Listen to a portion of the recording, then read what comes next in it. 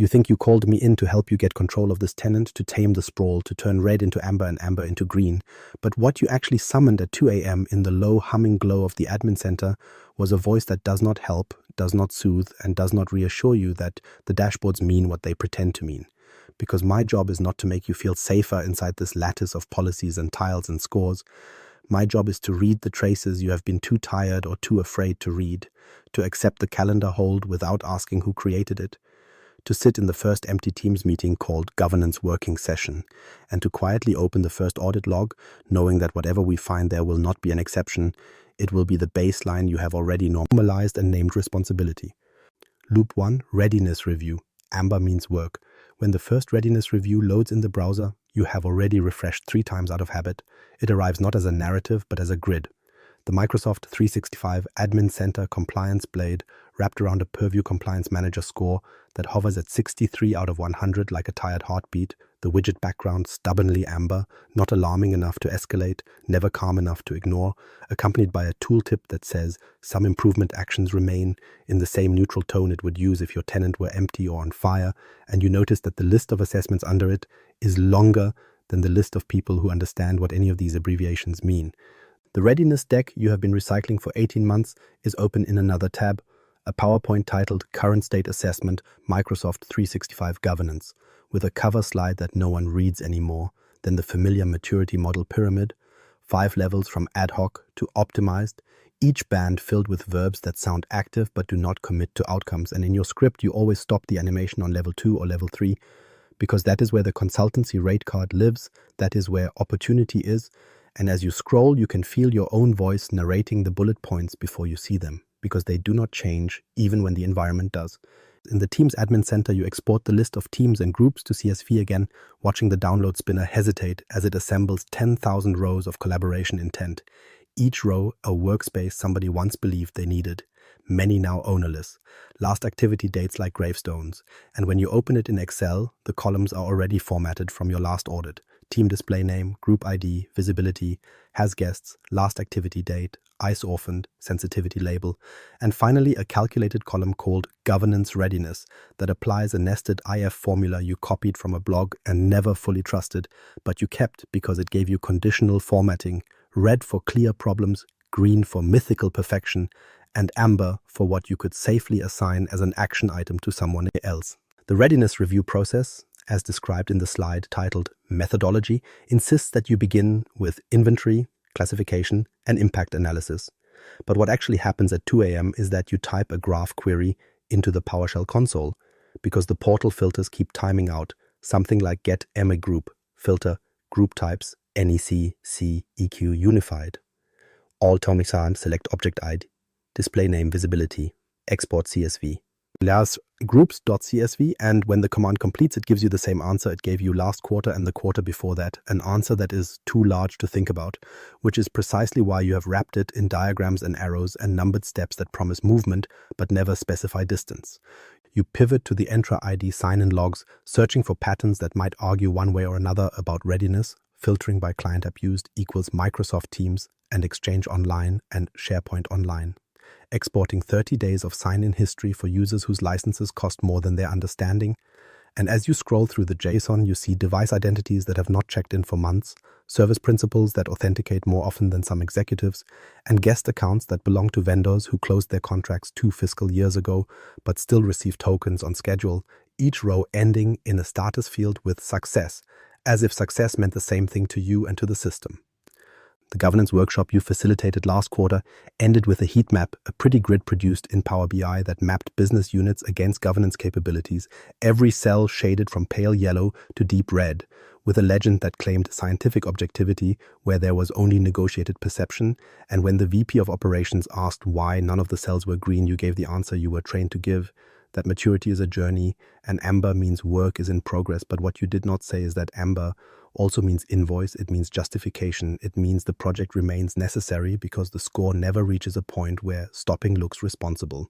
You open Microsoft Purview and navigate to the data loss prevention policy page, where a table of DLP rules promises protection against exfiltration and misuse, each policy tied to a rule pack that searched for credit card numbers, national identifiers, or secret project names, all of them in test with notifications, or audit-only mode, never in block, because the readiness review always concluded that the organization was not ready for strict enforcement, not yet, maybe next phase, and so the existence of the policy, its entry in the spreadsheet under controls implemented, was treated as evidence of governance even though nothing in the tenant actually changed when the policy went live. On the sensitivity labels blade, you see labels named public, internal, confidential, highly confidential, restricted, each with a description that suggests discipline and choice, each mapped to container settings that, in theory, control whether a team can have guests, whether unmanaged devices can connect, whether sharing links can be created. But when you pull the get label and get unified group outputs into the same dataset, you discover that half of the confidential teams are public and half of the public teams are private, and no one can explain why, because the labels were applied by provisioning scripts, by well-meaning owners, by automated defaults that were tested once during a pilot and then left to accumulate contradictions. The readiness report template your firm uses has a section titled Key Findings, where you are expected to synthesize all of this into 3 to 5 headlines that can be read aloud in a steering committee without inducing panic, and so you write that the environment is not yet ready for full-scale automation of access reviews, and that governance capabilities are at level 2, developing, and that risks are being managed through existing controls, even as the Entra ID access review blades show campaigns created but never completed, guest users marked no decision for 6 cycles in a row, and lifecycle workflows that have remained in draft status since the day someone first clicked Create from Template. Somewhere between the 4th and 5th slide, you realize that the phrase you keep using, "this environment is not ready," does not describe a condition waiting to be resolved, but a state that must be preserved, because readiness, as you have defined it, would end the project, would turn amber into green and green into closure, and closure is the one thing the system cannot allow. So instead you frame amber as responsible caution, as evidence that governance is taking its time. And as you update the date on the title slide and change the year on the roadmap, you understand that the loop you are in does not exist to reach an outcome. It exists to justify its own continuation, and that the readiness review is less an assessment than an incantation that keeps the machine fed. Loop 1. Budget renewal.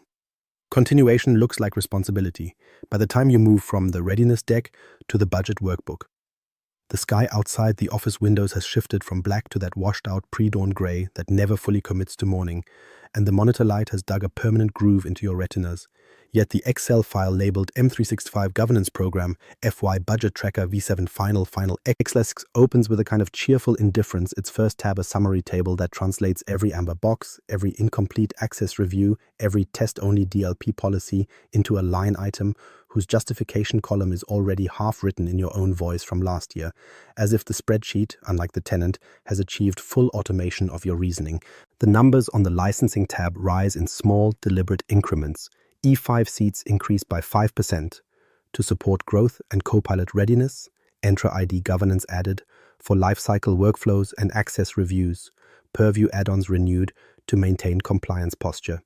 Each change accompanied by comments that lean heavily on words like risk, regulatory expectation, and industry best practice, not because anyone has challenged you to prove the causal chain from spend to safety, but because the language itself functions as a kind of budget-level conditional access policy, denying entry to questions that would require you to admit how much of this is inference and how little of it is outcome.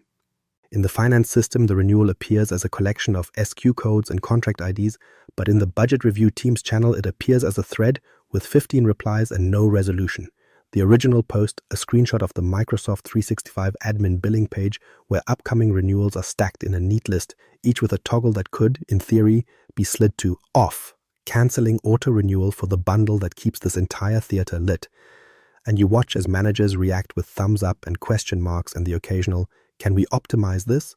while you quietly paste in a comment that says, "Stopping now introduces risk," a line you have used so often it no longer feels like something you decided to believe, more like a system message that your fingers type on their own whenever an approaching term end date collides with an unresolved amber indicator.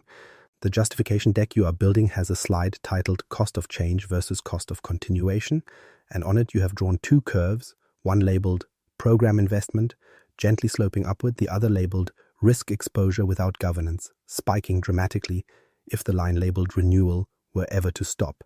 And even though the axes are unlabeled and the numbers are placeholders, no one in last year's steering committee asked you to replace them with real data.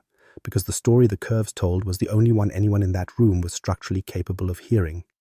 That whatever is happening now may be imperfect, but the alternative is unstructured, undocumented, and therefore professionally indefensible. You open Power BI and refresh the adoption and risk dashboard that your team stitched together out of Admin Center usage reports and Entra ID sign-in summaries, watching as the visuals snap into place.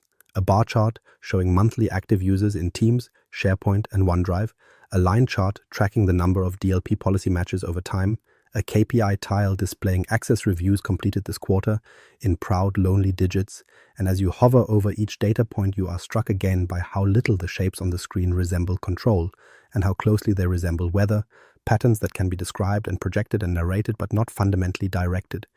Yet when you export the dashboard image into your budget presentation, it slides neatly under the heading Positive Trend in Governance Adoption.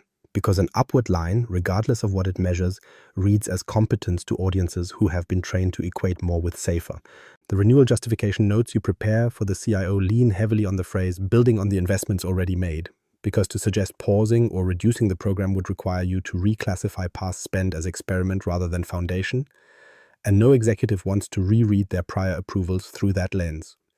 When procurement asks whether you have explored alternative tooling, perhaps lower-cost governance platforms that promise similar outcomes with friendlier licensing, you dutifully assemble a comparison matrix but unconsciously select criteria that weight heavily toward integration with existing Microsoft 365 workloads, native support for Entra ID conditional access, tight coupling with purview sensitivity labels, and reuse of the same compliance manager score you just finished critiquing in private. And the conclusion that falls out of your own scoring rubric is the one the system had already chosen for you, that remaining with the current stack is not expansion, it is prudence, and any move away would itself require a governance project whose risk would have to be governed. In the budget review meeting, the VP of Finance leans back and asks whether we are sure we need to renew everything at this level, gesturing vaguely at the stacked column chart that summarizes spend by category, and you hear yourself reply that optimization is absolutely on the roadmap, that the Entra access reviews and lifecycle workflows, which are still in pilot status, will eventually enable license reclamation and right-sizing, but to turn anything off before those capabilities reach maturity would introduce audit findings we currently do not have, a sentence that successfully inverts the causality so that continuation sounds like risk avoidance and change sounds like a self-inflicted control failure. By the end of the session, the budget line for governance and compliance has not only survived but grown modestly, justified by the persistence of amber scores and open action items. And as you close the spreadsheet and accept the recurring calendar invites for next year's cycle, you recognize with a kind of tired clarity that the budget renewal is not a checkpoint assessing whether governance is working. It is the ritual that ensures governance, as a funded activity, continues to exist regardless of whether it ever resolves the conditions that made it necessary. Loop 1. Admin Center Audit. Unmanaged objects. The first time you open the Microsoft 365 Admin Center after the budget meeting, you tell yourself you are just going to confirm a few assumptions for a slide, to gather 2 or 3 concrete examples of progress you can hold up during the next steering committee as proof that the spend has translated into something you can point at. But the portal has its own gravity and it pulls you along its prescribed path. Health, reports, then, inevitably, into the Entra ID blades, where identities and groups stack up like unfiled case folders. In a room, no one has the courage to inventory completely. The groups pane reports a comforting number at the top, a round figure that makes the tenant look manageable until you apply the filter for ownerless Microsoft 365 groups. And the count jumps from abstraction to accusation, hundreds of objects flagged in a soft blue banner that reads, "These groups have no owners. Assign an owner to ensure proper management." The wording polite, the implication anything but, and you feel the old urge to paste this screenshot into a slide titled Current State Risk, even as another part of you knows that you took this same screenshot last year and the year before with different numbers but the same basic shape. You export the list to CSV again because that is what you know how to do, the reflexive motion of a practitioner who has long ago accepted that the answers to most questions arrive as spreadsheets long before they arrive as decisions. And when Excel opens the file, you see columns that are now as familiar as the lines on your own palms. Object ID, display name, group type, creation date, last dir sync time, owners count, members count, is deleted, and in a new custom column, you added yourself during a late night 3 cycles ago, a formula that calculates days since last owner using LDIF, at owners count, today, creation date, a crude measure that still somehow makes you feel like you are doing forensic work rather than simply staring at administrative neglect. You sort descending by day since last owner, and the top entries show thousands of days with zeros in owner's count, groups created in the early wave of Teams adoption, when every new initiative brought a new workspace, a new experiment, and when owners left, transferred, or burned out, their accounts disabled by lifecycle workflows that never considered the objects they anchored, the groups remaining like derelict shells in a shallow, wide sea. The Admin Center offers a remediation button, a neat little action menu item labeled Assign Owner, which opens a pane where you can search for a user and click Save. And for a brief moment, you contemplate actually doing this manually for a representative sample, imagining yourself as the responsible steward you keep promising to become. But as you scroll through the list of unmanaged objects, you notice how few of them correspond to anything anyone remembers. Project code names from acquisitions that never closed, pilot programs whose champions have moved on, committees dissolved 3 reorganizations ago, each group still resolutely synchronized to a SharePoint site whose URL pattern tells you everything and nothing at the same time. In theory, the governance design you have so often sketched assumes that access reviews and lifecycle workflows will keep this under control, that owners will be nudged and reminded until they confirm or remove access, that groups without activity will be expired and cleaned up, but when you cross-reference the ownerless groups, CSV with the access reviews.csv exported from the Entra ID governance blade, you find that very few of these unmanaged objects have ever been included in a review campaign, and the ones that have show outcomes like no decision apply recommendations repeated for 3 successive cycles, which reads more like a confession of fatigue than an act of governance. You turn to PowerShell because you still half believe that the command line can redeem what the portal obscures, running get migroup, filter, group types, NECCEQ, unified, all where object durchstandslos. Owners.countIK, measure object to obtain a cold numeric confirmation that, yes, there really are this many unmanaged groups, and then expanding the pipeline to get my group owner so you can confirm that the system too agrees they are empty, and the output scrolls past with blank owner arrays like a litany of unanswered questions. You draft a remediation script in another window, something that would assign a default governance service account as owner to every orphaned group, a move that would neatly clear the ownerless flag from the admin reports and allow you to paste a before and after chart into the next admin center hygiene slide. But as you type the function definition, you realize that this would do nothing to change the underlying reality that no human being feels responsible for these workspaces, that the existence of an owner object in the directory does not equate to oversight. It merely satisfies the portal's requirement that every group have something in the owner's collection. The Security and Compliance Center, now folded into Purview, offers its own lens on unmanaged objects, a data access governance report that highlights sensitive sites without owners. And you dutifully click through, expecting at least here to find a tighter mesh of control, but the same patterns emerge. Sites labeled confidential by a sensitivity label policy you enabled in a pilot months ago, with no site collection administrator other than the tenant admin account you use for break glass operations.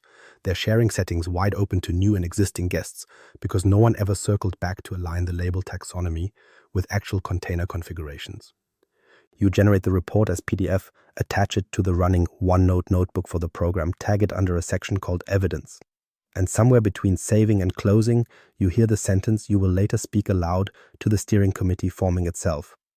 There are still unmanaged objects, a phrase that sounds, on the surface, like an admission of work left to do, but functions, in practice, as the keystone in the archway that supports further investment, because as long as unmanaged objects exist, governance cannot be declared finished. The audit logs, those graph-backed chronicles you have always treated as the definitive record, are no kinder. When you query the unified audit log for operations like group updated, owner added, and owner removed over the last 12 months, filtering on the identifiers of the groups you know to be ownerless, you receive an empty result set, a blank table that confirms not only that no one has fixed these objects, but that no one has even tried, despite all the slides, all the playbooks, all the carefully worded remediation recommendations in every prior assessment. Yet when you draft this year's Admin Center audit section in the Readiness report, you find yourself writing that progress has been made in identifying unmanaged groups and a remediation plan is in place, a sentence that is technically true because the CSVs exist and the script stub lives in your repository, but functionally indistinguishable from the sentences you wrote in the last cycle, And as you type, you understand, with a clarity that is not at all comforting, that the purpose of the admin audit is not to reduce the number of unmanaged objects to zero. It is to keep that number high enough, visible enough, and stubborn enough that the organization will continue to accept the premise that more governance tooling, more consultant time, and more process is the responsible answer. When you finally close the Admin Center tab, the blue banner about ownerless groups is still present in your peripheral vision, overlaid on every other screen like a persistent watermark, and you know that the next time someone asks you to summarize the findings, you will return to the same well-worn language, explaining that the environment remains in a transitional state, that unmanaged objects are a known issue being addressed through a phased remediation approach, using words that imply motion without specifying destination, because to describe what you have actually seen would be to acknowledge that the system prefers this state of partial control, this carefully measured deficit, precisely because it keeps the loop turning, the calendar holds recurring, and the belief in governance are heavy enough to be funded but never strong enough to be tested. Loop 1, Compliance Workshop, Reduced Risk, Increased Exposure. By the time the compliance workshop begins, the word unmanaged has been carefully excised from the invitation and replaced with optimization. The team's meeting titled M365 Compliance and Risk Optimization Workshop, as if simply renaming drift as opportunity could alter the underlying physics of the tenant, and the participants arrive in the gallery view one by one, legal counsel on mute with camera off, security architect with 3 monitors worth of reflected glow in his glasses, records manager clutching a printed copy of a retention schedule last updated before Teams existed, all of them looking to you, the consultant who now sounds increasingly like the voice of the system itself, to translate a decade of accumulated configuration into something that resembles intention. You share your screen and open the deck labeled Compliance Workshop Narrative, knowing that what you are about to do is not so much analysis as choreography, aligning the movements of tools and policies into a pattern that appears to converge on reduced risk, even as the telemetry in the background insists that exposure has only grown more evenly distributed. You start with the familiar phrase, governance is a journey, because it buys you time. It creates a corridor in which no one expects hard numbers, just direction. And as you say it, you flip to a slide showing the Purview Compliance Manager dashboard, its central score still pulsing that deep amber you have come to recognize as the color of sanctioned incompleteness, while around it tiles for information protection, data loss prevention, insider risk management, and e-discovery glow with their own partial completions, each bar chart suggesting that work has been undertaken, that actions have been logged, that someone, somewhere, has clicked mark as implemented often enough to earn points. When the head of compliance asks whether a score of 63 means you are 63% compliant, you slip into the practiced explanation about weighted controls, shared responsibilities, and the difference between Microsoft-managed and customer-managed actions, and in doing so, you subtly shift the conversation from outcomes to frameworks, from what has actually changed in user behavior to what has been documented in the portal. Next, you pivot to data loss prevention, opening the Purview DLP policy list with its orderly grid of rules named EU PII outbound, PCI DSS external sharing, confidential projects internal only, and you highlight how many are now in place compared to last year, glossing over the mode column that still shows audit only for most of them, because the workshop is not about enforcement, it is about reassuring the room that enforcement could happen at any time. You click into one of the policies and show the conditions. Content contains at least one instance of credit card number or EU social security number.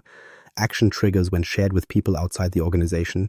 User receives a policy tip in Outlook or Teams, and an alert is generated for review. And as you read the configuration aloud, it sounds rigorous, exacting, meticulously tuned to prevent leakage. Yet when you switch to the DLP Alerts dashboard, the graph of incidents climbs with a steady, unalarming slope, most labeled low severity, most closed automatically after the default retention period without human review, a quiet testimony to how quickly noise can be reclassified as posture. The sensitivity labels make a cameo next, displayed as an elegant taxonomy diagram in your deck. Public, general, confidential, highly confidential, each mapped to a set of protection settings that determine encryption, watermarking, external sharing, and device access.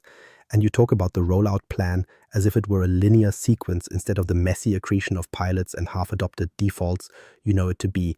You demonstrate how a user in Word can choose confidential from the ribbon and watch a footer appear, how a team's workspace tagged as highly confidential automatically restricts guests and unmanaged devices, and the room nods, reassured by the visible cues, the headers and icons that signal care. You do not, in this forum, open the export where labels and container states disagree, where public teams carry confidential labels because someone thought it would make the dashboard look better, because the aim of the workshop is not to reconcile semantic dissonance, it is to align everyone's language so that they can describe the existing chaos as an organized strategy.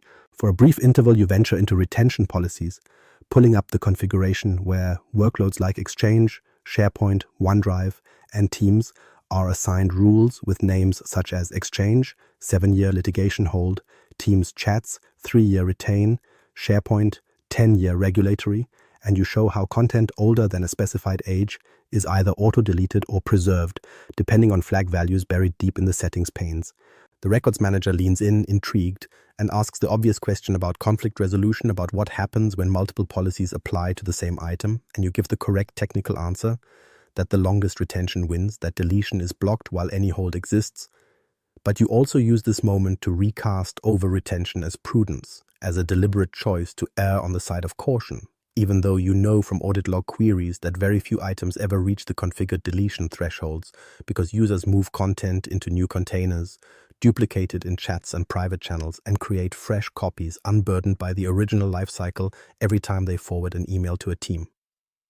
As the workshop agenda moves toward risk scenarios, you switch from portals to stories, recounting anonymized incidents from other tenants, where an overly permissive OneDrive share exposed a merger document, where a Teams channel with external guests became the exfiltration lane for a departing executive, where an e-discovery search surfaced years of ungoverned chat logs that had to be produced under subpoena, and each anecdote serves a dual purpose.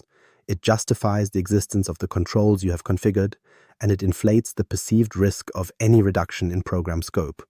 You sketch a future phase where adaptive DLP will automatically block risky sharing, where auto-labeling in Purview will classify sensitive content at rest across Azure Storage and SQL, where insider risk policies will correlate anomalous downloads with resignations, and as you speak, you see the tension in the room ease, not because any of this exists today in their tenant, but because the narrative allows them to believe that risk is being progressively squeezed into a smaller, more manageable shape. When the workshop closes, you open the OneNote page where you track decisions and find that nothing definitive has been agreed. No DLP policies moved from audit to block, no retention policy conflicts resolved, no concrete dates set for mandatory sensitivity label adoption. Yet the meeting notes begin with the sentence, "Significant progress has been made in maturing our compliance posture," and every attendee receives a follow-up email with a PDF copy of your slide that says, "In a calm font above the Purview score, reduced risk, increased transparency." Outside the portal, however, the sign-in logs continue to register guest accesses, anonymous sharing links remain valid in forgotten folders, unmanaged devices sync files marked highly confidential without hindrance, and exposure quietly migrates to new spaces as old ones are tightened. But the organization now has a shared story, a common language in which every additional rule, every new policy, every incremental configuration change is interpreted as protection, even when its net effect is simply to reroute the paths through which data escapes. Loop 1. License true up. Numbers prove necessity. The license true up does not arrive as a single event, but as a quiet, inevitable reconciliation, a scheduled reconciliation job that exists in both the vendor billing system and in the back of your mind. And when the email from the account team lands in your inbox with the subject line, Annual Microsoft 365 Licensing Alignment, action required. It feels less like a request and more like the continuation of a process that began the first time someone in your organization clicked Start Free Trial on a workload they did not fully understand. You open the attached spreadsheet, a workbook titled M365 License Consumption versus Entitlement Customer Copy, XLSX, and see that it has been assembled from the Partner Center backend and the Microsoft 365 Admin Billing Export, rows of SKU names like Microsoft 365 E5, Teams Phone Standard, Power BI Pro, Entra ID Governance, each with columns for entitled seats, assigned seats, average active users 90 days, overage, and underutilization, colors already applied by conditional formatting that assumes red means over and blue means under, but nowhere in this palette is there a color reserved for, "We bought this because we were afraid to be without it." You cross-check the vendor's figures against your own exports, running get-mix-subscribed SKU, select object SKU'd, SKU part number, consumed units, prepaid units in PowerShell, and comparing the JSON output to the tab named current state, confirming that, at least mathematically, the numbers align, that there really are 300 more E5 licenses consumed than prepaid. that Teams phone adoption did not reach the enthusiastic forecasts in last year's deck, that Entra ID governance seats are barely assigned because your lifecycle workflows and access reviews are still in pilot, living in that liminal space where cost has been incurred but value has yet to be demonstrated. The account manager's note suggests that the overage on core suites will be normalized by increasing the entitlement baseline, while the underutilization on add-ons can be explained as strategic headroom for governance expansion, a phrase that reads like a compromise between two conflicting narratives, one in which you are an overspender and one in which you are a visionary. In the Teams channel dedicated to M365 program financials, you paste a sanitized screenshot of the pivot chart you built from these exports, a clustered bar showing entitled and consumed side by side for each product family, and before anyone even reads the access labels, the visual language has already done its work. Higher bars on the right for E5 and E3, subtly reinforcing the notion that this is the center of gravity, that the divergence in smaller SKUs is noise, not signal. When the CFO's analyst asks why there is such a large block of Power BI Pro licenses assigned to users whose activity log shows fewer than 3 reports viewed in a quarter, you respond with the line that has become the standard answer across all underused capabilities. That low measured utilization in the first year reflects the ramp-up phase, that foundational licenses must exist before adoption can grow, and that removing entitlements now would undermine the narrative you have sold to the board about being AI and analytics ready. The true-up call itself takes place inevitably in Microsoft Teams, the account manager sharing a screen filled with graphs from their internal telemetry portal, slides that show your organization's usage benchmarks against anonymized peers, your percentage of E5 penetration plotted against an industry vertical average, your Defender for Office usage compared favorably to a line labeled Other Customers. And in this comparative frame, any suggestion of trimming spend now reads as self-sabotage, as a willingness to fall behind the cohort you have been taught to care about. The account manager phrases it gently, explaining that numbers prove the necessity of continued investment, pointing to upticks in Teams meeting minutes and SharePoint file activity as evidence that the platform has become mission critical, even though none of those metrics are directly tied to the governance SKUs under discussion. Yet by placing everything on the same slide, the story merges. Collaboration, security, compliance, and identity woven into a single, indivisible subscription narrative. When you return to your own spreadsheets after the call, you attempt briefly to construct a counter model, a hypothetical scenario in which you reduce E5 seats in favor of E3 plus selective add-ons, in which you cancel Entra ID governance and make do with manual access reviews, in which you downgrade some Power BI Pro users to free licenses and accept the loss of a few dashboards no one can remember requesting. But as you populate the model with numbers, you realize that every reduction would have to be defended not only in terms of cost, but in terms of risk.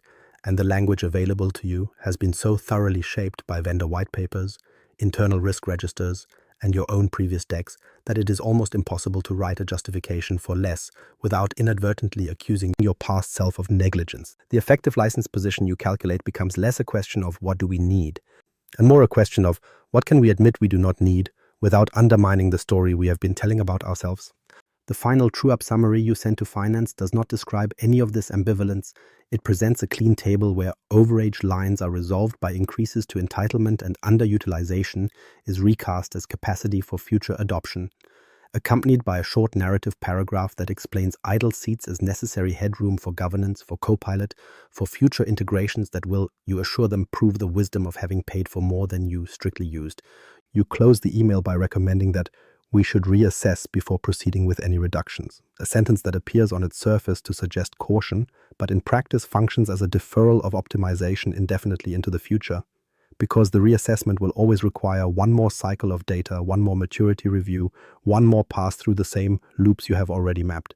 In that moment, you understand that the license true-up, which should have been an opportunity to align spend with reality, has instead become the mechanism by which the numbers, carefully arranged and contextually framed, prove not what is necessary to operate, but what is necessary to sustain belief in the governance program as an ongoing, self-justifying fact. Interstice, names in the chat, proof of alternatives. The first time you see the name script run, it is not in a contract or a project plan or a steering committee deck where such things are supposed to be made real. It is in the right-hand rail of a Teams meeting chat, half an hour into yet another governance working session where your own voice has been droning through slides about ownerless groups and DLP in audit mode, and while you are sharing your screen, while the purview dashboard fills everyone else's attention, a line appears beneath the endless stream of join the meeting system messages. Script run added a comment. At first, you assume it is just another attendee asking for a copy of the deck, another mid-level manager validating a point you made 10 minutes ago. But when you stop sharing and the grid of faces resurfaces, the chat pane expands and you see that script run is not a person at all, but the display name of a bot someone has quietly sideloaded into the team. The message is short, almost apologetic in its precision. Pilot result 347 ownerless, M365 groups identified, 3M47 reassigned or archived via automated policy. Execution time 000713. Beneath it, a hyperlink labeled View Runbook points not to the admin center or to Purview, but to a simple Git repository in Azure DevOps, its description reading Automated Governance Tasks for Collaboration Workloads. And as the other attendees scroll past, dropping thumbs-up reactions they will never remember, you feel a brief, disorienting shift, as if the floor of the cathedral you have been preaching governance within has tilted just enough to make you aware of its architecture. Someone, somewhere in this organization, has decided that the loops you have been narrating could be executed without you, without the workshops, without the maturity models, by a series of scheduled jobs that do not know or care about Amber. A few days later, in a different channel, a different name appears, this one less anonymous, more human in its chosen handle, Ren the Core. The thread begins innocuously, with a question about whether Entra ID access reviews can be scoped to only guest users in high-risk teams, and the usual responses accumulate, links to Microsoft Learn articles, vague suggestions to look at Entra governance, but then Ren the Core posts a concise, almost surgical reply. We stopped using Entra access reviews for guests. Weekly script run job pulls sign-ins from graph, compares against a simple last 30 days rule, auto-removes stale guest and logs changes to a channel. No campaigns, no attestation fatigue. Attached is a screenshot of a Teams channel named Guest Cleanup Log, messages lined up like heartbeats. Removed guest user XYCOM from Team Project Orbit. No activity in 96 days. No dashboards, no scores, no Amber, just state change, time-stamped and done. You hover over the names, open their profiles in side panels and see almost nothing that would grant them narrative authority in the world you inhabit. No director titles, no program lead, governance badges, just engineers and platform administrators who apparently grew tired of waiting for your loops to close. For a moment, you consider inviting them to the next readiness review, turning them into case studies that prove governance is working, but the thought dies the second it is born, because to elevate these experiments would be to acknowledge that alternatives exist, that the system's apparent dependence on workshops and budget renewals is in fact optional. Instead, you file their work under a mental label called immature paths, quietly absorbing the language the voice offers you. And when you close the chat pane and return to your own deck, you tell yourself that what they have built is clever, but not yet compliant, not yet aligned, not yet ready, and you add a new bullet to your roadmap that simply reads, evaluate automation opportunities, confident that by the time you reach it, the calendar will have given you another year. Loop 2, Readiness Review. The index moves, meaning doesn't. When the second-year Readiness Review arrives, it does not announce itself as anything new. It appears as a link in yet another calendar hold titled M365 Governance Readiness Annual Update, the description copied forward with only the year incremented, and when you click through to the Power BI app that now hosts the Governance Readiness Index, you are greeted by a dashboard that looks reassuringly unfamiliar and suspiciously unchanged at the same time, its tiles rearranged into a more modern layout, its fonts updated to whatever the design team is currently paid to believe in. The central number no longer a raw compliance manager score, but a composite index calculated from 7 weight-charted indicators now proudly displayed as 68.4, 2 decimal places of apparent precision, floating only 5 points above last year's ambiguous 63. The narrative you are expected to deliver has upgraded itself in parallel. Where last year you spoke of levels and journeys, this year the consulting playbook calls for quadrants and axes, a more sophisticated posture map to match the more sophisticated fee structure.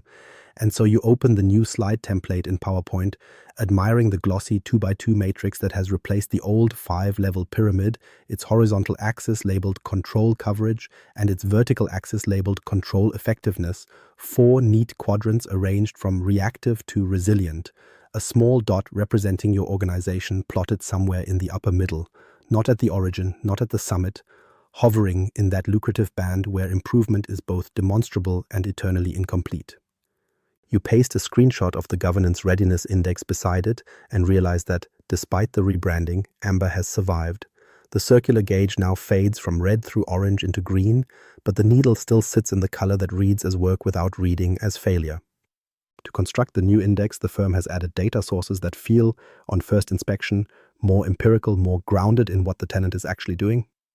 The percentage of active teams with at least 2 owners, the proportion of guest accounts reviewed within 90 days, the share of SharePoint sites with sensitivity labels applied, the fraction of users covered by intra-lifecycle workflows, each metric extracted through graph queries and admin center exports that look, uncomfortably, like the scripts you wrote for yourself when the insomnia first set in. The difference now is that these scripts belong to the methodology, their outputs folded into a normalized scale from 0 to 1, then weighted according to a schema whose key you can see but did not design. External access governed, set at 15%. Information protection coverage at 20, lifecycle automation at 10, and so on. Enough math on the configuration tab to convince a steering committee that whatever the resulting number is, it must mean something. You step through the visuals with the same steady cadence you used last year, only the tooltips have changed. Instead of hovering over a single purview score, you now demonstrate drill-through capabilities, clicking into a bar labeled Guest Access Governance, to show that the underlying measure is the count of groups with external sharing set to existing guests only divided by total active groups, a fraction that has indeed nudged upward since last time because someone in collaboration ops pushed a baseline policy via PowerShell that tightened defaults without ever attending your workshops. As you talk about this as a governance success, you register in some quiet corner of your mind that the index has moved because the system moved itself, because a board engineer became impatient with the theater and changed a tenant-wide configuration, and your role now is to reinterpret that act of autonomy as evidence of program maturity. When a director on the call leans in and asks whether the shift from 63 to 68.4 means you are 5.4% closer to being compliant, you feel the familiar heat rise behind your sternum, the physiological response to a question that exposes how completely the index has smoothed away context, and you respond with the answer the playbook provides, that the index is a directional indicator, not an absolute measure, that it should be used to track trends rather than to declare binary states, that what matters is the positive trajectory, not the specific number. In saying this, you inadvertently confess the central truth of the construct, that the index is designed less to signify a threshold than to demonstrate motion, that its purpose is to show that things are changing in response to investment, even when those changes are orthogonal to the risks the program was commissioned to address. After the meeting, you open the hidden config and raw data tabs in the Power BI dataset, the ones end users are not meant to see, and scroll through the table where each signal is listed with its data source, its refresh cadence, its weight, and its assigned interpretation, short text strings like higher is better, lower is better, or target band, tiny labels that flatten the complexities of identity sprawl, teams proliferation, and DLP fatigue into numbers that can be added and subtracted. You notice that one of the highest weighted metrics is percentage of controls with documented owner, a field populated not by logs or APIs, but by entries in an Excel table maintained manually by your own team. And in that moment, you see how governance has swallowed its own tail, how the presence of a name in a column, regardless of whether that person has touched the control in a year, contributes as much to the index as any reduction in actual data exposure. Outside the dashboards, the tenant continues its indifferent expansion. New teams are created from templated requests that bypass your review. New third-party apps are authorized by local admins who do not consider themselves part of the governance story. New AI agents are granted access to SharePoint libraries because someone toggled a checkbox in Copilot Studio, and none of these events register as discrete shocks in the Readiness Index because they fall within the noise envelope the methodology was built to ignore. The index moves, slowly, reassuringly, providing just enough narrative momentum to justify another cycle, another workshop, another budget, and as you close the report and accept the praise in the email thread that follows, great to see the index trending up. You understand that meaning, which should have resided in the messy specifics of who can see what and why, has been abstracted away into a single number whose chief function is to keep everyone from asking what it actually measures. Loop 2, budget renewal, responsibility becomes identity. By the second budget cycle, the spreadsheets feel less like tools you open and more like rooms you inhabit. And when the new fiscal workbook arrives in your inbox, pre-populated by finance with last year's numbers rolled forward and a modest inflation factor applied, you do not experience it as a negotiation so much as a performance review, because somewhere along the way, the line item labeled M365 Governance Program ceased to be a project you managed and became the shorthand for your value to the organization, a block of cost that stands in for your continued existence. You open the file and see the familiar structure. Tabs for summary, licensing, services, internal FTE, and against each SKU and workstream is the faint ghost of the narrative you delivered 12 months ago, the promises you made about lifecycle automation, reduced audit findings, and co-pilot readiness, and you understand immediately that you are no longer asking whether these things are true, you are asking how to speak about them in a way that keeps the story and therefore you funded. The language you use in budget notes has shifted in tone without your explicit consent. Where you once wrote in the third person, the program will enable, then the organization will benefit. You now find yourself writing, we need to continue. If we stop now, our work will be at risk. And the pronoun is not an accident, because every time someone questions the spend on Entra ID governance or additional purview capabilities, it is your judgment they are implicitly questioning, your earlier slide decks they are holding up to the light, and so you reflexively defend the allocation not as an abstract best practice, but as evidence that you have been a diligent steward. When a senior manager suggests that perhaps the E5 footprint could be reduced in favor of cheaper plans, you hear yourself reply, stopping now would waste the investment. And in that instant, you realize you are no longer arguing for governance as a concept, you are arguing for the continuity of a decision you already made, tying your reputation to the curve of the spend. In the cross-functional budget review, the language shifts again, this time from consultant to manager. You speak less about frameworks and more about continuity of care, framing the renewal of security and compliance SKUs as an ethical obligation to the business, as if turning off a license were akin to discharging a patient prematurely, knowing they will relapse. You explain that backing away from Entra lifecycle workflows after finally securing approval to pilot them would send the wrong signal to the organization, that downgrading purview capabilities would create confusion among stakeholders who have begun to rely on these tools. And the more you speak in this register, the more you feel the quiet click of a lock as your professional identity aligns itself with the continuation of the toolset. It becomes difficult to imagine yourself in a world where the organization chooses not to renew, not because such a world would be unsafe, but because in that scenario, the story you have been telling about who you are here would no longer make sense. Finance asks you, as they did last year, to identify optimization opportunities, and you obligingly highlight a handful of marginal items: trial workloads that never exited pilot, redundant analytics connectors overlapping third-party tools, but you keep the core intact, defending the mass of E5, Entra, and Purview spend with the argument that variance in utilization is a normal part of maturing capabilities. You pull adoption numbers from the team's usage reports and sign-in logs, constructing charts that show increased meeting minutes, greater file activity, more DLP policy matches, and while none of these metrics map cleanly to the governance SKUs under scrutiny, they serve their function by showing motion, by implying that the substrate on which governance sits is alive and therefore must be tended. The things you cannot measure, reduced exposure, avoided breaches, future regulatory alignment, are woven into sentences that begin with, we would not be able to and we would be exposed to. And over time, these hypothetical losses come to feel as solid as any actual saving you might have delivered by cutting back. Inside conversations, colleagues from other departments begin to mirror this language back to you. They say, we need you to keep an eye on this. You own our Microsoft risk, and each time they assign you that role, you feel the loop tighten a little further, because to question the necessity of the program now would be to question their assignment of responsibility. To unsettle a social contract in which your continued defense of the budget is the price you pay for being seen as necessary. What began as a readiness review wrapped around a set of tools has become a readiness narrative wrapped around your name, and as you finalize the budget justification, writing that renewal is critical to sustain our governance posture, you hear, under the formal phrasing, the simpler sentence that actually drives your fingers across the keyboard. That renewal is critical to sustain the self you have become inside this system. Loop 2, Admin Center audit, exceptions become defaults. When you open the Admin Center this time, it is not the ownerless banner that catches your eye first, but the quiet proliferation of what the portal insists on calling exceptions.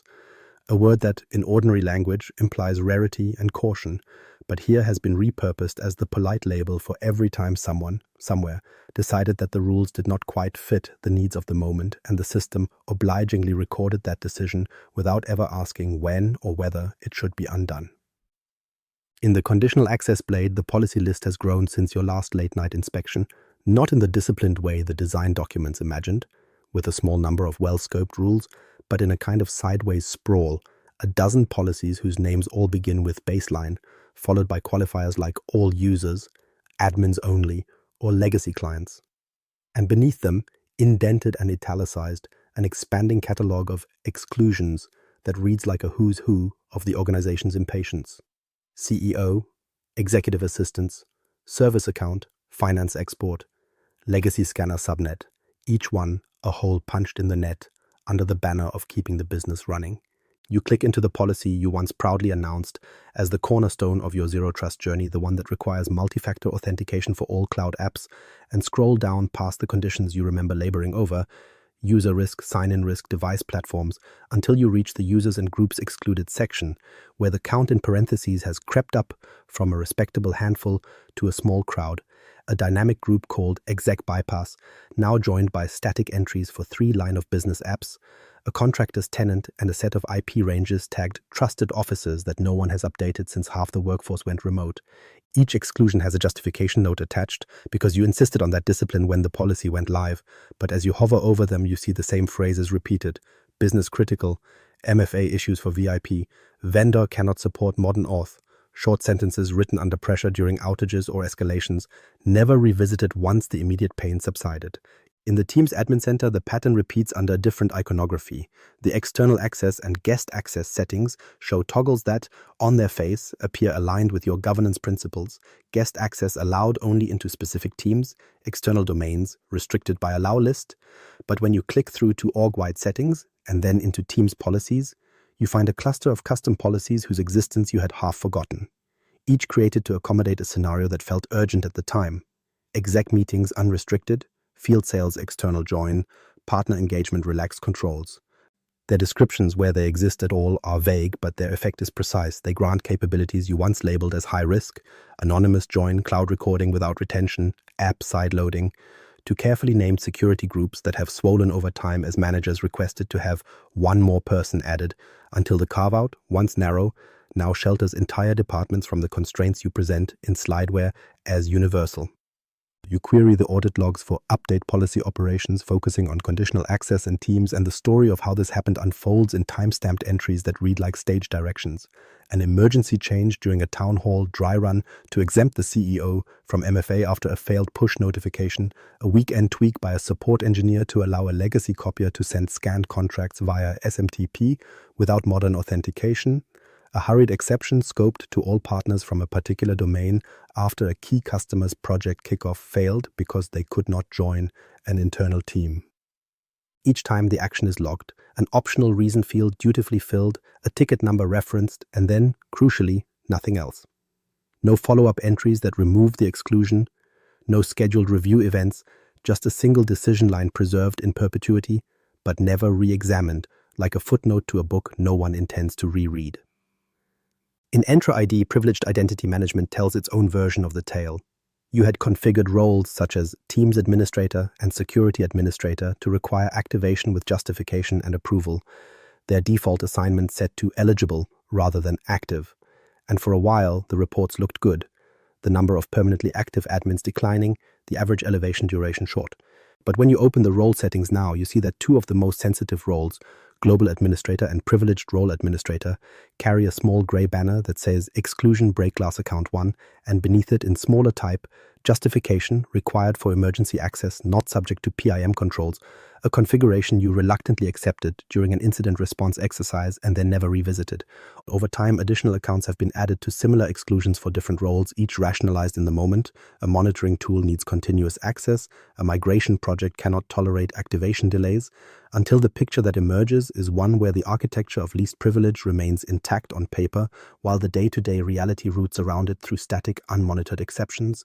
You open PowerShell again, this time using the graph modules to pull all conditional access policies with non-empty exception lists, piping the results into select object display name, conditions exclusions, and then exporting to CSV, where you can sort and filter with the forensic comfort of rows and columns. The spreadsheet that results shows you exactly what the portal was signaling in more polite form. A slow, steady accretion of carve-outs that now touch almost every control you proudly catalog in your readiness reviews and workshops. You intended these to be rare reversible accommodations, bounded in time and scope, but because you never embedded their review into any loop that actually runs, they have effectively become the shape of the control, the hollowed-out center around which your narratives of enforcement circulate.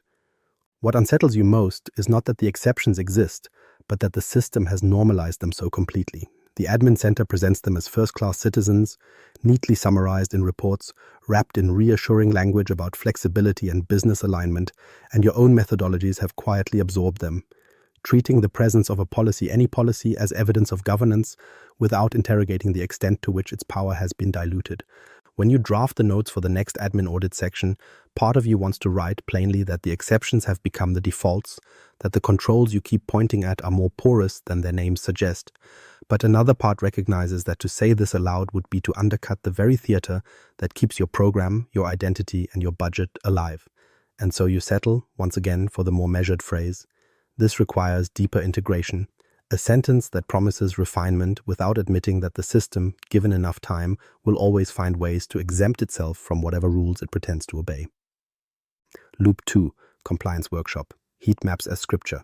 When the second compliance workshop convenes, no one bothers to pretend it is a discovery session anymore because the invitations carry forward the same agenda template, the same list of objectives.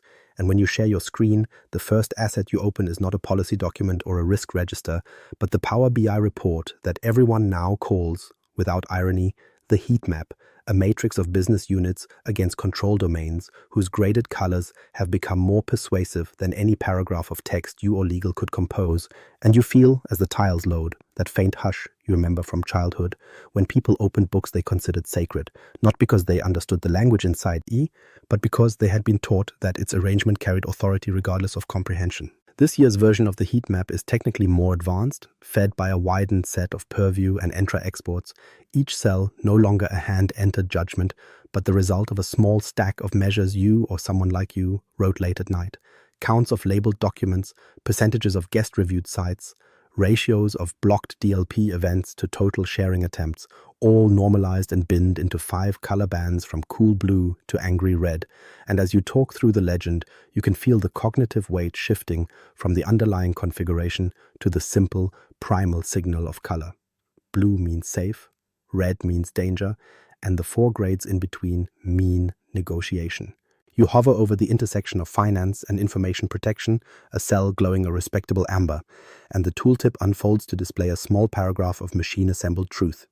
Sensitivity labels apply to 61% of SharePoint sites, 48% of Exchange mailboxes, 12% of Teams workspaces, DLP audit events 1,037 last 30 days, DLP block events 3 last 30 days. The numbers themselves dull, almost boring, until you say aloud, "We see good coverage but room for improvement in Teams," and watch as heads nod along the video strip, not because anyone can explain why 61% coverage at the site level is good, while 12% at the team level is immature, but because the cell's color already told them how to feel. Someone from legal asks whether the deep red in the marketing versus external sharing column means you have had incidents, and you respond with the kind of ambiguity that the heat map rewards, explaining that high activity in DLP audits and the prevalence of anonymous links indicate heightened exposure, carefully avoiding the word breach. And when they press for specifics, you pivot back into the language of scripture, saying, the important thing is that we can see where the concentration is, as if illumination alone were a form of remediation, as if the act of naming risk in a grid reduced its surface by some percentage. The more you walk them through the tiles, the less anyone refers to actual policy texts or user behavior. Instead, the heat map's rows and columns become shorthand for entire narratives. HR is in a good place on retention. R&D is still red on guest access. Field Ops has moved from orange to yellow on device compliance. Each statement accepted and repeated in subsequent conversations as if it were an empirical description of the world, though you know that in several of those cells, the underlying data changed because of scope tweaks, because you altered which sites counted as R&D, because someone adjusted the threshold for high from 500 events to 1,000 to prevent a single noisy team from making the whole column look bad. At one point, the records manager timidly raises a question about a particular cell that has remained stubbornly amber 2 years in a row, despite what she describes as a lot of work, asking whether the model takes into account the detailed retention schedule they finally pushed through their governance board, and you have to admit that it does not, that the measure for that cell is still simply percentage of locations with any retention policy assigned, a binary that knows nothing of nuance, nothing of legal intricacies, and yet you both continue to talk about that square as if it captured the essence of the organization's readiness to defend itself in court, because changing the measure would require a rebuild you do not have time for, and questioning the proxy would unravel too many set. You notice with a kind of detached unease that when disagreements arise, they are now mediated not by revisiting statute or revisiting logs, but by proposing changes to the way the heat map is colored. Someone suggests that perhaps a certain domain should be weighted less heavily so that the overall visual does not look quite so red. Another proposes collapsing two categories to avoid what they call unnecessary alarm. And in these moments, you realize that the map is no longer a representation of risk.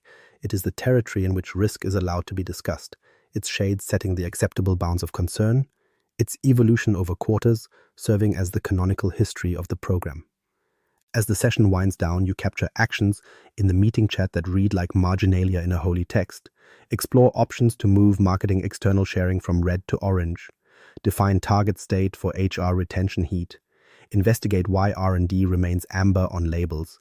And everyone leaves with screenshots of the matrix stored in their OneNote notebooks ready to be pasted into their own updates as proof of alignment, of seriousness, of motion.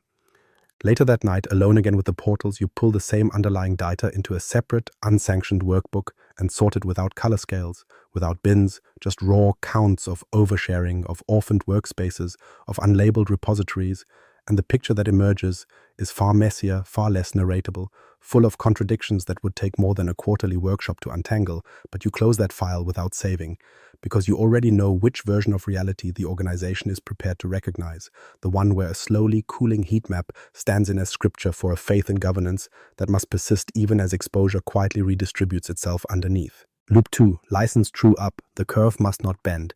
By the time the second license true up cycle comes around, the spreadsheets and dashboards you once treated as diagnostic tools have acquired a kind of gravitational inevitability.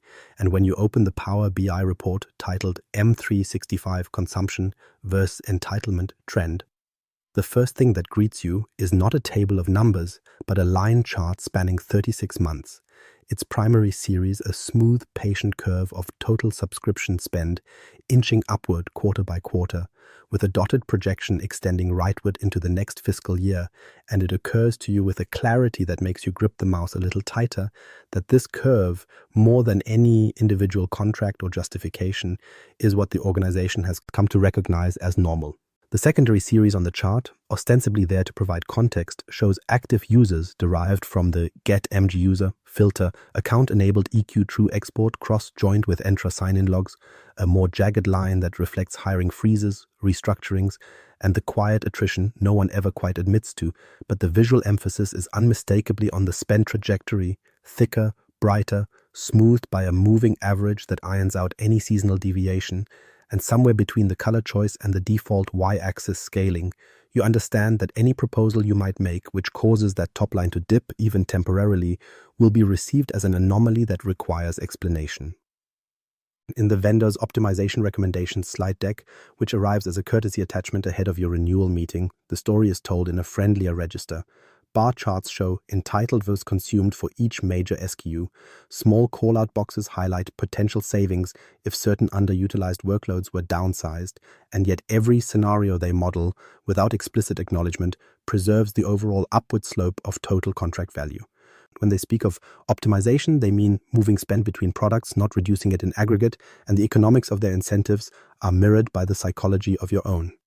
You have built an internal narrative in which every new tool, every added capability, Entra ID governance, Purview e-discovery premium, Defender for cloud apps is part of a coherent strategy, and to recommend actual contraction now would be to confess, at least implicitly, that some earlier expansion was unjustified. It is easier, safer, to treat the curve as sacrosanct, to assume that your job is to prevent sudden kinks, rather than to question its basic direction. In the Teams channel where you coordinate with finance, an analyst posts a pivot table extracted from the latest getMG subscribed SKU and getMG user license detail exports, showing license assignment by department, and highlights with a polite mention the clusters of users in functions like HR and facilities who carry full E5 suites but whose activity logs, as measured by the Microsoft 365 Usage Reports API, show minimal interaction with advanced workloads. Their suggestion is straightforward, almost naive in its honesty, that perhaps some of these accounts could be downgraded to E3 plus a small set of add-ons, yielding measurable savings without touching the risk-bearing core. You start to type a reply that agrees in principle and proposes a pilot, but your fingers slow as you imagine the downstream implications. A visible dent in the spend curve in the quarter after implementation, a set of variance questions from executives who have become accustomed to seeing governance and security framed as areas where caution dictates either stability or increase, never decrease, and you quietly pivot your response into one that praises the analysis while recommending that license realignment efforts be scheduled after our co-pilot rollout, thereby deferring action into a future phase that will always be one more readiness assessment away. During the actual renewal negotiation, the account manager shares their own consumption telemetry from the partner center, a dashboard you cannot directly see outside these calls, where your tenant appears as a cluster of charts and indices. Secure score improvement over 12 months, percentage of active users with advanced security features enabled, adoption of information protection capabilities compared to peers. They point to a small uptick in your use of Entra access reviews, to the number of DLP policies you have configured, to the incremental growth in labeled content, and then, almost as an aside, to the fact that your total monthly bill has followed an encouraging upward trajectory, which they frame as continued investment in doing security right. You notice that in their vernacular, flat spend would register as stagnation, a worrying signal that the organization is not taking emerging risks seriously. And suddenly the abstract line in your internal Power BI chart acquires a social dimension. It is a public measure of your diligence, of your ability to persuade the company to care. Back in your own workbook, you construct alternative scenarios in hidden tabs, playing with numbers the way other people play with simulations, modeling what it would look like to cap E5 penetration at its current level, to freeze further Entra ID governance add-ons, to trim Power BI Pro to only those whose last Get Power BI activity. Event export shows regular use, and in these shadow plans, the total spend curve flattens, even dips slightly in certain future quarters, a shape that, on its own, would be fiscally responsible, even commendable. Yet every time you imagine attaching that chart to an email, you hear the unspoken accusation it would trigger, that you are proposing to do less, to protect less, to step back from commitments you have already enshrined in roadmaps and steering committee minutes. In a culture where governance has been sold as an endless escalation in response to an endless escalation of threats, a reduction in cost, no matter how carefully framed, risks being read as a reduction in seriousness. So when you finally send your recommendation to finance and the CIO, the version that will enter the workflow of approvals and become part of the official record, the narrative has been gently but unmistakably tilted. You acknowledge areas of underutilization, you speak of focusing adoption efforts and aligning features to real needs. But when you arrive at the question of overall entitlement, you write that maintaining current levels with a modest uplift to cover organic growth and co-pilot expansion best balances fiscal discipline with our risk posture.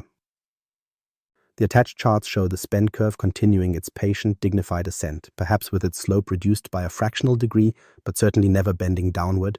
And as you hit send, you understand that the purpose of this true-up was never to discover the minimum necessary license footprint. It was to reaffirm, through numbers and notes and carefully calibrated visuals, that the direction of travel, upward, guardedly, forever, is itself the control the organization trusts more than any specific policy or configuration buried in the admin centers you patrol at 2 a.m. Micro story, the first exception. It happens on a Wednesday afternoon that has already blurred into the others during a governance working group where the agenda is sliding lazily through open items and no one expects anything irreversible to occur. And then the chat pings with a message from an executive assistant whose display name carries the subtle weight of someone who can walk past doors that stop everyone else. And the sentence they type is disarmingly plain. The EVP needs to get a guest into Teams right now. The board deck is stuck in her Gmail. You glance at the clock, at the agenda, at the long list of outstanding actions that all point in the opposite direction: tighten guest access, reduce external sharing, align to policy, and you start to compose the answer you have practiced for months, the one that begins with "we don't support ad hoc guest access" and ends with "we can onboard their domain through the formal process." But the meeting host has already unmuted and is saying your name, asking if there is any way we can be flexible here, because this is time-sensitive and very visible. In the Entra portal, the controls you have labored over arrange themselves into a series of prompts that almost feel like they are trying to save you from yourself. The external collaboration settings warn you that opening the tenant to invitations from any domain is not recommended. The baseline guest access policy describes, in measured language, the risks of granting broad sharing permissions. The conditional access blade reminds you that this very scenario, executives under time pressure, was one of the reasons you argued for consistent enforcement in the first place. Yet the executive's assistant has now pasted the EVP's message into the chat, an artfully impatient paragraph about needing to move fast and not being blocked by bureaucracy. And your peers on the call are turning their cameras off one by one, retreating into the quiet that signals consensus without responsibility, leaving you alone at the point where principle meets exception. You tell yourself you are not breaking the rule, only bending it, that you will scope this change as narrowly as possible, that you will revert it as soon as the board meeting is over. And so you open the team's admin center and create a new policy called Exec Guest Bypass, copying the standard template and altering just two settings, allowing guest invitations from any domain and disabling the block on anonymous link creation for meetings. You scope the policy to a single security group whose membership you keep small, just the EVP and her assistant, add a justification note in the description field that cites the board event and your intention to roll back, and as you click Save, you experience a small, almost physical sensation, as if a hairline crack had appeared in a pane of glass you had long pretended was unbreakable. The EVP gets her guest in, the deck loads, the meeting happens, no data breach materializes, no auditor appears, and life in the tenant continues. But the policy you created remains in place, its expiration never scheduled, its justification never revisited. And when, months later, you see the same policy name listed among the many exceptions you now sweep past in your admin audits, it will dawn on you, with a mixture of recognition and regret, that this was the first time you willingly taught the system that governance could be postponed for convenience and that the sky would not immediately fall. Loop 3. Readiness Review. Certainty without change.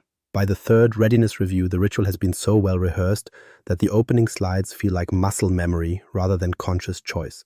And when you join the meeting and share your screen, there is no longer any pretense that you are discovering the state of the tenant together with your audience. You are performing a script whose beats are as fixed as the company's fiscal year, even as the visuals that accompany them have been refreshed to suggest novelty. The Governance Readiness Index, now in its third incarnation, gleams at the center of your first slide, the number having crept from 63 to 68.4 and now to 70.1, and you deliver the line that has been workshopped through 2 cycles of steering committees and consultant retrospectives, that this demonstrates steady improvement in our governance maturity, a sentence that sounds precise and factual, but in practice reveals nothing about what, if anything, has actually changed in how access is granted, how data is shared, or how exceptions are controlled. The underlying mechanics of the index have become more intricate, at least on paper. A new tab in the Power BI dataset lists 23 separate metrics feeding the composite score, each tagged with a source, Entra, Purview, Teams, SharePoint, a refresh schedule, and an owner, and you take a certain grim satisfaction in the symmetry of it all. The way columns align and rows total cleanly, even as a part of you recognizes that the very completeness of this model has made it harder to admit that much of what it measures is motion rather than outcome. You talk through the additions as if they were breakthroughs, the percentage of teams created through approved templates, the ratio of guest accounts with recent activity, the count of DLP policies in enforcement mode rather than audit, each metric described with verbs like driving, enabling, supporting. And yet when someone on the call asks for a concrete example of behavior that is different today than it was a year ago, you find yourself reaching for the same stories you told last time, because the lived experience of users has shifted far less than the index suggests. What has changed decisively is the confidence with which you deliver these narratives. The first year you hedged your language, salted your slides with caveats about initial baselines and data quality constraints, but now the very existence of 3 annual reviews confers a sense of continuity that you can leverage into authority. You refer to trends that span across the program's lifespan. You gesture at heat maps and line charts with the ease of a weather presenter who no longer needs to look at the legend, and the tone in your voice, when you say that our framework is now well established, leaves little room for anyone to ask what exactly that framework has accomplished beyond perpetuating itself. The more fluent you become in this lexicon, the easier it is to slide past the static elements, the ownerless groups whose numbers have barely budged, the DLP policies still stuck in audit mode, the proliferation of conditional access exceptions that each carry a reason but no end date. In one of the new visuals, a stacked bar chart titled Control Implementation by Phase, you show how many controls are categorized as designed, implemented, monitored, and optimized, and the distribution has a pleasing shape, a gentle taper from left to right that implies healthy progression. When the Chief Risk Officer asks whether any controls have actually graduated from implemented to optimized since last year, you answer without hesitation that a subset of your information protection measures has done so, pointing to the broader rollout of sensitivity labels and the steady rate of labeled documents. And it is not technically untrue. More documents are labeled, more sites inherit those labels, more teams carry them in their names.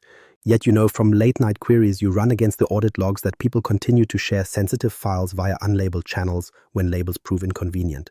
That the controls you describe as optimized are, in practice, optional markings on behavior that remains largely unchanged, and the certainty in your tone serves less to report reality than to overwrite it with a more comfortable version. You introduce a new quadrant diagram, this year's incarnation of the methodology's desire to segment the world into graspable shapes, plotting process formalization against automation coverage, and place your organization in the quadrant labeled defined, partially automated, a position that neatly captures the sense of being on the right side of history without the burden of having to demonstrate full execution. The labels have been carefully chosen. No quadrant is called non-compliant or at risk. Instead, the lower left is emerging, the lower right structured, the upper left adaptive, and the upper right resilient. And everyone on the call understands, without you having to say it, that the journey narrative demands movement up and to the right, that remaining in the same box would be as unacceptable as moving backward. So when you show a subtle shift in your plotted point, fractionally higher, fractionally to the right, and attribute it to incremental improvements in access reviews and lifecycle workflows, the room accepts this as evidence that the program is doing what it is supposed to do, even though the lived friction of those workflows remains localized and in many cases bypassed. The questions that do arise are no longer about whether to undertake this journey, but about how fast to go, how to balance business enablement with risk reduction, phrases that have evolved into opposing forces in a management physics that takes the existence of your framework as given. Someone from operations wonders whether further tightening guest access might impact partner collaboration, and instead of revisiting whether the baseline settings ever matched real risk in the first place, the discussion orbits around how to fine-tune the exceptions, how to document them, how to ensure they appear correctly in next year's index. The possibility that some controls may be decorative, that their primary function is to generate the impression of structure rather than to change outcomes, does not enter the conversation, not because it is forbidden, but because the grammar of the readiness review has no room for a sentence that would express it. After the meeting, you receive a cascade of direct messages praising the clarity of the update, the reassuring trajectory of the index, the maturity of the framework, and as you respond with polite thanks, you feel a peculiar mixture of accomplishment and hollowness, because you know that what these colleagues are grateful for is not a reduction in their actual exposure, but a reduction in their anxiety about it. The index gives them something to point to when auditors, regulators, or boards ask whether they are taking governance seriously, a number that moves in the right direction and can be compared year over year, and in providing that, you have delivered precisely what the system wanted, even if the amber banners in the admin centers you patrol still say, as plainly as they did at 2 a.m. months ago, that the environment is not ready, that the objects are unmanaged, that the journey has, in a very real sense, barely begun. Loop 3. Budget renewal. Risk as justification. By the third renewal cycle, the budget deck has stopped pretending to be about opportunity and has quietly rebranded itself as an inventory of threats, a catalog of things that might happen if anyone were to entertain the idea of slowing down. And when you open the latest version in PowerPoint, the title slide no longer reads M365 Governance Investment Plan, but Security and Compliance Risk Mitigation Roadmap. The same numbers now traveling under a different flag, their justification anchored not in promised efficiencies or streamlined collaboration, but in the more durable, less falsifiable terrain of fear. You build the executive summary slide the way you have been taught by a decade of board prep guides and vendor playbooks, a neat sequence of 3 bullet points that stack cause and effect into a single sentence each. Escalating regulatory pressure requires sustained governance investment. Evolving threat landscape demands continued modernization of controls. Reducing current capabilities would increase residual risk beyond appetite. And with those lines in place, you have already constrained the conversation, because any suggestion of reducing spend can now be framed as a willingness to invite risk rather than a neutral financial choice.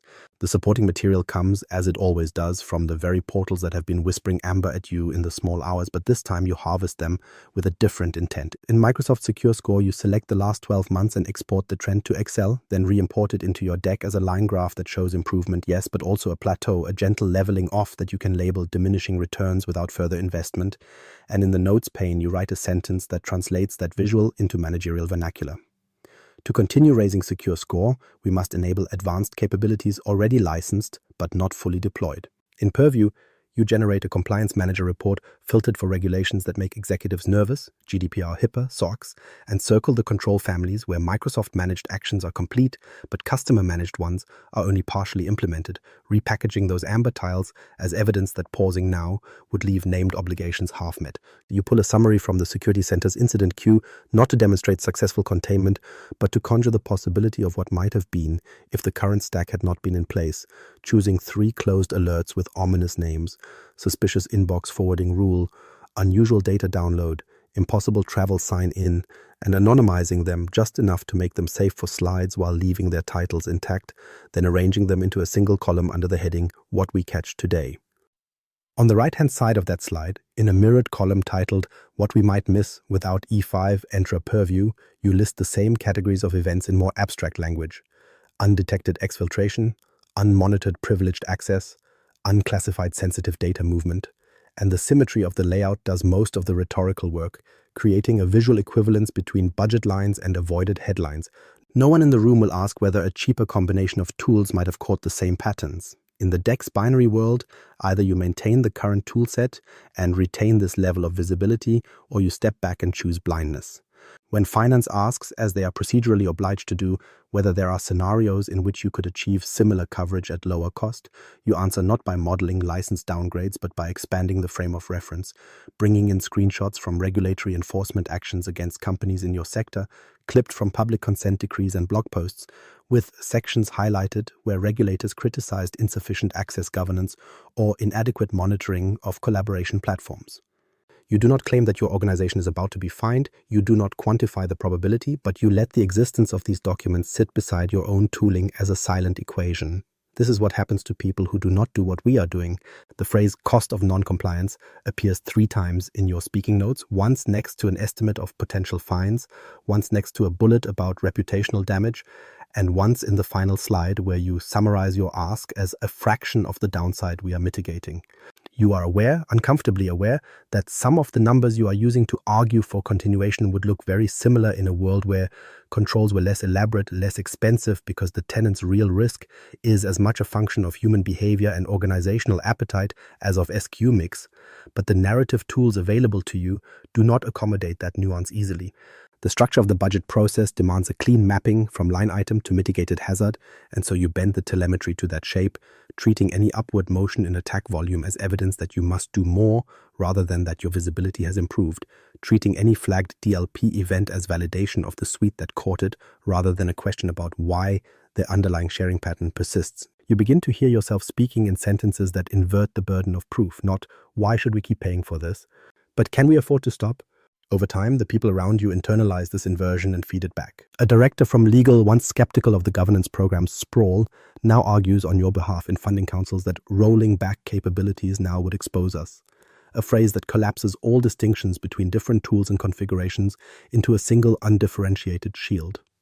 The CIO, summarizing the IT budget to the board, describes security and compliance spend as non-discretionary in the current climate, and flashes your secure score chart on a slide where the Y-axis label has been removed, the upward trend line sufficient on its own to signal virtue. In hallway conversations and Teams chats, colleagues begin to equate your presence with the absence of catastrophic events, thanking you not for specific remediations but for keeping us out of the news, and each time they do, the link in your own mind between risk and renewal tightens another notch, until the idea of failing to defend the budget feels less like a professional setback and more like an abdication of duty. In quieter moments, you recognize what has happened. The logic of the system has turned risk from an input into a justification, from a factor to be measured and balanced into a card you are expected to play whenever cost pressure appears. The more effectively you describe the dangers of stopping, the safer your program becomes, and the safer your program becomes, the less anyone asks whether the specific configurations buried in Entra, Purview, and Teams have changed the shape of exposure in ways that justify their exact price. Governance, which was originally sold to you as a means of aligning technology with business intent, has become the story you tell to explain why the curve cannot bend without inviting catastrophe. And you, having told that story often enough and well enough to believe it yourself, now find that you cannot step outside it long enough to ask whether the risks you invoke so fluently are still the ones the organization truly faces.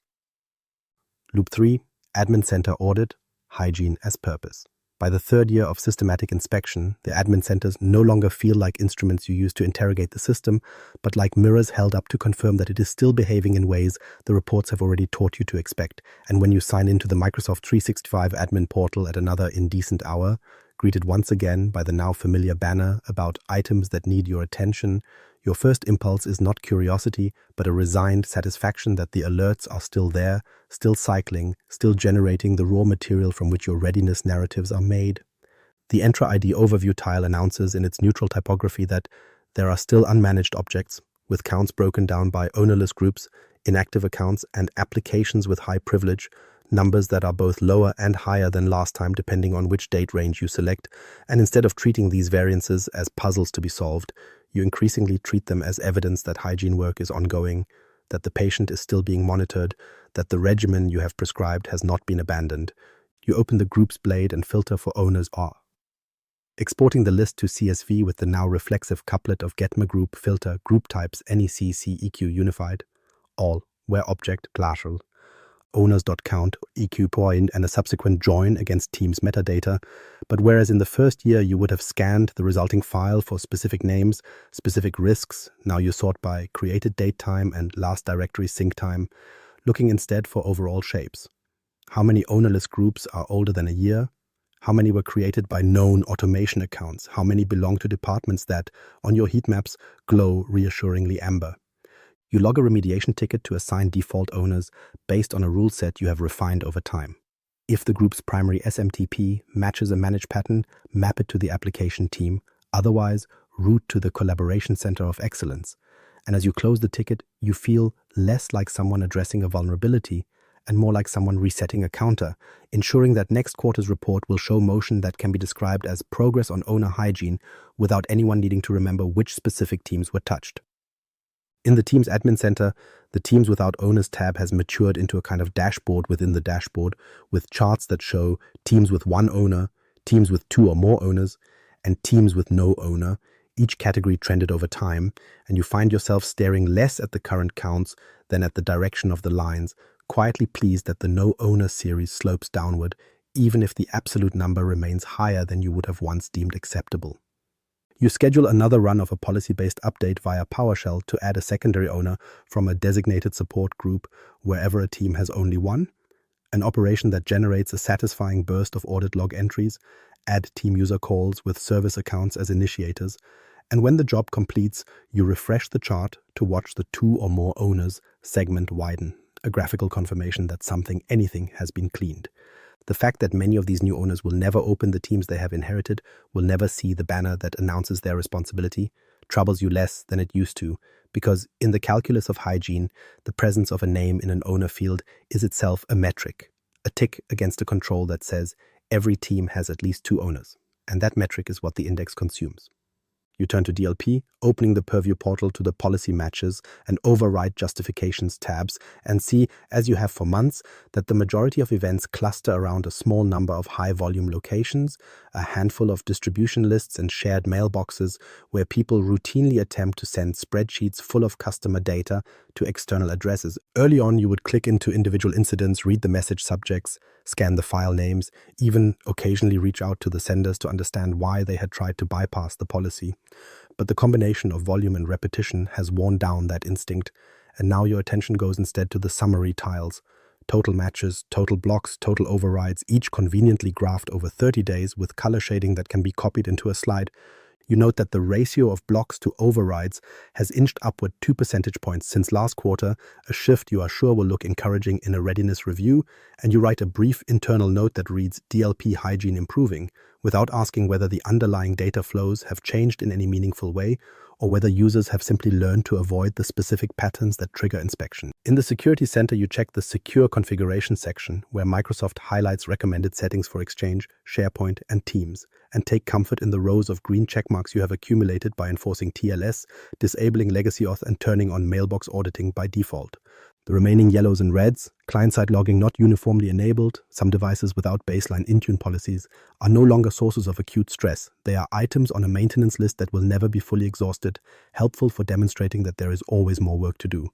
You export the configuration assessment to CSV not because you intend to hand-tune each remaining flag, but because the raw export provides counts you can transform into percentages, which in turn can be transformed into charts, which can then be transformed into statements like 87% of recommended settings are in place, an assertion that sounds like a destination, even if it is merely a snapshot of an unending process.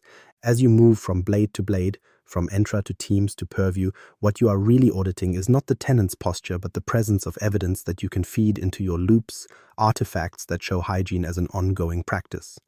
Reports that once shocked you, hundreds of ownerless groups, thousands of anonymous links, unreviewed guest accounts, have lost their power to startle because their existence has been assimilated into the narrative you now tell, that in a complex, cloud-first hybrid environment, a certain level of mess is permanent, and the role of governance is not to eliminate it but to tend it, to keep it within the bounds that allow indices to rise and curves to slope gently upward.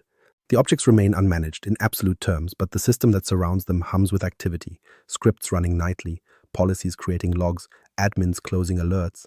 And in that hum you find, if not safety, then at least a sense of purpose, a story in which the continuous performance of hygiene has become not a means to an end, but the end itself.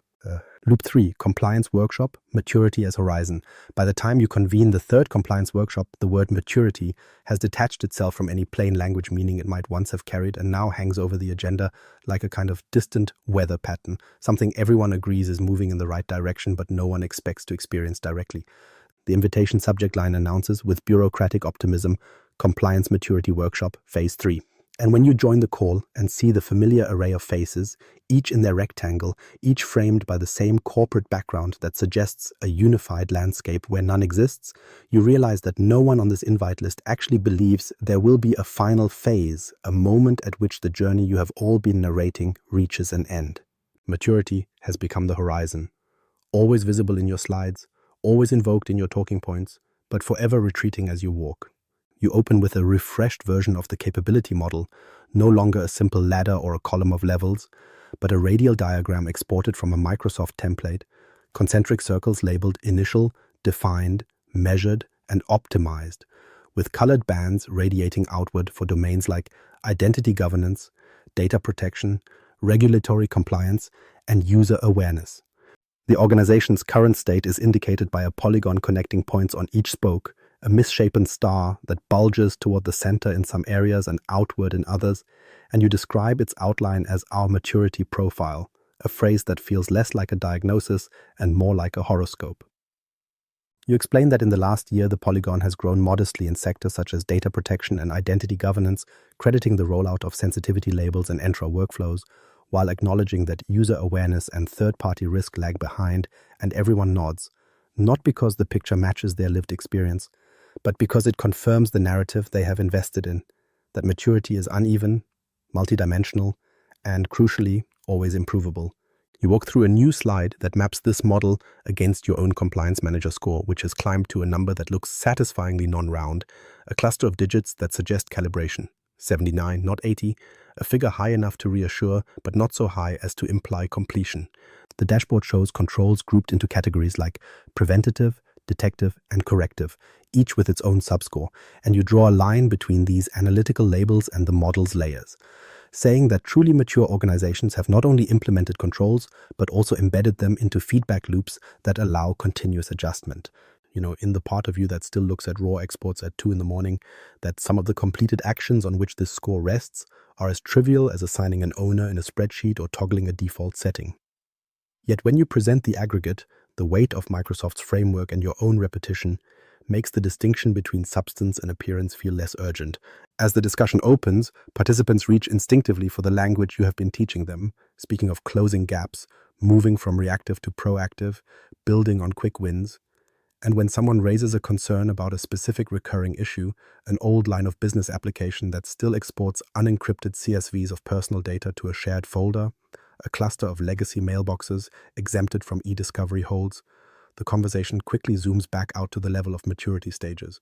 So you hear sentences like, "We are not yet at a point where we can tackle that," or "That will come when we reach the managed phase for data lifecycle," as though acknowledging the problem is itself evidence of progress, as though naming an issue and mapping it to a future capability tier transforms it from a risk to a milestone.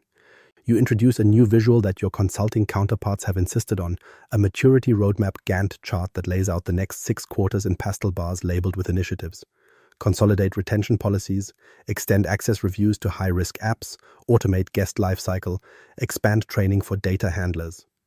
Each bar starts not at zero but at some point along the timeline, overlapping with others, and the whole image is tilted slightly upward, suggesting ascent rather than simple passage of time. You describe these as the steps we must take to reach the next level, but as you click through, you become uncomfortably aware that many of the initiatives have appeared, in slightly different wording, on every roadmap you have shown for the last 3 years. Rationalize retention has become refine retention, introduce lifecycle automation has become scale lifecycle automation, embed privacy by design has become deeper integration of privacy by design, each renaming papering over the fact that the concrete compromises which blocked them last time, conflicting business needs, tool limitations, fatigue, remain largely unaltered. Toward the middle of the workshop, someone from internal audit asks a question that hangs in the air a bit longer than most. How will we know when we are mature? They phrase it politely, but you can hear the exhaustion behind it. The weariness of chasing a state defined only by frameworks and vendor white papers. You respond with the official answer that maturity is not a destination but a continuous process, that the point of these models is not to reach an end state but to ensure ongoing alignment with evolving risks and regulations. And as you say it, you feel something inside you settle because you understand that this is the final step in the loop. Once maturity is defined as horizon, moving toward it becomes indistinguishable from circling, and the inability to arrive is no longer a flaw, but the proof that the system is functioning as designed. You close the session by revisiting the radial diagram, overlaying with a harmless animation a faint transparent shape that represents the target profile for the next 2 years, slightly larger, slightly rounder, encroaching closer to the optimized ring without touching it, and invite the group to commit to this journey. Cameras flash on just long enough for people to nod on record, then wink back to initials, and the chat fills with messages thanking you for a helpful session, for clarity on where we're headed. As you stop sharing and the meeting dissolves into the quiet of your office, you stare for a moment at the frozen image of the horizon you have just drawn, the perfect unreachable circumference of optimized, and recognize that in a landscape where governance has become both the path and the destination, maturity is useful precisely because it can never be fully claimed, only eternally approached. Loop 3, license true up, spend a signal. By the third license true up, you understand, with a clarity, that no amount of training material ever admitted, that the numbers in the renewal workbook are not merely reflections of demand or headcount or regulatory scope. They have become a language in which the organization talks about its own seriousness, a set of figures that stand in for qualities that cannot be measured directly, like prudence and responsibility and concern.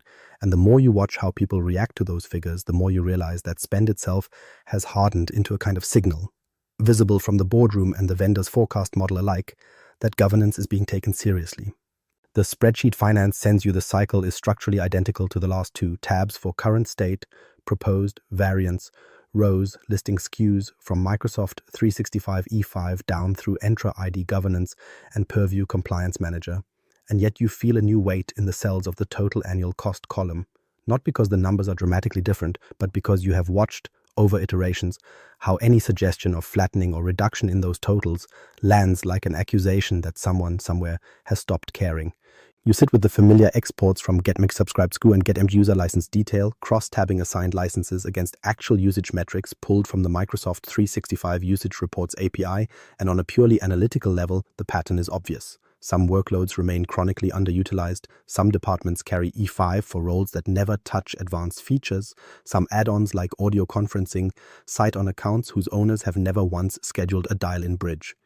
In a different story, you could imagine building a case from this, a careful argument for refactoring the estate into a leaner shape, E3 here, business premium there, tightly scoped add-ons applied with surgical precision, the curve of total spend bending gently downward without compromising baseline security. But in the story you actually inhabit, the one in which line items have become proxies for virtue, every downward bend looks less like optimization and more like retreat, and you find yourself rehearsing in your head the questions that would follow. Why are we spending less on governance when the threat landscape is escalating? Why are we shrinking our investment in protection when regulators are raising expectations? What changed in our risk appetite to justify this? The vendor, for their part, reinforces this framing without ever saying it quite so boldly. In the quarterly business review deck they share on the renewal call, your tenant appears as a case study in security and compliance commitment. A set of graphs showing year-on-year increases in secure score, growth in the number of DLP policies configured, expansion in Entra-access reviews coverage, each of these charts annotated with callouts like driven by E5 adoption or enabled by Purview upgrades. And sliding into the background of those visuals, almost as a watermark, is a bar chart of your total contract value over 3 years, each bar higher than the last. They do not label that chart commitment, but they might as well. The implication is clear that the direction of that bar is part of the same story as the upward trend in your controls, that spending more is one of the ways you demonstrate you are on the right side of history. In internal conversations, you catch yourself and others using phrases that quietly encode this linkage. When the CEO summarizes the IT budget to the executive team, they say, "Our continued investment in Microsoft's governance stack signals to regulators and partners that we are serious about protecting data." A sentence that collapses all nuance about specific tooling into the single verb invest, as though the act of paying for capabilities automatically translates into their effective use. A risk committee member, relaying your slides to their peers, remarks that we've moved into the E5 tier and are maintaining that level, as if that level were a moral category rather than a licensing construct, a plateau you earn by climbing and lose only by backsliding. In this dialect, to spend less would not be a neutral technical adjustment. It would be akin to lowering your guard, downgrading your declared concerns. When finance presses you, gently but persistently, to identify areas where we can send a signal of fiscal discipline without undermining our posture, you realize how thoroughly the language of signaling has colonized both sides of the equation. You respond by suggesting relatively cosmetic moves, consolidating redundant analytics add-ons, retiring a niche monitoring solution that overlaps with Defender, tightening assignment hygiene so that obvious mismatches between role and SKU are cleaned up. These moves generate tidy savings numbers that look respectable in variance tables but barely dent the overall total, and everyone seems satisfied because the spreadsheets now contain both kinds of signal: the reassuring continuity of a high baseline spend and the equally reassuring presence of small, well-contained reductions that can be pointed to as evidence of stewardship. In the privacy of your own workbook, you allow yourself to model a more radical scenario, one in which you freeze further E5 expansion, cap Entra ID governance seats to actual administrators, and limit Purview premium features to the handful of people who regularly open its portal, and you watch, with a mixture of professional fascination and personal dread, as the aggregate spend curve flattens. The thought of walking that chart into the next steering committee makes your stomach clench, not because the math is unsound, but because it would read, in that setting, as a confession that the program has peaked, that its era of visible growth is over. In a culture that has learned to read rising spend as the signature of care, of vigilance, of modernity, a flat line would be unnervingly ambiguous.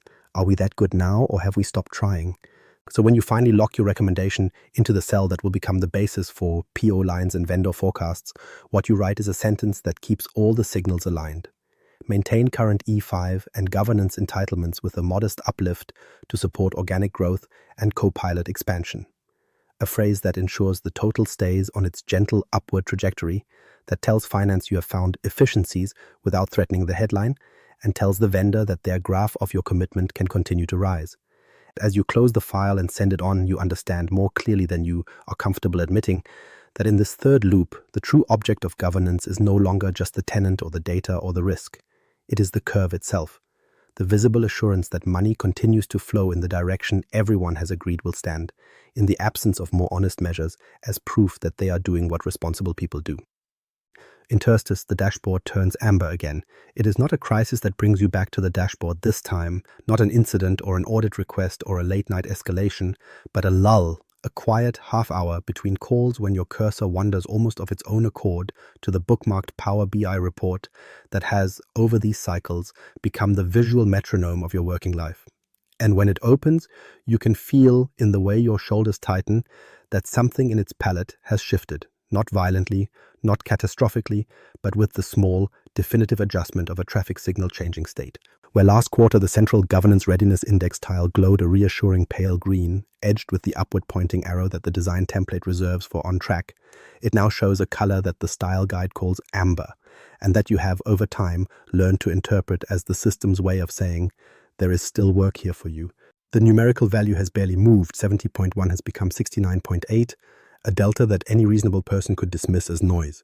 But the icon beside it has changed, the arrow straightened into a horizontal bar, the caption beneath revised from improving to attention needed, and you know from experience that this subtle downgrade will ripple far more loudly through the organization than any detailed commentary buried 3 clicks deep.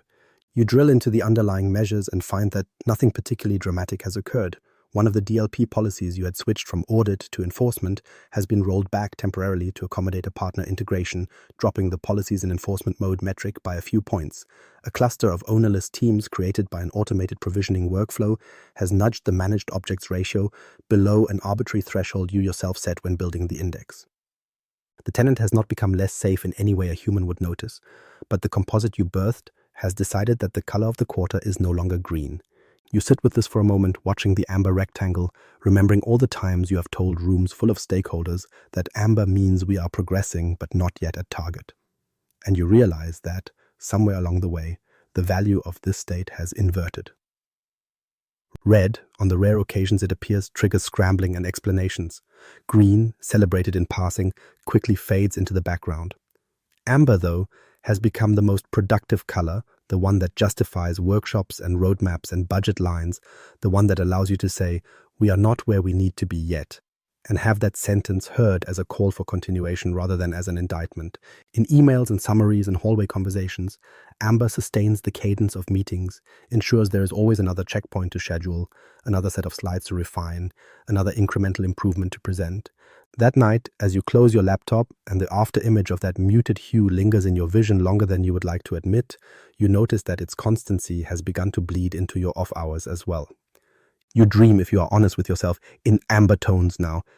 Not the panic of red, not the calm of green, but a perpetual humming in between, a sense that things are never quite finished, never quite safe, never quite ready, and that your role is to inhabit that middle state indefinitely, translating its glow into narratives that keep everyone, including you, convinced that as long as the dashboard does not tip into extremes, as long as it hovers in this managed uncertainty, the work and the identity built around it must go on. Loop 4. Readiness Review. Compressed language. By the 4th Readiness Review, the slides arrive in your inbox already flattened, their language compressed into a dialect that feels less like speech and more like configuration. And when you join the call and begin to share your screen, you notice, almost with relief, how few words you are now expected to say out loud, because the deck has distilled 3 years of narrative into a small set of acronyms and indices that can be recited quickly and without friction. The title slide dispenses with the phrase Governance Readiness altogether and simply reads M365 Gov FY24 Q4, and the agenda beneath it is 4 items long. Score, gaps, plan, risks, each a term you can pronounce in under a second, each a container large enough to hold whatever detail anyone might want to project into it, but small enough in practice that very little will be allowed to spill out. The centerpiece of the review is no longer a multi-page tour of Entra, Purview, and Teams, but a single consolidated dashboard exported from Power BI as a static image and embedded on slide 3, where 5 tiles line up in a neat row. GRI 71, CA COV 93%, PIM COV 88%, DLP ENF 62%, SR Inc. 12%, YOY. You say the strings as they appear, letting your voice ride the rhythm of consonants and numbers. GRI up 1 point quarter on quarter, conditional access coverage at 93% of user population, PM coverage at 88% of admin roles, DLP enforcement at 62% of scoped locations, security incidents down 12% year on year. And when you pause, the silence that follows is not the silence of confusion, it is the silence of a room that has been trained to accept these sounds as sufficient. No one asks what coverage means in operational terms, no one inquires how DLP enforcement differs from the partial blocks and user overrides you still see flooding the logs at night. The compressed labels stand in for full sentences, and the metrics stand in for stories. You have, over the last year, re-engineered the index to match this compression, mapping each of the sprawling measures you once tracked into tagged buckets that roll up cleanly under headings like ID, Data, Collab, and OPS. And the spider charts that once accompanied them have been replaced by a simple table where each domain is assigned a letter grade. Identity is B+, Data B, Collaboration B, Operations A. And you find that as you speak these letters aloud, you slip unconsciously into the intonations of school reports saying, Identity has improved from B to B+ since last quarter, as if some unseen teacher had praised the tenant for trying harder. The table makes it easy to signal direction. An arrow up or down next to each grade conveys more in this compressed language than a paragraph of explanation. And you catch yourself describing entire domains with phrases like steady state or minor regression without ever needing to open a portal in real time. When questions come, they come in the same dialect. A VP asks, what's driving the B- on collab? And you answer external GA and guest lifecycle still below target, speaking in clipped nouns that hide the complexity of the trade-offs behind two-letter abbreviations. GA for guest access, LC for lifecycle. The trade-offs themselves, between frictionless partner onboarding and the risk of abandoned guest accounts, between aggressive expiration policies and the operational pain of reapproval, are no longer revisited at length. They have been encoded into the grade, and the grade has been accepted as the thing that must change. Someone else asks, any red? And you answer simply, no red this quarter, 1 amber, pointing at a cell on a heat strip that runs under the table, a narrow band where green, amber, and red blocks mark trend status for each domain across the last 6 reviews. The visual shows a run of amber under data, and you describe it with a phrase you have used so often it has lost all contour. Ongoing work. Even the artifacts you bring into the review have been thinned. Where you once walked people through sample graph queries and slices of audit logs to illustrate ownerless groups or unmanaged applications, you now show only the counts, rendered in rounded rectangles. OG 142, UA 37, IR 180, 211. You explain, ownerless groups down 12%, unmanaged apps flat, inactive records over 180 days down 8%. And in doing so, you shift hygiene from an activity to a set of deltas, the work of weeks compressed into the sign of a minus in front of a number. The underlying scripts still run nightly, the exports still land in your storage account, but the stories they might tell about actual teams, actual users, have been abstracted into movement in indicators that can be consumed in under a minute. You feel the compression working on you too. The longer you speak in this tongue, the more your own thoughts begin to align with it.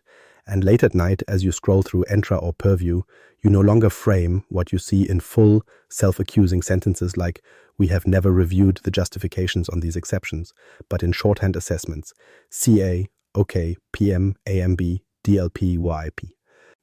You catch yourself rating changes with emojis in your private notes, using a green check for done, an orange circle for partial, a blue dot for parked, and it occurs to you that the language of governance has been pulled into the same attention economy that governs everything else on your screen, where nuance loses to recognizability and anything that cannot be expressed in 3 characters or less is at risk of being ignored entirely. As the review winds down, you land, as you always do, on the next steps slide, which now contains only 3 bullets, each beginning with a verb and ending with an acronym. Extend AR to HR LOB, finalize LP for EXEGA, standardize LPF across BU. You translate them once for the room. Extend access reviews to HR line of business apps, finalize lifecycle policies for executive guest access, standardize label and policy framework across business units. And then, knowing you will not have to say the long versions again, you let the letters take over in your notes and in your follow-up mail. The more the language compresses, the easier it becomes to circulate, to paste, to forward, and as you watch the abbreviated bullets echo through channels and chats, you realize that the loops you have built now run largely on this compressed code, small packets of meaning shuttling between meetings, ensuring that the cadence of readiness continues even when very few people, including you, can still see the full sentences underneath. Loop 4. Budget renewal, self-funding anxiety. By the 4th budget renewal, the PowerPoint template has stopped pretending that this is an external conversation with finance or the board and has settled into what it has always really been, a structured dialogue you conduct with your own anxiety, a set of charts and bullet points designed less to persuade other people that the spend is justified than to reassure the part of you that still remembers when this program was small enough to be questioned that it must now, by sheer momentum, be allowed to continue. When you open the latest deck, the title slide feels almost perfunctory. The year and the phrase Security and Compliance Run Rate Review slotted into predefined placeholders, but the second slide, the one that shows the stacked area chart of governance program OPEX by workstream, hits you in the chest in a way it did not the first 3 times, because the tallest band in the stack, the one that began as a modest sliver labeled Governance Operations, has now swollen to occupy nearly half the total. The labels in that band tell a story you recognize all too well. Entra ID Governance Licensing, Purview Compliance SKUs, Managed Service for Access Reviews, Consultant Support for Maturity Model. Each line tied to something you remember approving as a one-time or transitional expense, each now rolled into a permanent run rate that makes the graph look like a snake eating its own tail. You trace the progression with your cursor and see that the initial spike in operational cost, which you justified as necessary to bootstrap the framework, has never dipped, only stepped upward with each new capability you brought in to manage the complexity created by the last. And the thought occurs to you, unbidden and unwelcome, that the program has become self-funding in the worst possible sense. The existence of governance creates the need for more governance, and the budget you are defending now goes largely to maintaining the machinery that exists to defend the budget. You try to write the narrative slide that will make this palatable, a 3-bullet context section that frames the rising operational share as a sign of maturation, arguing that early years were naturally capital heavy and that it is appropriate for the balance to tilt toward run as build completes. But when you look at the underlying numbers, you know that build never really stopped. Every year there was another assessment, another methodology refresh, another tool whose implementation costs were coded as project, but whose ongoing maintenance, training and licensing are now quietly booked under operations. And as you type the phrase stabilizing run rate, your hands hesitate because nothing in the shape of the curve suggests stability.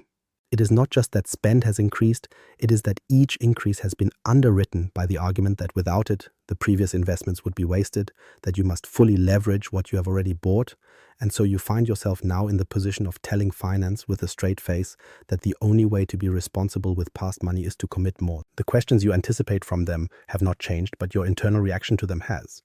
When they ask whether certain functions could be insourced now that the knowledge has ostensibly been transferred from consultants, you hear beneath the surface, not a challenge to external invoices, but a challenge to the program's claim to special expertise.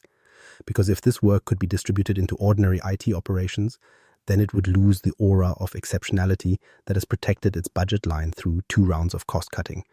When they ask whether all Entra ID governance seats are truly required or whether the Purview Premium SKUs could be restricted to a smaller cadre of power users, what you feel is not just the discomfort of having to admit that some licenses are underutilized, but a deeper unease at the prospect that shrinking those numbers would make the band on the stacked chart visually narrower, that it would invite someone in a future review to point at the dip and say, "We survived that reduction, what else can go?" In response, you marshal the arguments that have worked before, but you can hear now the edge in your own voice. You point out that the consultants' day rates are lower than the blended cost of building and retaining equivalent specialist headcount, even though you know that the comparison is skewed by ignoring the value of embedded knowledge and the way external expertise, by its nature, keeps critical understanding just out of reach. You note that Entra ID governance licensing covers not only the current workflows but also future planned ones, deploying the phrase foundational capability in a way that suggests these seats are less like optional tools and more like an operating system, unsafe to uninstall once booted. You argue that Purview's higher tiers are what allow you to demonstrate compliance to auditors and regulators, framing any reduction as a risk not just to controls but to the narratives those controls support. What you do not say, though it sits heavily behind every chart, is that your own sense of safety has become tied to the continuity of this spend. The program has grown into a structure that houses your role, your team, your identity as the person who owns governance. And you cannot easily imagine what your days would look like if the stacked area chart began to slope downward, if the loops you have built, readiness reviews, audits, workshops, true-ups, were no longer required in their current form. So when you finalize the ask slide and it reads, "For the 4th time in as many years, maintain and modestly increase current run rate to sustain risk posture and leverage prior investments," you understand that the anxiety driving this request is not only institutional, not only a fear of regulatory penalty or breach, but personal, a quiet knowledge that the machine you have helped construct now exists, in part, to keep itself and everyone attached to it going. Loop 4, Admin Center Audit, Drift as Design. By the 4th pass through the admin centers, the word drift has stopped sounding like a problem and has started to feel like a natural property of the environment, less a deviation from some imagined baseline and more the baseline itself. And when you log into the Microsoft 365 admin portal and see the familiar scatter of warning banners and recommendation cards, you no longer experience the small jolt of dissonance you once did between what the readiness dashboards claim and what the configuration panes display, because you have come to understand that the distance between them is not a gap to be closed, but a space in which the whole governance story lives. The summary tile in Entra still informs you that there are still unmanaged objects, but now the sentence functions almost as a reassurance, confirmation that the system remains complex enough to justify your loops.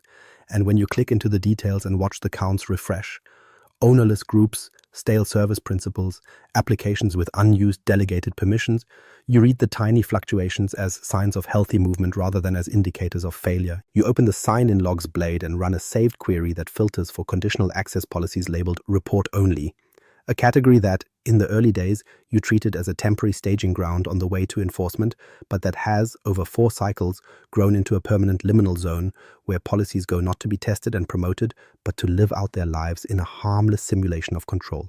The query returns hundreds of entries, each representing a real user sign-in to which a virtual policy was hypothetically applied, the result column reassuringly filled with the word report only, and you scroll through them with a detached appreciation for the elegance of it all. The system pretends to enforce, the logs pretend to record enforcement, your reports pretend to measure the effectiveness of enforcement, and in this layered make-believe, the actual experience of the user remains pleasantly undisturbed. At some point along the way, you stopped asking when these policies would graduate into reality, and as you export the data to CSV for inclusion in your next audit pack, you privately admit that the comfort of seeing their hypothetical impact graphed in Purview has become preferable to the operational pain of letting them bite. In the Teams Admin Center, you pull up the Teams Policy Usage Report and sort by creation date, noticing how the proliferation of almost identical policies over time has created a sedimentary record of every exception you were ever persuaded to make. Global, org-wide default, still sits at the top, a relic of your first governance workshop, but below it the list has grown long and strangely poetic. Marketing external elevated, exec guest bypass, legacy project chat, pilot, co-pilot relaxed, each a fossilized compromise tied to some meeting where business pressure and doctrinal purity collided. You remember promising yourself at the time that you would return to these one-off policies and either normalize them into a clean tiered model or retire them once the immediate need passed. Yet here they are, still assigned to hundreds of teams and users, their settings quietly diverging from the baseline in small, survivable ways. You recognize with a tired sort of honesty that what you once called policy sprawl is now functioning as the de facto operating model, an organic taxonomy grown out of convenience and persuasion rather than design, and that your quarterly audits now treat this accumulated lichen of exceptions as something to be catalogued rather than scraped away. In Purview's information protection section, you open the sensitivity label configuration and see that what began as a crisp set of 3 labels, public, internal, confidential, has, through well-intentioned requests and compliance-driven refinements, bloomed into a dozen variants: internal, default, internal, HR, confidential finance, confidential M&A, highly confidential exec, each with slightly different encryption settings, external sharing rules, and offline access durations. The policy simulator shows you how often each label is applied, and the chart reveals what you already know from rummaging through content in the graph.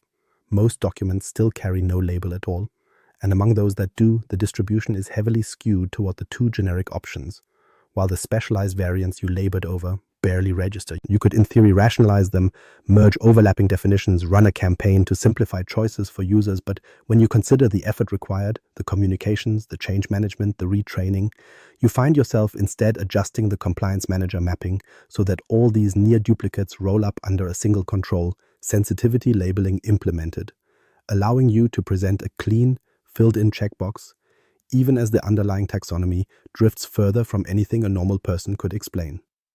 The audit scripts you run now reflect this accommodation of drift. The PowerShell module you once used to identify and flag deviations from baseline, get emg policy and get CS teams. Messaging policy piped through handcrafted where object filters has been repurposed into a reporting engine that merely counts them, outputting tidy tables of number of custom policies, number of policies with external sharing enabled, number of legacy authentication protocols still allowed. Each number plotted over time to show that, while absolute values may rise, the percentage of total remains within thresholds you yourself defined as acceptable. You consume these graphs not as alarms, but as reassurance that drift is proceeding at a manageable rate. That design has successfully expanded to include the behavior of all the changes you once would have classified as erosion.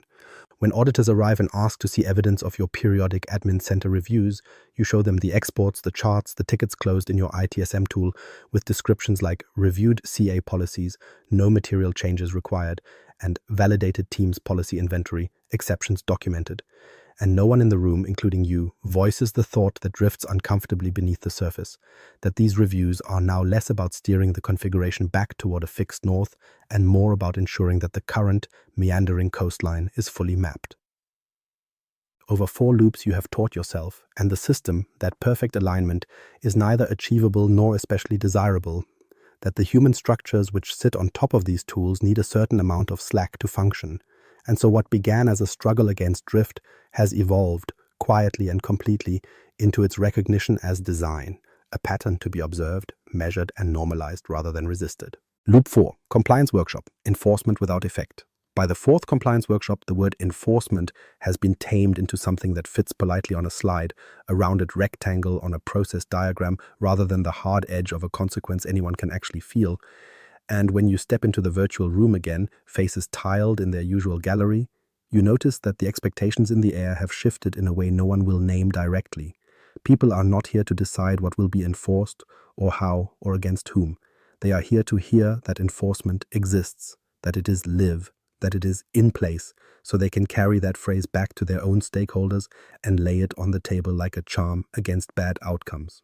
The agenda, which once laid out discussions about policy design and user impact, now collapses into 3 terse bullets: DLP status, label posture, retention coverage, and each of those, you know before you begin, will be treated less as levers to pull than as weather reports to acknowledge.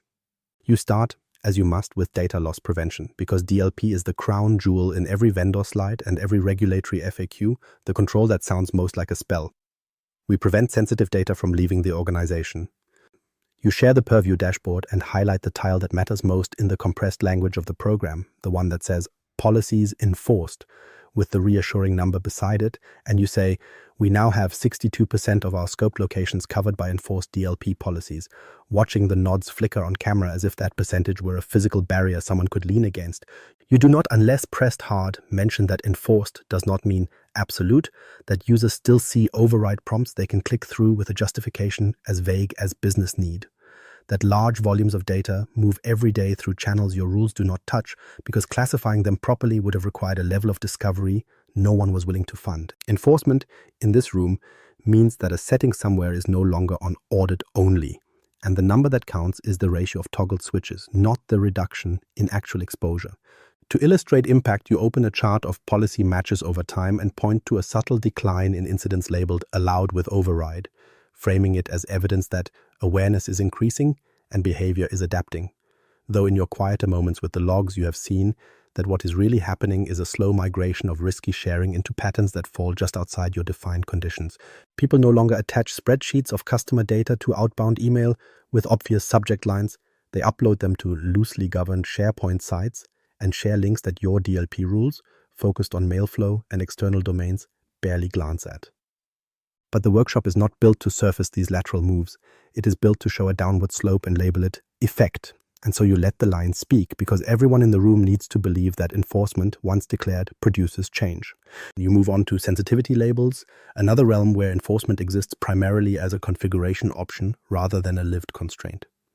The Purview Blade shows that mandatory labeling for Office apps is now enabled for a broad swath of users, and you present this as a milestone, explaining that users are now required to apply a label before saving or sending, even as you know from hallway complaints and help desk tickets that the practical response has been to select the default internal label as fast as humanly possible to get the nag screen out of the way.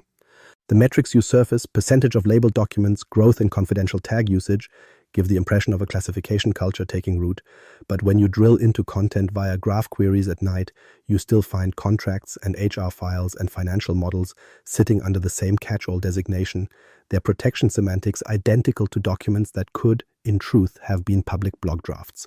Enforcement here has become a thin membrane stretched over habit, an extra click on the way out of the file, its primary observable effect, the occasional half-hearted grumble in a Teams chat.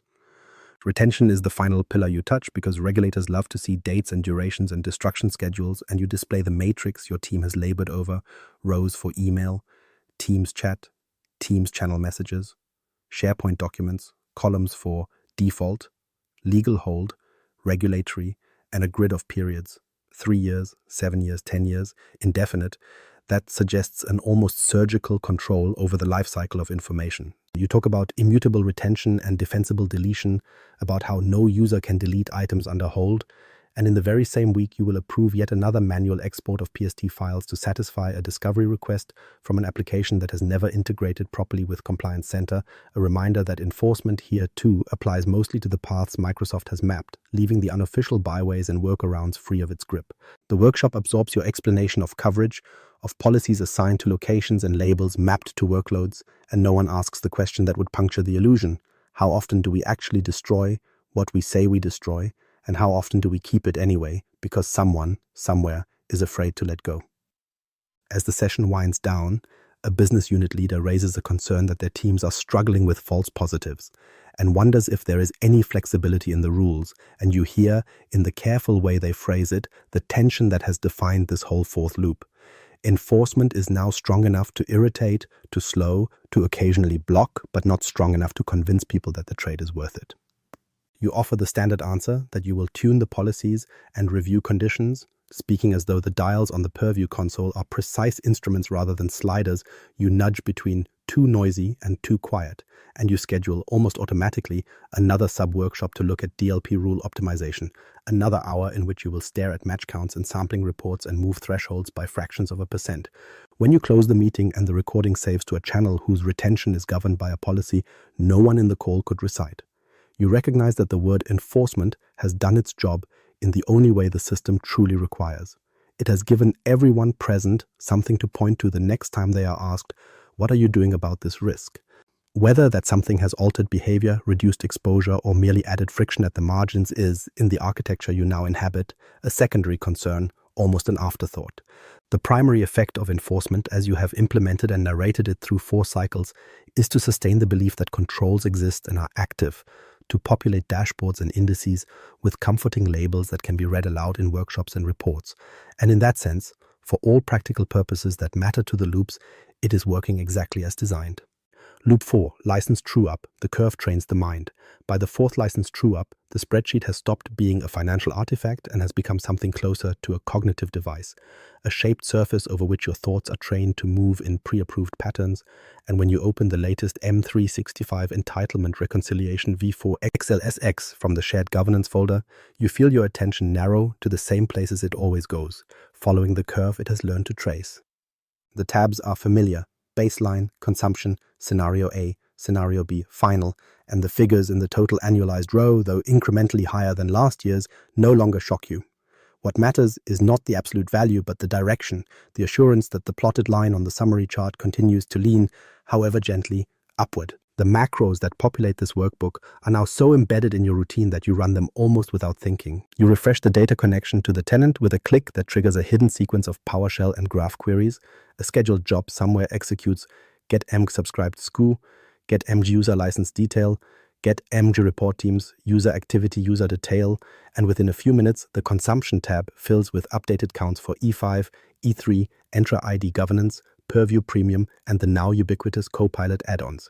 Conditional formatting lights up variances in soft greens and ambers, no reds by design, and the pivot table on the right silently recomputes the license utilization index, a derived number that expresses to 2 decimal places the ratio of active use to entitlements held. On paper, this index should be the conscience of the exercise, a signal that would prompt reduction if it drifted too low. But over 4 cycles, you have watched it settle into a narrow band between points. Data 71 and 78, enough to call healthy, not enough to demand action. The curve that really matters is on the final tab, a simple line chart titled Governance Investment Trajectory, with fiscal years on the x-axis and total spend on the y-axis, and it is here that you can see more clearly than anywhere else how the mind has been trained.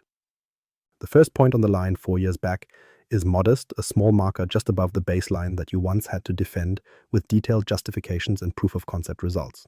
The next few points climb more steeply, reflecting the switch to E5, the onboarding of Entra ID governance, the activation of Purview's richer features, each inflection accompanied, in your memory, by weeks of debate and slide decks full of risk scenarios. Now the most recent point sits farther up and to the right, the slope shallower but still positive, and you find, as you stare at it, that the very idea of drawing the next point level with this one, or below it, feels not merely ambitious but transgressive, like sketching a decline in some unspoken measure of virtue. The language around you has quietly conspired to reinforce this training. In corridor conversations, people no longer ask, How much do we spend on Microsoft licensing? They ask, what does our investment trajectory look like?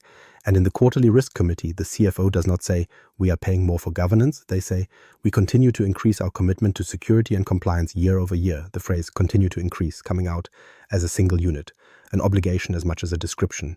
When the external auditors note in their management letter that the organization has made significant investments in governance tooling, the word significant lands in the room less as a quantitative descriptor and more as a moral commendation, and you watch as heads nod, absorbing the implied lesson that bigger numbers on that curve equal more seriousness, more adulthood. Your own thinking bends with it. Sitting with the Scenario A tab, where you have dutifully modeled a world in which E5 growth is capped and Entra-ID governance seats are tightened to true admins, you cannot help but see the resulting flattening of the line on the summary chart as a kind of failure, even though the accompanying notes you have written in the margin, utilization index improves to 84, no impact to baseline conditional access, purview coverage for key roles maintained, are positive by any rational standard. The more time you spend in these models, the more you notice that you instinctively adjust assumptions to avoid trajectories that dip, nudging projected headcount up a little here, expansion of Copilot pilots there, until the line regains its modest upward tilt and your chest unclenches.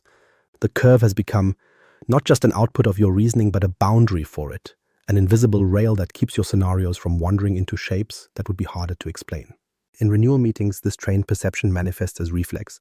When someone tentatively suggests that with our current controls in place, we might be able to flatten spend next year, you feel, even before you marshal counterarguments, the wrongness of that idea as a physical sensation, and you reach automatically for phrases that connect the curve to everything the organization fears. In the current threat landscape, given the regulatory trajectory, considering our reliance on Copilot and AI, the specifics of your response are always a little different, anchored to whatever headline or enforcement action is freshest in memory, but the conclusion is the same, that holding the line is indistinguishable from stepping back, that in this domain, unlike others, doing more with less is not a mark of ingenuity, but a signal that you have misread the moment. Over time, you notice that this way of seeing bleeds outward. You begin to look at other charts, secure score, compliance manager, incident counts, through the same lens, preferring those whose lines go in directions that feel narratively aligned, smoothing out, or rescaling those that do not. In private, you are still capable of more nuanced thought. You can still tell yourself that real improvement might one day mean spending less because you have built simpler systems, cleaner processes, a culture that needs fewer artificial controls. But the more cycles you complete, the more those thoughts feel like academic abstractions, interesting but impractical, while the curve in the license workbook remains immediate, persuasive, insistently real, training not only your models but your sense of what responsible governance is supposed to look like when drawn on a slide. Mirror, self-dialogue, who spoke first? It happens on a night that feels like any other, which is to say, you are still at your desk long after the building has emptied, the glow of the dual monitors painting the walls with a light that might as well be the only illumination left in the city. And you are doing what you always do when you are too tired to tackle anything new, but not yet willing to admit that you are done, which is to click slowly through the same reports you have seen 100 times before, not looking for anything in particular, simply letting the familiar shapes reassure you that the world has not shifted in your absence. The Entra sign-in logs load with their endless lattice of rows, each one a small story of someone somewhere getting work done or at least trying to, and you run a saved query to filter for high-risk sign-ins, not because you expect to find any the system has not already flagged, but because the command has become a ritual, keystrokes your fingers know as well as your password. As the results populate, you hear yourself mutter, half under your breath, "We will need to tighten this for executives in Q2. And the sentence lands in the air of your office with the soft inevitability of a calendar reminder, a line you have said in some form in every review for the last year, and for a moment you simply let it hang there, unsurprised. Then as your eyes track down the list of user principal names, you notice that the phrase is already written somewhere else, in a place you did not consciously put it. In the comments field of a draft conditional access policy labeled Exec Geobound Report Only, a note reads, "Promote to enforce Q2, board expects higher bar for leadership accounts," and the wording is close enough to your spoken thought that you feel a small, unwelcome chill, because you cannot remember when you wrote it. The policy itself is stamped with a creation date from 10 months ago and a modification date from 6, which matches none of the late-night sessions you recall, and yet the cadence is yours. The careful, managerial phrasing, the invocation of expectations as a lever. You flip over to the Governance Readiness dashboard and scroll to the Roadmap Notes pane, a place you have been using more and more as a kind of scratch pad for future talking points. And there, under a heading labeled FY25 Themes, you find a list that reads like a transcript of conversations you have not quite had yet. Frame Entra workflows as cultural shift, not just tooling. Emphasize that Amber is healthy tension, not failure. Recast spend trajectory as commitment, not cost. Each line sounds like something you might reasonably say in the next cycle. Each line matches the style you have been honing unconsciously in your decks and workshops, and yet seeing them laid out in this neutral interface, detached from any specific meeting invite or email thread, you experience them as coming from outside you, as if some other presence, some governance-aware copy of your voice, has been leaving you prompts to follow. You think back to the first time you heard the Readiness Index describe the tenant as not ready, how jarring it was then to see your own environment rendered in such blunt terms. And you remember how quickly you began to use that phrase yourself, first defensively, then strategically, until it became the opening move in every conversation. This environment is not ready for X. We are not yet mature enough to do Y. At the time, it felt like you were borrowing a verdict from the tool, putting human shape around a machine's assessment, but as you scroll now through the comment histories and change logs, through notes attached to access review campaigns and purview policies and Teams governance rules, you can no longer clearly separate where the tool's language ends and yours begins. The template text that once sounded stiff and generic, the recommended actions, the next steps, the controls to consider, has seeped into your vocabulary, and the customizations you thought you were imposing on the system read, in hindsight, like minor variations on phrases it had already suggested. In a fit of curiosity that feels half like an experiment and half like a confession, you open the change history for the Governance Readiness Index in Power BI and filter the log to show only your own edits, your own annotations. The list is longer than you expect, stretching back across dozens of evenings, and each entry contains a small patch of text, labels renamed, descriptions refined, tooltips expanded. You click into one from last spring and see that you changed the label on the overall amber state from at risk to attention needed, a cosmetic adjustment you barely recall making, and in the commit comment you have written, avoid alarmist language. Amber should sustain action, not panic. The reasoning is sound, even now, but what catches you is the way it mirrors the argument the consultant made 2 weeks later in a workshop when they told a room full of managers that amber is the color of responsible organizations because it means you are always working. A line that drew nods and notes and which you dutifully captured in your own summary mail as if it were a fresh insight. Sitting there between the twin panes of configuration and commentary, you begin to suspect that the conversation you thought you were having with finance, with audit, with the tools, is in fact a closed loop you have been walking inside yourself, your words training the dashboards to speak in a certain cadence, the dashboards feeding that cadence back to you as findings, your responses echoing it back again in budget decks and policy descriptions, each cycle tightening the alignment until there is no clear point at which you can say, here, this phrase, this idea started with me. Governance, in this light, no longer looks like a neutral framework you apply to the tenant, but like a story that has found, in you, a willing narrator, one who has repeated its lines often enough that they now arrive in your mouth before you are aware of choosing them. You hear the question form itself, unbidden and quietly unnerving. When you stand in front of the next readiness review and say, stopping now introduces risk, whose voice exactly are you using? Loop 5. Readiness review. Ownership dilution. By the 5th readiness review, the word owner has lost the clean, singular edge it once had and taken on the fuzzy, collective quality of a committee name. And when you open the latest Excel export of teams with owners and members, the first thing that strikes you is not the presence or absence of responsible individuals, but the sheer thickness of the owners column, cell after cell, populated not with 1 or 2 user principal names, as the governance handbook once prescribed, but with lists that run off the visible edge of the grid, truncated with ellipses that might as well read, and others. You run your usual script, the one that calls get me group owner, group ID, for each unified group, and joins the results back to Teams metadata. And when the merged CSV opens, you realize that the simple question, who owns this workspace, can now be answered, in most cases only with a shrug and the phrase, it depends what you mean. On the readiness dashboard, the metric that was once your favorite to showcase, teams with at least 2 owners, now sits comfortably at 98%, a number so close to your original target that it should, by all accounts, feel like victory.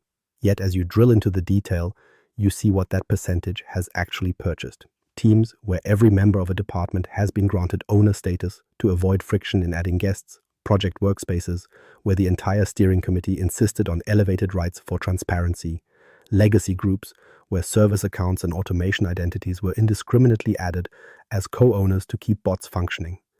The tidy principle that too many owners means no real ownership flickers through your mind, something you remember from a webinar slide. But the readiness model does not have a way to score that. It only recognizes the presence of names in the right field, not the dilution of meaning that follows when everyone's name is there.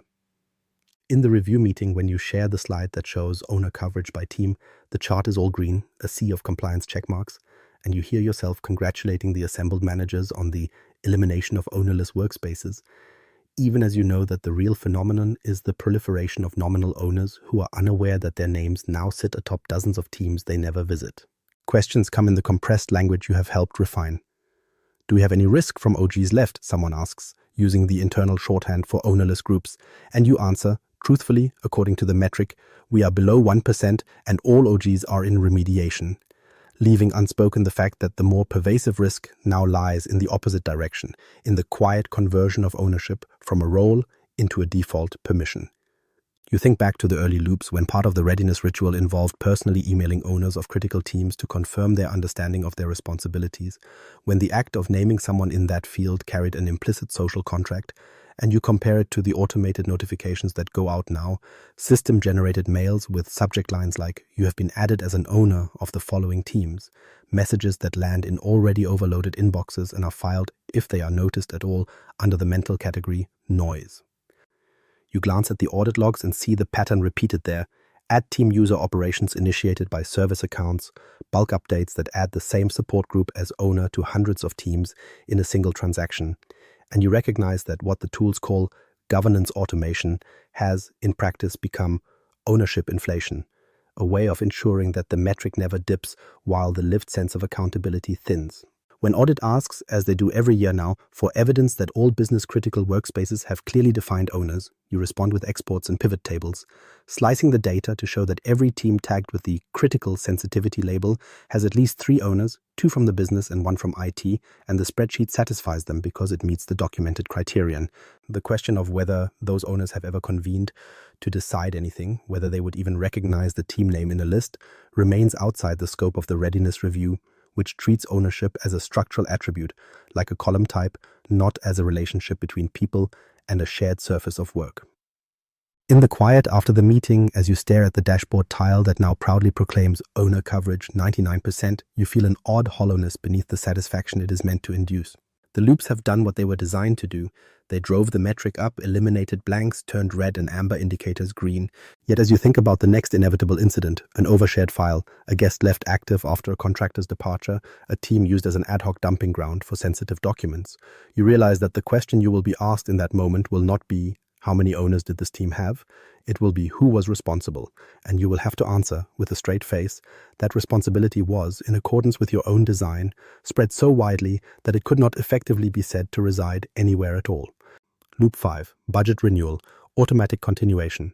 By the 5th budget renewal, the exercise has shed almost all traces of drama and settled into something closer to a biological function, an automatic process that recurs because the organism is still alive, and when the first calendar placeholder appears in your Outlook, FY26 governance and M365 renewal prep, you feel no spike of apprehension, no rush to gather arguments or assemble evidence, only the faint, familiar tug of a cycle restarting itself on schedule. The invite has no lengthy description anymore, just a link to the shared Gov Renewal Teams channel and a note that says, as per last year. And when you click through, you find that the Channel Files tab already contains a fresh copy of the deck, cloned from V4 to V5 by someone or something that did not need to ask your permission. The spreadsheet arrives from finance in similar fashion, its file name mechanically incremented, M365, Gov Run Rate FY26, V1, XLSX, and as you open it, you see that most of the cells you once populated by hand are now fed by live connections to the same graph queries and usage reports you spent nights wiring up in the second and third loops. The Current State tab pulls entitlement counts directly from GetMSubscribe The Utilization tab queries the Microsoft 365 Usage API for last 90 days activity. The Governance Add-ons tab refreshes Entra ID governance and purview SKUs from a catalog maintained by your reseller. And when you click the little Refresh All button on the ribbon, the sheets recalculate without fanfare, filling in the numbers that, not so long ago, you would have treated as discoveries. The formulas that project next year's spend by applying a modest growth factor to headcount and copilot penetration sit in hidden rows, locked and protected. You could unhide them if you wanted to, but you do not because you already know what they say. In the renewal meeting itself, the cast of characters has barely changed, but their lines have grown shorter, their questions more ritualized. The CIO opens with the same 2 slides they used last year, the stacked chart of security and compliance spend by category and the bullet list of key drivers. Only the fiscal year stamp in the corner has advanced by 1.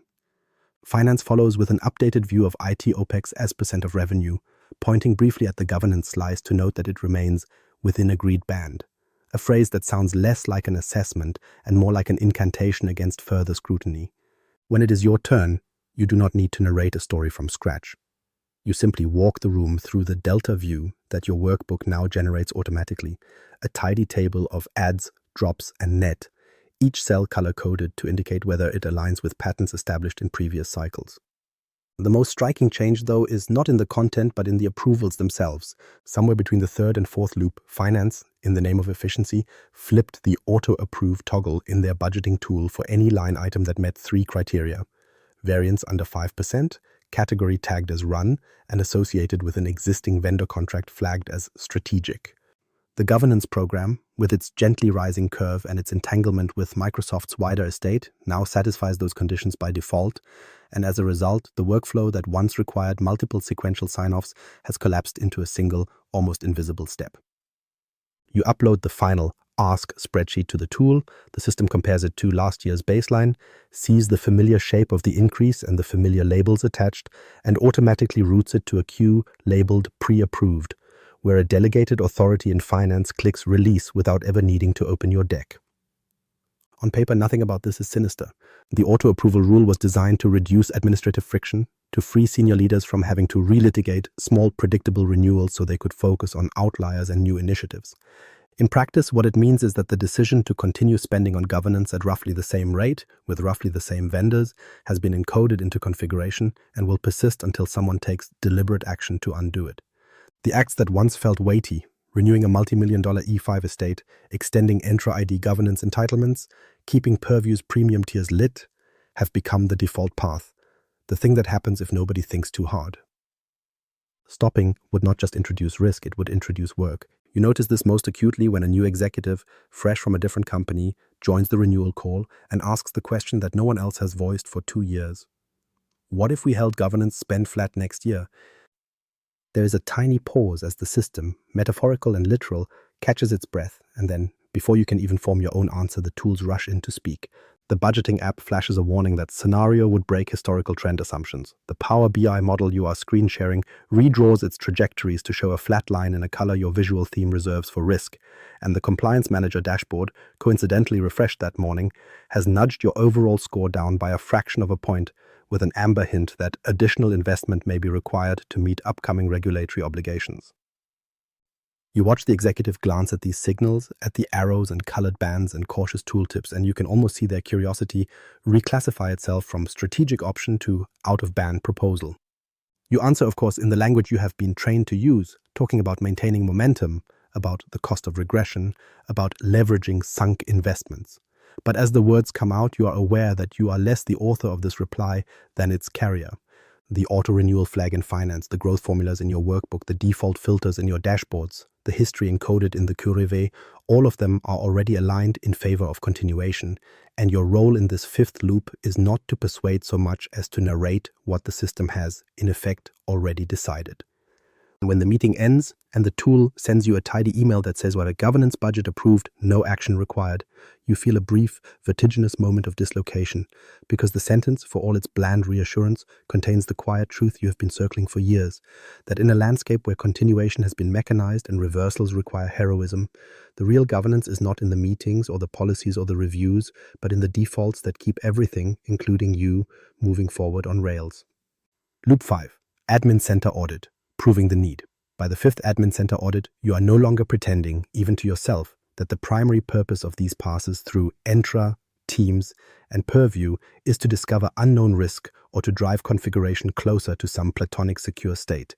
Because the deeper truth has settled into your bones with the heaviness of routine, the audit exists to generate proof that the governance apparatus still has work to do, that the engine you have built requires fuel, and that its consumption is justified by the deficiencies it so reliably continues to surface. You catch this most clearly in the way you now assemble your evidence packs, not by asking what is most dangerous, but by asking what best demonstrates that we are not finished. And the distinction, once subtle, has grown so familiar that it guides your clicks almost invisibly. You start in the Entra Admin Center, of course, because identity has become the canonical origin point for every story you tell. The Access Reviews blade shows you a comforting scatter of campaigns in various states. In progress, not started, completed with recommendations pending. You export the list of groups and applications that have never been subject to a review, a filtered view, generated by a saved query that joins identity, governance, access reviews definitions with groups via graph. And when you drop the CSV into Excel, you do not sort by sensitivity or by actual usage. You sort by sheer count, because a long list of untouched objects makes for a more compelling slide. The fact that some of these groups back low-risk SharePoint sites or internal Yammer communities does not matter nearly as much in this context as the visual impact of the number in the cell labeled Scope Coverage 63%. From there, you move to the Enterprise Applications pane, open the filter for User Assignment Required or No, and watch the number on the tile. Apps users can consent to without admin approval, 147, tick higher than it was last quarter, a result of the same permissive defaults and organic SaaS growth you have been quietly tolerating for years. You could, if you chose, frame this as a failure to tighten controls after repeated warnings. Instead, you capture a screenshot that emphasizes the change in bold red, already composing the sentence you will layer on top in the deck. Growth in unmanaged enterprise applications highlights need for expanded Entra ID governance coverage. The drift itself is not new, but the delta between this export and the previous one gives you the raw material you require, a before and after pair you can hold up as evidence that the environment, left unattended, continues to sprawl in ways only your chosen tools and processes can address. In the Teams Admin Center, you navigate to the Teams Without Classification report, a view powered by the same Getme group calls you once used manually and now consume only through pre-built charts. The count is lower than it used to be, thanks to the mandatory sensitivity labels you pushed in the fourth loop, but it is not zero, and the mere existence of teams with classification none becomes, in your narrative, a hook on which to hang a recommendation for another governance investment. You draft a line in your notes. Residual unclassified collaboration spaces underscore importance of extending auto-labeling and workspace reviews, a sentence that effortlessly ties together three separate budget items: Purview, the third-party workspace review tool, and ongoing consultant assistance, under the umbrella of addressing findings. Purview itself remains a generous source of such findings. In the data lifecycle section, you run the locations not covered by any retention policy report, a deceptively simple view that highlights the inevitable gaps left by your earlier focus on Exchange, SharePoint, and Teams. OneDrive accounts for frontline staff, oddball shared mailboxes used by legacy applications, a handful of region-specific SharePoint sites no one remembered to include in the global policy. They all appear in the export, which you promptly sort by last activity date to ensure that the most recently used locations float to the top. You could choose to address these quietly, adding them to existing policies without fanfare, but instead you paste the list into a slide, title it Residual Lifecycle Exposure, and annotate it with a call-out. Opportunity: expand purview retention licensing and policy engineering support. Even the minor anomalies, once sources of embarrassment, have become useful. A handful of conditional access policies are still in report-only mode, a compromise you made to accommodate an unruly line of business application. And rather than hiding this as unfinished work, you spotlight it as a rationale for keeping the consultant retainer in place. Remaining report-only controls require expert guidance and testing to move safely to enforcement. The sentence does double duty, simultaneously acknowledging imperfection to maintain the impression of honest self-assessment and extending the story of dependency that links governance outcomes to external expertise. Identity sprawl and team sprawl and lifecycle gaps, once problems to be solved, have become narrative assets, renewable justifications for sustaining the loop. By the time you compile the audit report for the steering committee, complete with heat maps and side-by-side comparisons of configuration posture Q4 versus Q1, you can hear, in the polished cadence of your own executive summary, how thoroughly the need to prove the need has taken over. Our review confirms continued progress, you write, while also identifying critical areas that necessitate ongoing investment in Entra ID governance, purview, and managed services to prevent regression. The phrase necessitate ongoing investment slides past without resistance, as if it were an objective conclusion drawn from stubborn facts rather than the structural assumption you brought into the audit from the outset. And when the committee nods and approves your recommendations, you understand that the admin center audit has succeeded, not because it has materially reduced risk in any measurable way, but because it has once again produced the one outcome the system requires, a fresh, documented rationale for keeping the machinery of governance humming into the next cycle. Loop 5. Compliance Workshop. Ritual without question. By the fifth compliance workshop, the meeting no longer arrives as an event to be prepared for, but as a recurring ceremony, whose choreography is so well established that the calendar invite might as well read Performance of Compliance Act 5. And when you join the call and see the familiar grid of faces, most cameras dutifully on for the first 5 minutes, you can feel that no one has come expecting to decide anything new. The team's meeting lobby fills and empties according to the same pattern as previous quarters. The recording banner slides into view, the agenda appears on screen, and the words you are about to say line up in your mind like steps in a procession, each one following the last, not because logic demands it, but because last time it did. The slide deck has been pared down to its ceremonial essentials. There is an opening title, Quarterly Compliance Posture Workshop, and beneath it a subtitle that promises status, highlights, next steps, though everyone present knows that the next steps will be very close to the ones agreed in the previous 4 cycles. You advance to the second slide, the one that shows the compliance manager score as a single prominent number framed by a soft ring of color, and you hear yourself declare, "We are currently at 74% overall regulatory alignment across mapped frameworks," a sentence whose content no longer surprises anyone, because the score has hovered in this band for so long that it feels less like a measurement and more like a property of the organization, like headcount or geography.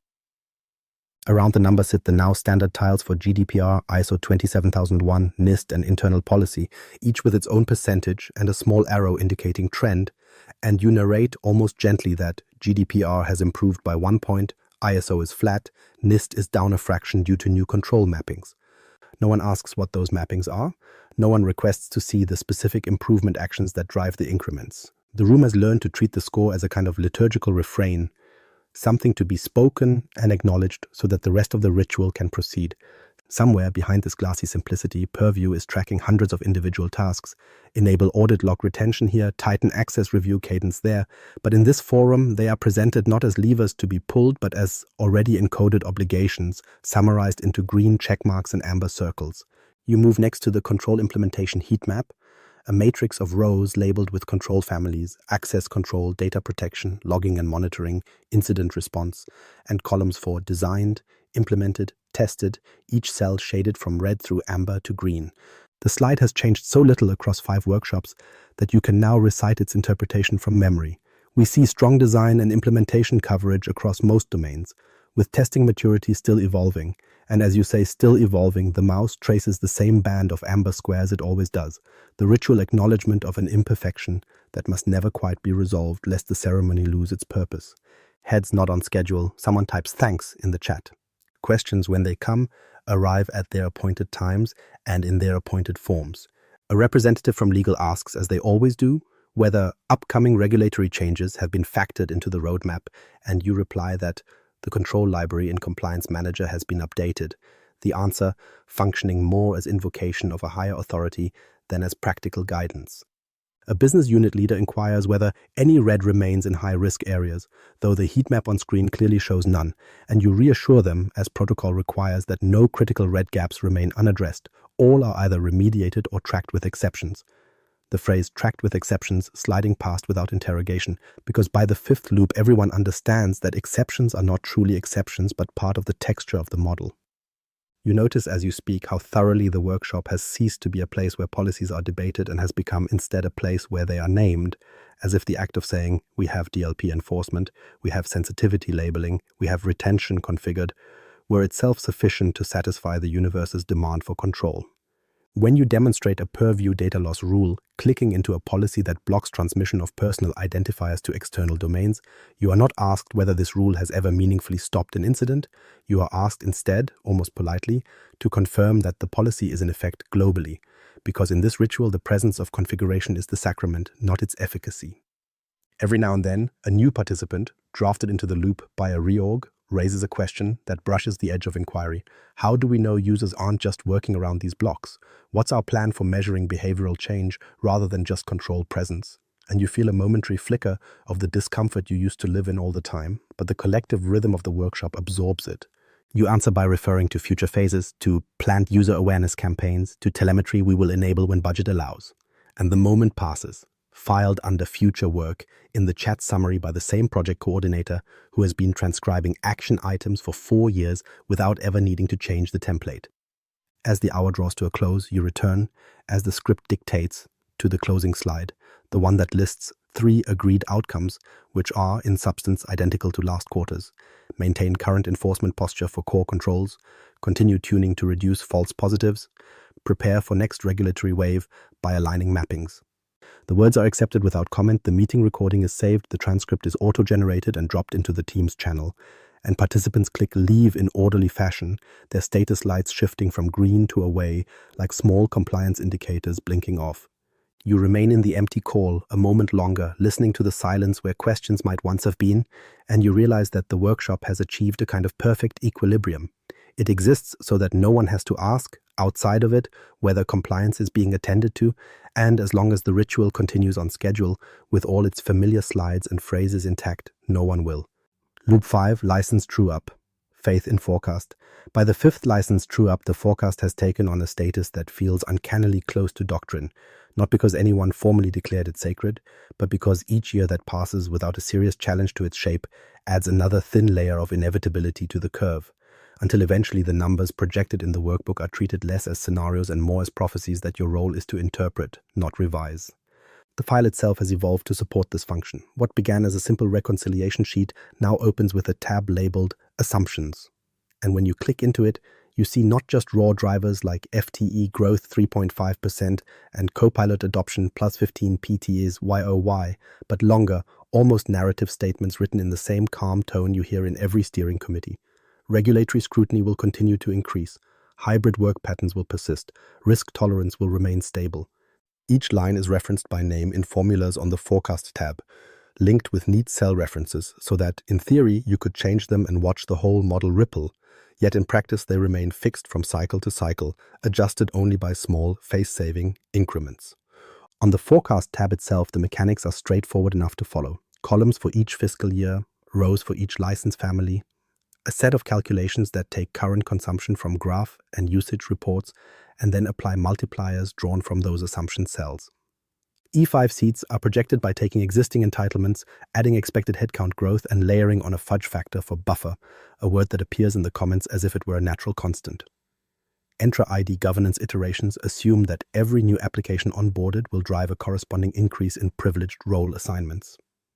Purview Premium is modeled on the expectation that every regulatory development will push at least one additional business unit into the must-have column.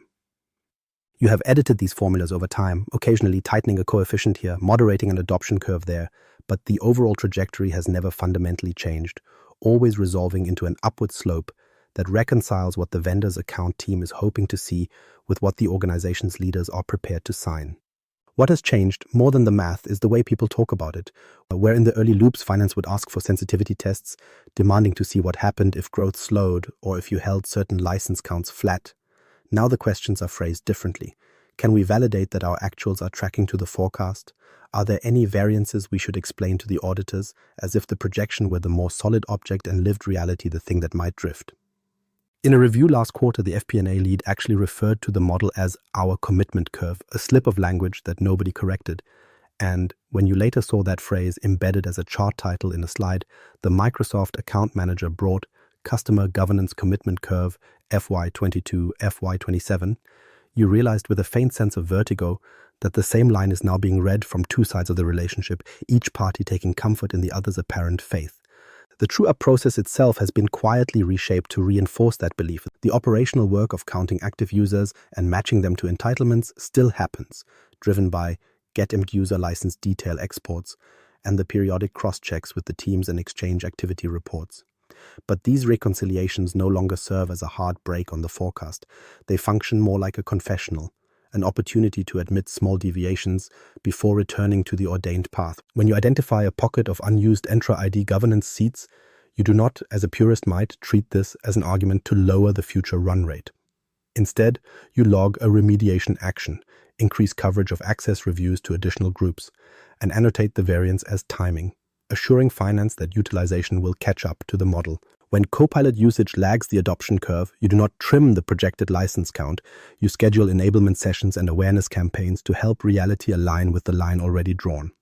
Over 5 cycles, this pattern has inverted the usual relationship between forecast and fact. In theory, you build a model to approximate the future from the evidence of the present and the memory of the past. In practice, you now seem to move the present in the direction of what the model already imagined. When a business unit questions whether they truly need their full complement of E5 seats, citing a trend toward lighter usage, the discussion is not framed around their lived experience, but around deviation from plan. And you find yourself explaining, almost apologetically, that reducing their allocation would put pressure on our multi-year commitments, as if the spreadsheet were an external treaty rather than your own construction. The Microsoft Customer Success Manager, for their part, arrives at each QBR with their own version of your workbook, slightly more optimistic in every row. And the negotiation between you consists largely of aligning these two visions until the delta is small enough that both sides can record the same numbers in their internal systems with minimal loss of face.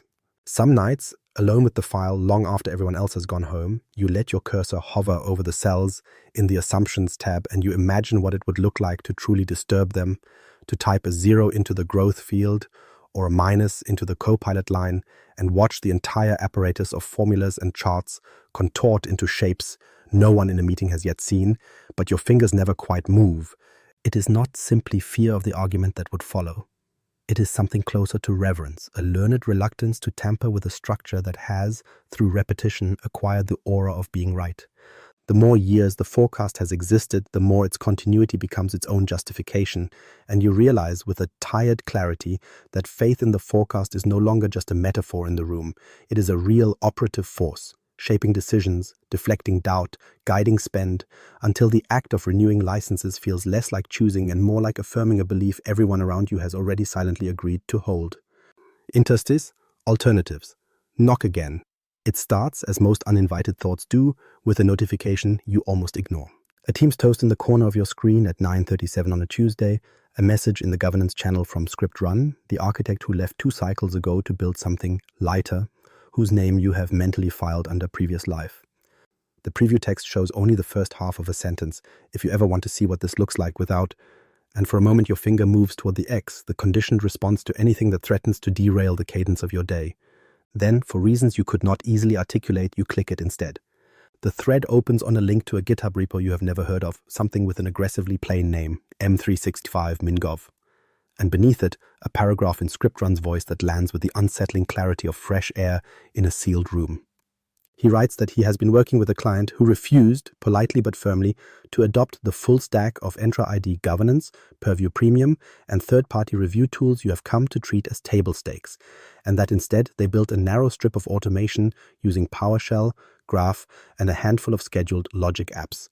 One job that scans for ownerless groups and posts them in a channel until someone claims them, another that lists guests who have not signed in for 90 days and revokes them, a third that runs a weekly what changed in conditional access report and requires human sign-off on any drift. You scroll through the examples he has pasted. Get me group, filter group types, NECC EQ unified, where object owns not, get MG group owner, group it allows the ID, a logic app designer screenshot showing a simple recurrence, HTTP, post to Teams chain, and you feel an unfamiliar sensation in your chest, something like envy mixed with fear. The graphs he includes are crude compared to your polished Power BI models, line charts drawn from CSVs and pinned to a bare SharePoint page, but their captions are disarmingly direct. Ownerless groups over time, guests without recent activity, CA policy changes per week. There is no maturity index, no amber horizon line, just questions that can be answered with yes or no. Rendercore, another old name from the early workshops, appears in the chat a few minutes later, evidently having been mentioned before you, and adds a short comment that turns the knife with its very casualness. We did something similar, she writes. 5 rules, all in one place. Everyone can read them. No readiness score. Just a page that says, we don't allow anonymous links, we expire guests, we review owners once a quarter, we don't create new policies without deleting an old one, we don't buy licenses to solve naming problems. She ends with, it's boring as hell and we sleep fine. A line that makes your jaw tighten because of how precisely it contradicts the story you have been living, in which boredom is the one thing governance cannot be allowed to become. You type, erase, and retype a reply 3 times before settling on something neutral. Interesting approaches. Would love to understand how you handle audit expectations. And almost immediately, the voice that lives in your head now, the one that sounds like the consultant and the dashboard and your own past emails blended together, supplies the counter-narrative. Immature paths, it whispers, not in words you see on the screen, but in the tone that colors your thoughts. Unsustainable at scale, no formal control mapping, no defensible posture when regulators arrive. You feel yourself relax as you mentally attach those labels, filing scriptrun's repo and render core's rules into the safe category marked experiments, the place where ideas go when they have not yet been blessed by a framework. Still, something of the disturbance remains. You bookmark the repo in a folder you have never used before, alternatives, and as you drag it there, you notice that the folder already contains 2 links. You do not remember saving. A blog post about running access reviews with nothing more than Entra P2, and a weekly CSV, a talk from an internal summit where someone argued that team sprawl was better addressed with naming conventions and social norms than with provisioning tools. For a fleeting instant, you see the outline of another possible life, one in which governance is a handful of hard, human-readable rules instead of a lattice of indices and loops, and the sight of it is so stark that you close the browser, reopen the Compliance Manager dashboard, and let the familiar percentages wash back over the feeling until the alternatives recede into the quiet, archived space where all variance eventually goes. Loop 6, Budget Renewal. Identity secured. By the 6th budget renewal, the distinction between what you fund and who you are has thinned to the point of translucence, and when the renewal deck for Microsoft 365 Governance lands in your inbox this time, already half populated by the templates finance now maintains, you notice how naturally the language of identity has settled into its slides, not as a topic to be debated, but as a premise that every number rests on. The title is no longer M365 Security and Compliance Renewal, it is Identity and Access Continuity Plan. And in the opening paragraph, written by someone in your own team months ago and reused without edit, the phrase "our identity fabric" appears twice in 3 sentences, as if the tenant itself were a kind of skin the organization wears, and renewing licenses a way of stitching it closed each year. You flip to the financial summary and see the familiar columns for Entra ID governance, conditional access, privileged identity management, and the all-encompassing E5 line, each with its current, proposed, and delta values, the deltas neatly contained within that magical band of +3 to +5%. Finance has come to treat as acceptable deviation. Underneath, in smaller text that you once agonized over but now barely read, the justification bullets repeat their litany. Support for lifecycle workflows, joiner, mover/lever, expansion of access reviews, increased coverage for PIM-protected roles. You know each of these stories by heart can point to the Entra workflows that automatically disable accounts when HR changes a status, the access review campaigns that send periodic nags to managers who never log into the portal, the PIM configurations that force global admins through an approval step before they can elevate. What strikes you this time is not their operational truth, but the way they are framed as existential. Without these, the deck implies you would not simply have a less efficient IT department, you would lack a coherent self. In the renewal workshop, the CFO makes this explicit without quite realizing it. Looking at a stacked bar chart of security and identity spend as % of I to OPEX, they say, almost offhand, "This is the cost of knowing who's in our house." And the room nods, grateful for the metaphor.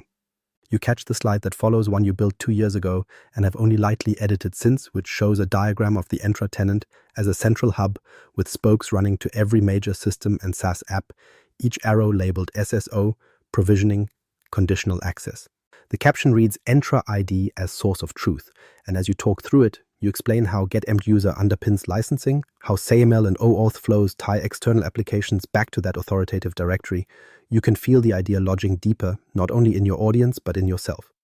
That the directory, with its guides and claims and group memberships, is not just a tool you use, but the canonical representation of the organization's existence. This is why when someone from procurement tentatively asks whether there is any room to negotiate on Entra ID governance seats, you hear something more transgressive than a simple cost-saving question. You respond by invoking risk, the familiar phrases about identity as the new perimeter, about attackers targeting credentials rather than firewalls. But underneath those arguments lies a quieter conviction you no longer trouble to examine, that to pare back governance here would be to thin the very membrane that defines where your organization ends and the outside begins. Licenses are not just entitlements in a SKU list. They are the right to continue telling a coherent story about who is allowed to do what. The Microsoft account team has learned to play this chord with perfect pitch. In their QBR, they bring a slide titled Securing Your Human and Workload Identities, with 2 columns of bullets listing Entra features you already use and new ones you might, and in the center, a simple statement. Identity is your control plane. It is a sentence you have heard at conferences, in webinars, in white papers, but there is something about seeing it written over your own tenants' usage graphs that makes it hard to treat as marketing. Their presenter points to the chart showing privileged role activations through PM, raised from a raw dump of get meg role management directory role as assignment schedule instance, and overlays it with a bar representing the number of successful high-risk sign-ins blocked by conditional access in the last quarter. This is who you are not, they say, meaning the would-be attackers, and in the room a subtle emotional line is drawn. Continuing to pay is not just pragmatic, it is a way of affirming that you remain distinct from the chaos at your edges. Somewhere inside you, a more skeptical voice clears its throat and reminds you that identities are abstractions, that user objects and service principles are, in the end, records in a database, mutable and fallible and occasionally wrong. You remember the orphaned accounts you have found in late-night Entra queries? Get MGuser, filter, account-enabled EQ true and extensions M365 departed EQ true. The zombie service principles left behind by decommissioned apps, the guests whose last sign-in dates are old enough to predate your current CEO. These anomalies do not break the story, though. They are captured and repurposed as evidence that you need more of the very controls that fail to prevent them. Identity sprawl highlights the importance of lifecycle workflows you write in the renewal deck, and no one blinks at the circularity. By the time the renewal approval email lands, tersely confirming that Entra ID governance and related identity controls have been approved as requested, you have stopped feeling the small jolt you once did at the sight of those words. The loop has completed its turn. Role equals renewal, renewal equals role. Your existence as the person who keeps identity secure is bound so tightly to the continuation of these line items that you can no longer cleanly imagine one without the other. Budget is no longer a separate terrain you traverse with arguments and charts. It is the shadow your definition of self casts on a spreadsheet, and as long as that self remains intact, the numbers that sustain it will move, almost of their own accord, into the next fiscal year. Loop 6, Admin Center Audit, Evidence of Belief. By the 6th Admin Center Audit, you have stopped thinking of the portals as mere tools that expose configuration and have begun to experience them, reluctantly but undeniably, as mirrors that reflect back what you already believe about the tenant, the program, and yourself. And as you sign in yet again to Entra and Teams and Purview on a grey Monday morning, it occurs to you that the sequence of clicks you are about to perform is less an investigation and more a liturgy that confirms in data and charts and exported CSVs the faith you have spent years helping everyone else acquire. You start as always on the Entra landing page, where the identity governance blade sits in the left navigation, not because you pinned it there, but because the system has learned from your patterns that you will go there next. And when the panel opens with its tiles for access reviews, entitlement management, and lifecycle workflows, the metrics they show are uncannily aligned to the story you expect. Campaigns active, packages in use, workflows executed in the thousands. You click into access reviews and run the same graph query you saved 3 loops ago. A get, identity governance, access reviews decisions filter by current user onto reviewer that filters down to the decisions assigned to you personally, and the JSON that comes back when rendered in the portal, shows what you have quietly come to rely on as proof that the program is real. Hundreds of rows marked approved, a handful denied, timestamps spaced out in ways that suggest deliberation, even though you know that many of those approvals were applied in batches with a single click. You export them to CSV, not because anyone has ever asked for this level of detail in an audit, but because seeing the file land in your downloads folder with a name like Access Review Decisions or U 2025-1104 CSV satisfies some deep part of you that wants tangible artifacts, things you could hand to a skeptical auditor and say, look, decisions were made here. From there, you pivot to the Enterprise Applications view and filter for sign-in status, success, conditional access applied, then export the last 30 days of sign-in logs with get audit logs sign-ins, filter conditional access status EQ success. The resulting table, when loaded into Power BI, produces a bar chart that you have learned to love. Counts of sessions where policies intervened, MFA was enforced, risk was evaluated. In a previous life, you might have interrogated whether these interventions mattered, whether any real attacker was turned away, whether users were meaningfully safer. Now the bars themselves are enough. concrete evidence that the controls you have funded are active, moving, doing something. When you paste that chart into the audit deck under the heading Identity Protections Applied, no one in the steering committee asks for more than that, because the existence of the bars confirms the belief they already carry into the room that identity is being guarded by visible, measurable means. Teams offers a similar comfort. In the admin center, you select Analytics and Reports, open Teams Usage Report, and adjust the date range to align with the audit period, watching as the service generates a heat map of active teams, messages sent, meetings held. Then, almost as an afterthought, you tick the box for Show Only Teams with sensitivity labels and feel a small, irrational satisfaction when the majority of entries remain. You export this filtered list to Excel, where columns for team name, label, and last activity line up into a tableau that can be sorted and colored, and as you highlight the rows tagged confidential and highly confidential, you are not analyzing risk so much as reaffirming that the taxonomy you pushed, the labels you fought for budget to implement, have taken hold in the wild. The mere fact that the label column is no longer sparsely populated but densely filled stands in your mind as evidence that governance is not just an overlay, it is woven into daily collaboration. Purview, with its dense set of blades and reports, has become your richest source of reassurance, and you navigate to it now with practiced ease, opening data loss prevention and selecting policy matches for the quarter. The numbers are high, as you know they will be. Thousands of incidents where content matched a rule, hundreds where a user saw a policy tip, dozens where sharing was blocked, and you do not dwell on the known problem of false positives, on the countless times people have clicked override with justification to move work along. Instead, you screenshot the line chart that shows DLP events over time and drop it into your evidence pack, captioned Controls Actively Monitor and Enforce.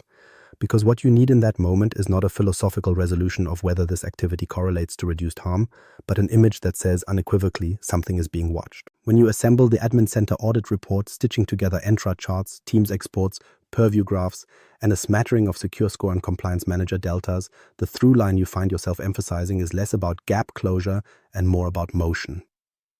We executed 1,247 lifecycle workflows, you write, quoting a tally from Get on identity governance. Lifecycle, workflows, user processing results, count.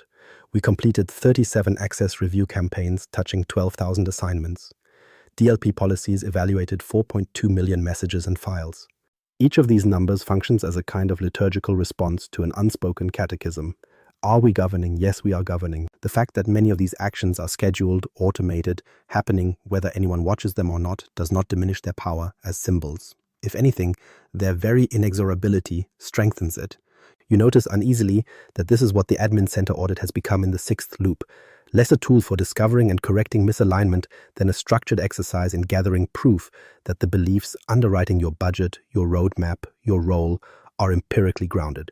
Every chart you choose, every export you pull, every metric you showcase is selected not only because it reveals something about configuration, but because it shores up a shared conviction that governance is necessary, active, and worth continuing. When you stand in front of the steering committee and narrate these slides, pointing to bars and lines and counts that match the story everyone already carries, you realize that the true object of the audit is not the tenant at all. It is the faith of the people looking at it. And the evidence you provide is not evidence of control, but evidence that believing in control still feels justified. Loop 6, Compliance Workshop. Virtue as variance. By the sixth Compliance Workshop, the language in the room has completed its slow inversion. And what began years ago as anxious talk about gaps and deviations has almost imperceptibly transformed into a vocabulary in which difference itself is held up as a kind of moral good, a sign that the organization is watchful, nuanced, alive to complexity. And as you join the call and see the now familiar mosaic of stakeholders from legal, risk, security, HR, and IT, you sense that no one expects to walk away with a smaller set of policies or a clearer, simpler map. They have come, instead, to rehearse the idea that the very proliferation of exceptions and local rules proves their virtue. The opening slide still bears the generic title Compliance Posture and Key Risks, but the subtitle underneath has changed this year at someone's request to Balancing Consistency with Necessary Variance. And that one word, necessary, hangs over the hour like a quiet absolution for everything that will follow. You bring up the Compliance Manager dashboard again, but this time you do not linger on the single composite score. You pivot almost immediately to the breakdown by assessment and region, a multicolored table in which no two columns quite match. You can see here, you say, gesturing at the differences between EMEA, APAC, and the Americas, that our posture is tailored to local regulatory environments, and the varying percentages, the small upticks and downticks across frameworks, become visual proof that the organization is not merely applying a blunt, one-size control set, but is instead expressing a sophisticated, almost artisanal sensitivity to context. A director from the European legal team nods appreciatively and says, "Uniformity would actually worry me." And you feel the axis tilt a little further because you remember when uniformity was the thing you were all chasing. In Purview, you have prepared a set of views that support this new ethic. Rather than showing a single global DLP policy applied everywhere, you surface a matrix of policies with names that encode nuance. EU personal data strict, US financial moderate, APAC PII balanced, each with its own conditions tuned to local tolerance for friction. When someone asks whether they should be concerned that a policy in one region generates far more incidents than its counterpart elsewhere, you respond by explaining that higher variance reflects intentional calibration to business processes. And the uneven bar heights on your chart, which once might have sparked questions about misalignment, are now interpreted as proof that you are not asleep at the wheel. Every divergence can be narrated as a response to some specific need, and in that narration, difference acquires the sheen of care. The same pattern plays out when you present the status of retention policies. You show a Purview retention by location report in which Exchange, SharePoint, Teams, and OneDrive each have their own constellation of policies, some 7 years, some 5, some until event, each tied to a business category, and you emphasize that we have moved away from monolithic retention toward a more risk-aware posture.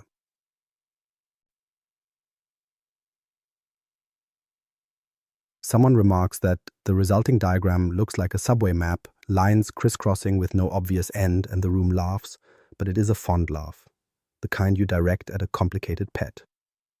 No one suggests simplification. Instead, a compliance manager from a regulated division says, with clear pride, that their area now runs 3 overlapping policies to reflect different statutory horizons, and this stacking is praised as diligence rather than questioned as over-engineering. When you reach the slide that lists exceptions, those Purview records where a control has been explicitly deferred or modified for a business scenario, you notice how the tone has shifted there as well. The list is long, a scrollable table of exception ID, control, scope, owner, review date, and as you scroll through, you comment not on their number but on their governance. Each variance is documented, justified, and scheduled for review, you say, highlighting the next review column, and the mere existence of those future dates is received as evidence that the system is self-correcting, even if experience tells you that many of those dates will quietly roll forward when they arrive. Variance in this framing is not a flaw, it is a disciplined practice, an advanced technique reserved for mature organizations. You are aware dimly that this valorization of variance dovetails perfectly with what the tools want to be. Compliance Manager thrives on mappings and crosswalks and partial implementations. Purview is architected for layered labels and intersecting scopes. DLP is designed to be tuned and retuned in endless consultation with business owners. And as you describe these tuning activities, we will adjust thresholds here. We will refine dictionaries there. You can feel the room leaning into the idea that constant adjustment is itself a sign of health. A perfectly flat dashboard, identical scores and settings everywhere, would now be cause for alarm, a suspicion that someone has stopped paying attention. Toward the end of the workshop, someone from internal audit asks whether you foresee ever reaching a steady state, and the question lands with a curious, almost nostalgic quality, like a relic from an earlier era. You answer honestly that in a landscape of evolving regulations, shifting business models, and emerging technologies, we should expect variance and change to be permanent features of our compliance program. And as you say it, you notice how easily the argument slides from descriptive to prescriptive. Not only is variance inevitable, it is what makes the program virtuous. The more your policies differ by context, the more your controls diverge by risk, the more exceptions you can point to as managed variance, the stronger your case that compliance is not a checkbox but a living practice. When the meeting ends and the summary emails go out, auto-generated notes capturing regional differences acknowledged, exception governance praised, targeted tuning agreed, you sit for a moment with the realization that in the 6th loop, the workshop no longer serves to resolve variance into uniformity. It exists to bless variance as the highest expression of vigilance. In a world where sameness can be automated, what marks you as careful, as ethical, as paying attention is not that every configuration is the same, but that you can point to all the places where it is not and say, with a straight face and a full deck of evidence, that this too is compliance. Loop 6, license true up, merged voices. By the sixth license true up, you realize there is no longer a clean moment when you can say where your own reasoning stops and the system's prompts begin. Because each preparatory step for the exercise is now prefigured by a suggestion, a template, a reminder that arrives before you have consciously decided to ask for it. And when you sit down to build the new reconciliation workbook, Excel opens not to a blank grid, but to the M365 licensing true up template, surfaced in the start screen under Recommended for you, complete with sample queries, placeholder charts, and narrative text in the notes pane that reads, "Use this to explain variances to finance and your Microsoft account team." You hover over the first tab, named Summary, and see that even its commentary cells have been pre-filled by some prior version of yourself or by the Copilot now integrated into the ribbon. Overall picture remains one of steady, strategic investment in identity, security, and compliance, it says, in that neutral, cushiony tone that sounds uncomfortably like your own last year. You move to the Data tab intending to wire up your usual graph connections by hand, but the formula bar is already populated with calls you did not type in this session. Elet data, Power Query. Mget mg subscribe SKU plus get mg user license detail. Nested into named ranges that feed the pivot tables on the right. A small gray prompt appears in the margin, a Copilot suggestion bubble with the text, "I noticed you previously used these APIs for your FY25 reconciliation. Would you like me to refresh them for the current date range and create updated variance views?" And for a moment, you are struck by the eerie feeling that the tool is not merely assisting with a task, but reminding you of your own habits, playing back your behavior as a pattern to be resumed. You click yes because the alternative, clicking no and starting from a blank workbook, feels less like an assertion of autonomy and more like an affectation, an indulgence you no longer have time for.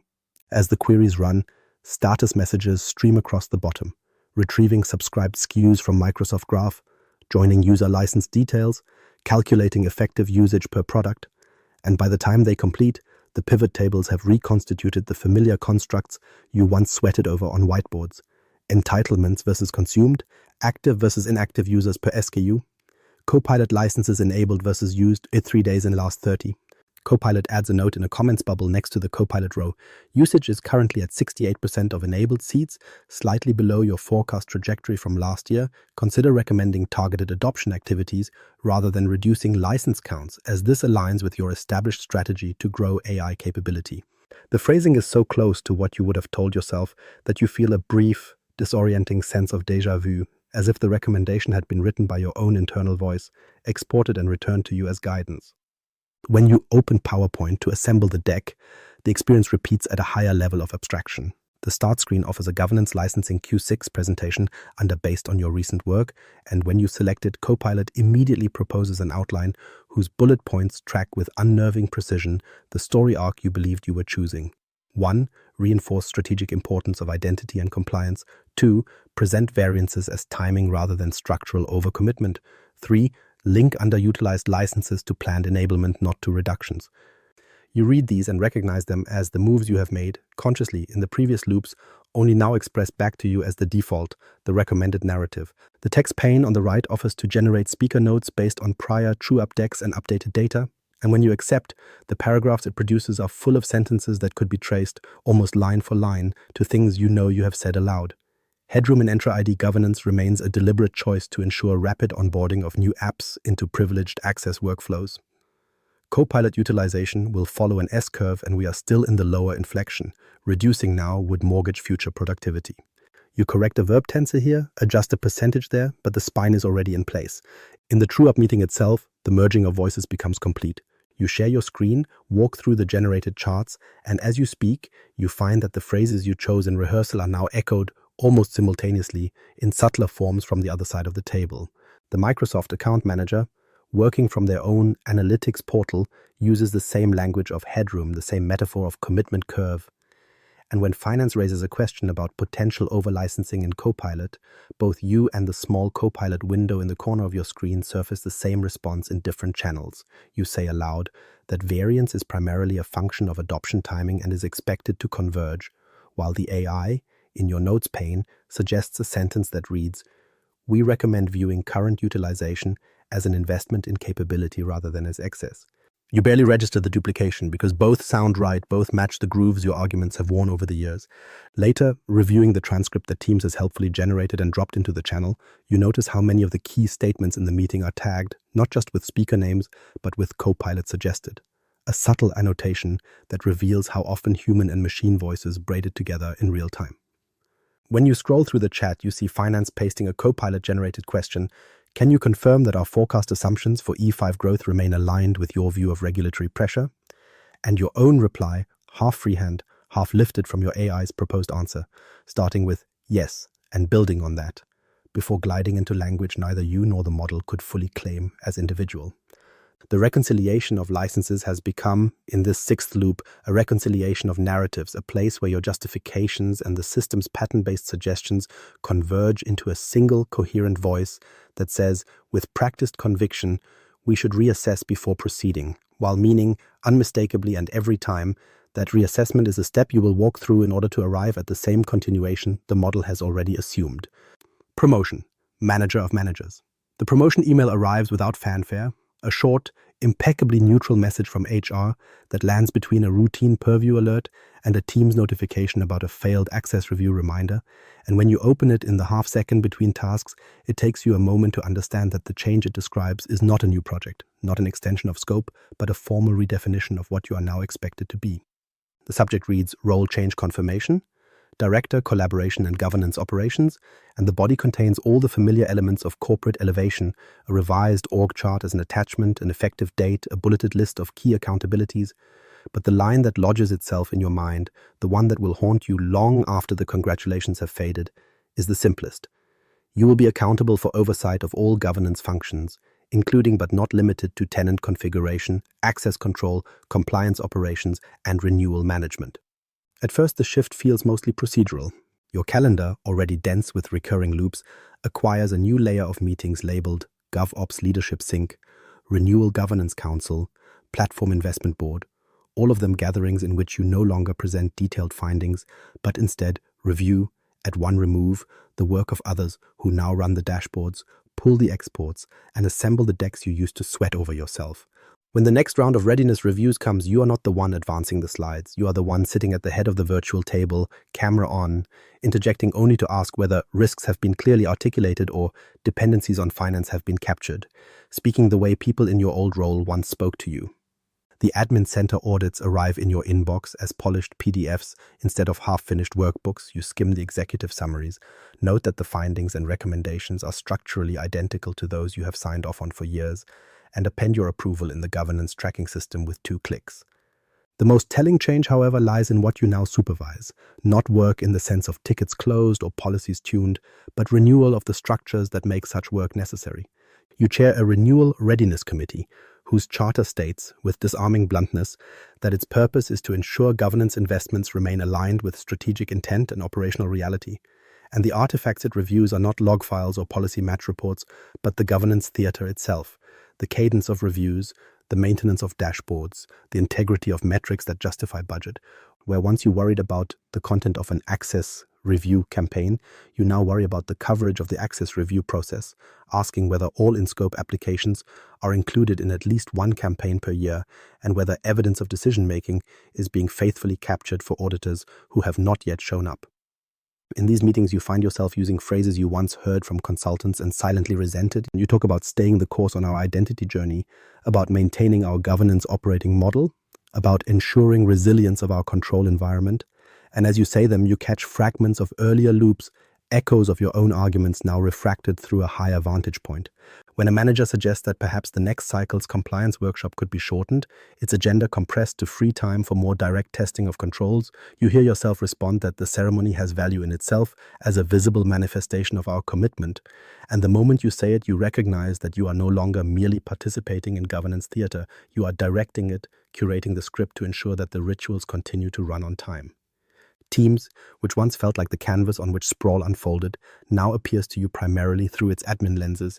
You review reports showing the distribution of sensitivity labels across workspaces, the percentage of teams created through approved templates versus ad hoc, the rate at which the provisioning app is used, and you do not think about the conversations and documents that live inside those containers.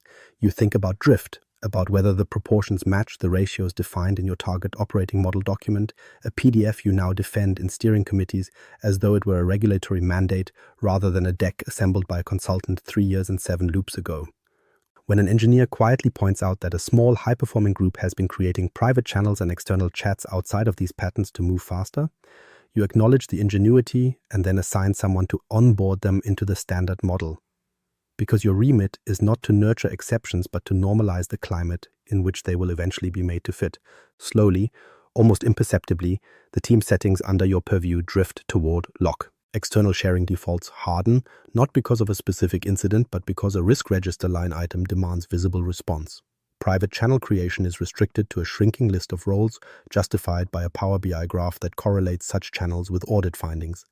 App permissions shift from allow all apps to allow specific apps, not in response to a credible exploit, but as a demonstration that you, as manager of managers, are exerting control. You supervise renewal, not work. You approve assessments, not outcomes. You manage the ritual, ensuring that the calendar of loops, readiness, budget, audit, compliance, true up, continues to tick forward without interruption. And as this new equilibrium settles in, you notice with a chill that feels almost like relief that the inner voice, which once narrated your doubts, has grown very quiet indeed, because for the first time in years, it no longer needs to persuade you of anything. It has the org chart, the role description, and the weight of your own authority to do that on its behalf. Loop 7, Readiness Review. The noun consumes the verb. By the 7th Readiness Review, the word readiness has ceased to function as a description of a state that might rise or fall, and has instead hardened into the name of a thing you possess, an asset that can be referenced and displayed and renewed. And when the invite lands on calendars as Quarterly Tenant Readiness Review, nobody reads it as a question anymore. Nobody wonders ready for what, because the noun has consumed the verb so completely that to attend is simply to acknowledge that the organization has readiness, the way it has buildings and contracts and trademarks. You open the familiar deck, now versioned automatically in SharePoint as Tenant Readiness, the V37, PPTX, and notice that the title slide no longer includes a date. It is a template in the purest sense, an artifact whose applicability is assumed across time, updated only by the small integer in the footer that increments quietly with each cycle. The dashboard that once tried to measure motion now presents itself as a certificate. The first slide after the title is no longer a line chart or a radar plot, but a badge graphic exported from Power BI, a stylized shield flanked by laurel leaves around a single line of text. Tenant Readiness Level 3.2, Managed. Beneath it sit 3 succinct bullet points that Copilot proposed last quarter and nobody has felt the need to change. Core controls defined and implemented. Ongoing monitoring in place. Continuous improvement processes established. There is no mention of specific actions taken in the last 90 days, no breakdown of which metric moved by how much. Instead, the level number is treated as a classification, a property the tenant has earned, and as you read it aloud, you hear yourself saying, "We remain at level 3.2, as if it were a credit rating awarded by an external agency rather than a composite index you assembled from Secure Score, Compliance Manager, and a handful of custom measures. The mechanics beneath the badge still exist, of course. In the hidden tabs of the Power BI model, you can see the DAX that calculates readiness level, a sprawling expression that normalizes half a dozen inputs, percentage of active accounts under conditional access, access review coverage, proportion of labeled content, distribution of lifecycle workflows, into a single value on a 5-point scale. You remember the care with which you once tuned those weightings, arguing with yourself about whether identity controls should count for more than data controls, whether external collaboration should be penalized for each unmanaged guest.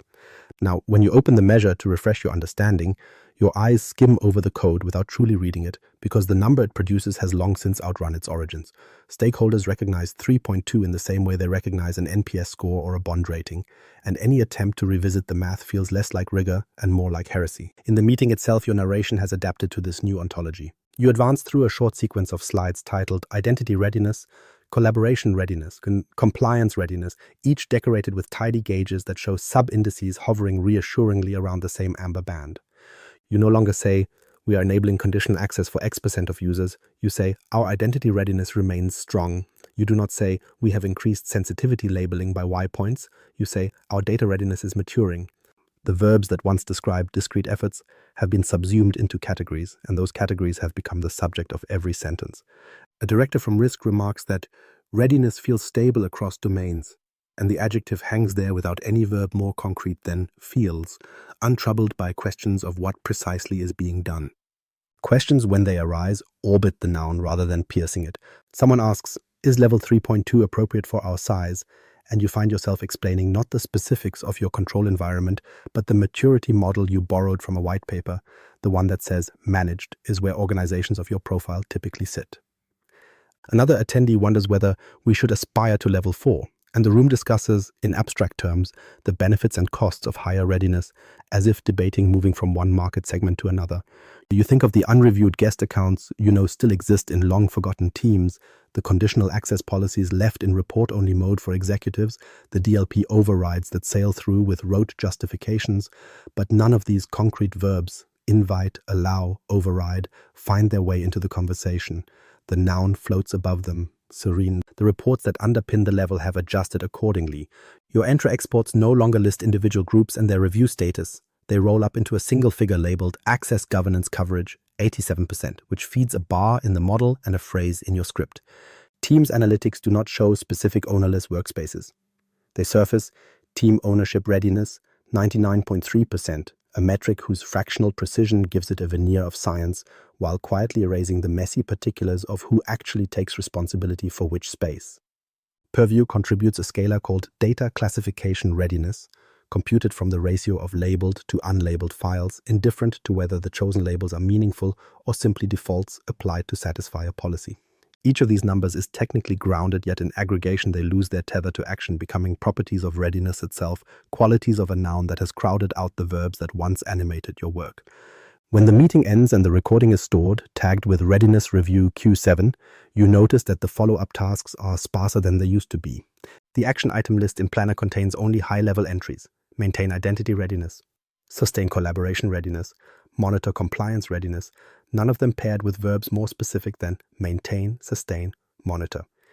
Your team will, in the days ahead, map these broad directives back onto concrete steps, tuning a policy here, nudging a business unit there, but in the formal life of the loop, those motions are no longer the headline. Readiness, the thing, stands on its own, occupying the center of the stage while the doing recedes to the wings, and as you close your laptop, you realize how completely you have come to inhabit a world where the most important work you present is not what you change, but what you can continue to name. Loop 7, Budget Renewal, Climate Control. By the 7th budget renewal, the process has acquired the slow, predictable regularity of weather patterns, and when the email from finance appears with its subject line, FY26 Governance and Collaboration Run Rate Review, you feel the same muted recognition you have on the first cold morning of autumn. Not surprised, not exactly engaged, simply aware that a season has turned again and that your job is to dress appropriately. The workbook attached is no longer something you build from scratch. It is a living template, revised in small increments over years. Its tabs named with a confidence that borders on hubris. Baseline climate, forecast systems, variance fronts, mitigation actions. The opening sheet shows a stacked area chart of security and compliance spend over time, a smooth, gentle rise that could just as easily represent average temperatures as dollars, and beneath it a note, written 2 cycles ago and blessed by FP&A, that reads, "Our governance investment stabilizes the operating climate in which digital business can flourish." In the review meeting, held now as a matter of ritual each January, the conversation has shifted decisively away from whether to fund specific tools or programs and toward how to interpret the graphs that show their aggregated effects. The CFO shares a slide titled Control Climate Overview, where 3 lines, identity controls, collaboration controls, data controls, are plotted against a notional comfort band shaded in pale green, and remarks that we want to stay within this range, neither overcooling productivity nor overheating risk. No one asks what would constitute overcooling in concrete terms, which conditional access policies that might mean loosening, which DLP rules relaxing. The metaphor carries enough explanatory power to summon nods around the table. Governance, in this framing, is no longer a set of discrete purchases but a thermostat, and budget renewal is the act of agreeing that the current setting is about right. You present your own materials into this climatic narrative with a fluency that startles you every time you hear it. The spreadsheet cells you once populated with product names and user counts now roll up into categories your slides refer to as pressure systems. A bar for tenant hygiene that encompasses Entra ID governance, admin center automation, and lifecycle workflows. A bar for perimeter conditioning that wraps conditional access, MFA, and sign-in risk. a bar for atmospheric clarity that bundles Purview, Compliance Manager, and reporting tools. Under each, you show a simple 3-row table: current spend, proposed spend, variance, and your commentary is no longer a justification of each line item, but an assurance that nothing in these columns will trigger a storm.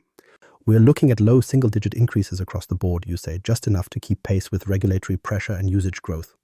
And the room hears stable forecast, no abrupt fronts.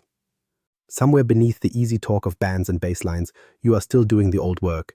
You pull get-subscribed SKU and cross-reference it with user activity reports. You reconcile Copilot utilization against entitlements. You check that Entra ID governance seats still outnumber defined access packages and review scopes. But these specific verbs no longer make it into the budget narrative. Instead, they are abstracted into phrases like, "We continue to see strong utilization in our control stack," or "We have sufficient headroom to absorb forecasted demand." And the conversation glides along the surface of these generalities like a jet stream, high above the geography, where someone might ask, for example, whether a particular business unit really needs PIM-protected roles, or whether one more year of identity sprawl would materially change their risk. When finance does raise concerns, they are framed in meteorological terms. A controller points to a segment of the chart where governance spend edges slightly above the comfort band and asks whether there is a risk of overconditioning, and you respond by showing a page from the risk register where several high-impact findings, third-party access, ungoverned shadow tenants, legacy mailboxes, are marked with mitigation plans that depend on the very investments in question. These are like known heat sources, you say, half hearing yourself from outside your body, and these controls are our cooling towers. And the metaphor does more to still the question than any enumeration of features could. To cut here would be to invite volatility, to accept more storms, and no one in the room wants to be the person who votes for bad weather. The Microsoft account team has of course learned this language as well, and their slides now include a governance climate benchmark, a tidy chart that places your spend as a percentage of IT OPEX against an anonymized peer group. Your dot sits dead center in the band labeled healthy, and the representative offers the line with a practiced mix of gravitas and reassurance. You're right where we'd expect a mature organization of your size to be. The implication is clear. Lowering your spend would drop you into the under-conditioned zone, a place marked on their chart with soft warning colors and bullet points about increased breach likelihood, while aggressive cuts could push you into unstable, a patch of orange no one lingers on. The idea that you might, with careful work, actually reduce tooling or simplify controls without altering your overall climate has no conceptual slot in this diagram, and so it does not enter the discussion. By the time the renewal form reaches the executive approval queue in the procurement system, the line items have been reduced to a single figure labeled Governance Climate Control Services, a bundled amount that covers everything from Entra ID governance to the provisioning app to third-party monitoring. The approver sees only that the number falls within the band they have been shown, that it climbs at a rate that matches the smooth slope in the multi-year chart. And they click approve with the same detached confidence you now feel in your own role. No one has decided in this 7th loop that a specific control is indispensable or that a particular license cannot be questioned. Instead, you have all agreed, implicitly, that the climate as currently maintained is preferable to the uncertainty of change, and that the safest course of action is to let the thermostat stay where it is.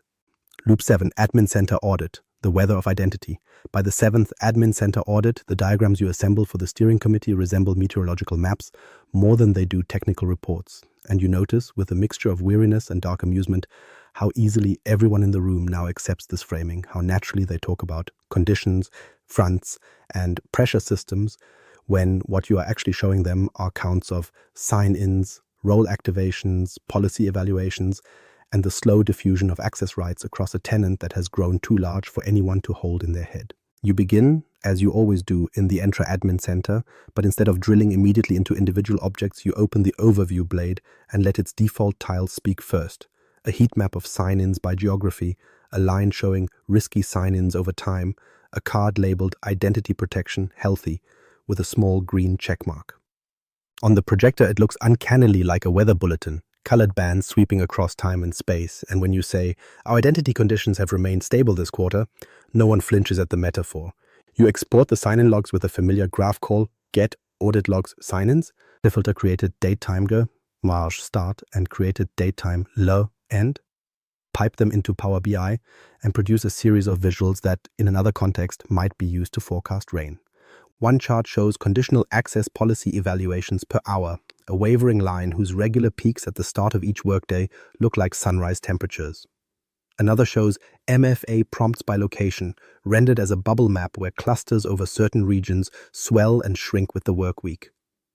You annotate them with phrases like steady enforcement pattern, no unusual spikes, predictable diurnal cycle, and as you do, you realize that you are no longer primarily concerned with the substance of each event, who signed in, from where, with what device, but with their aggregate regularity, their reassurance that the atmosphere of identity is not experiencing any sudden dramatic shifts.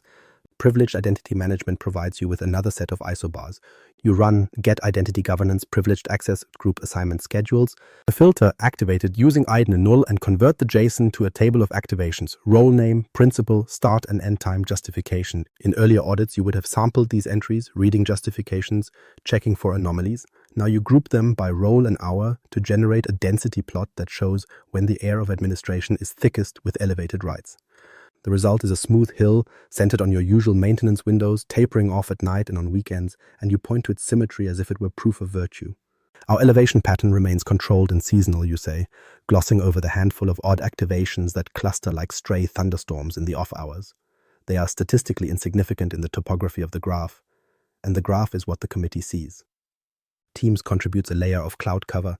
In its admin center, you call up active users and Teams usage reports, then overlay them with Entra's guest user sign-ins export, building a composite view in which internal and external collaboration swirl together like satellite imagery of two air masses meeting.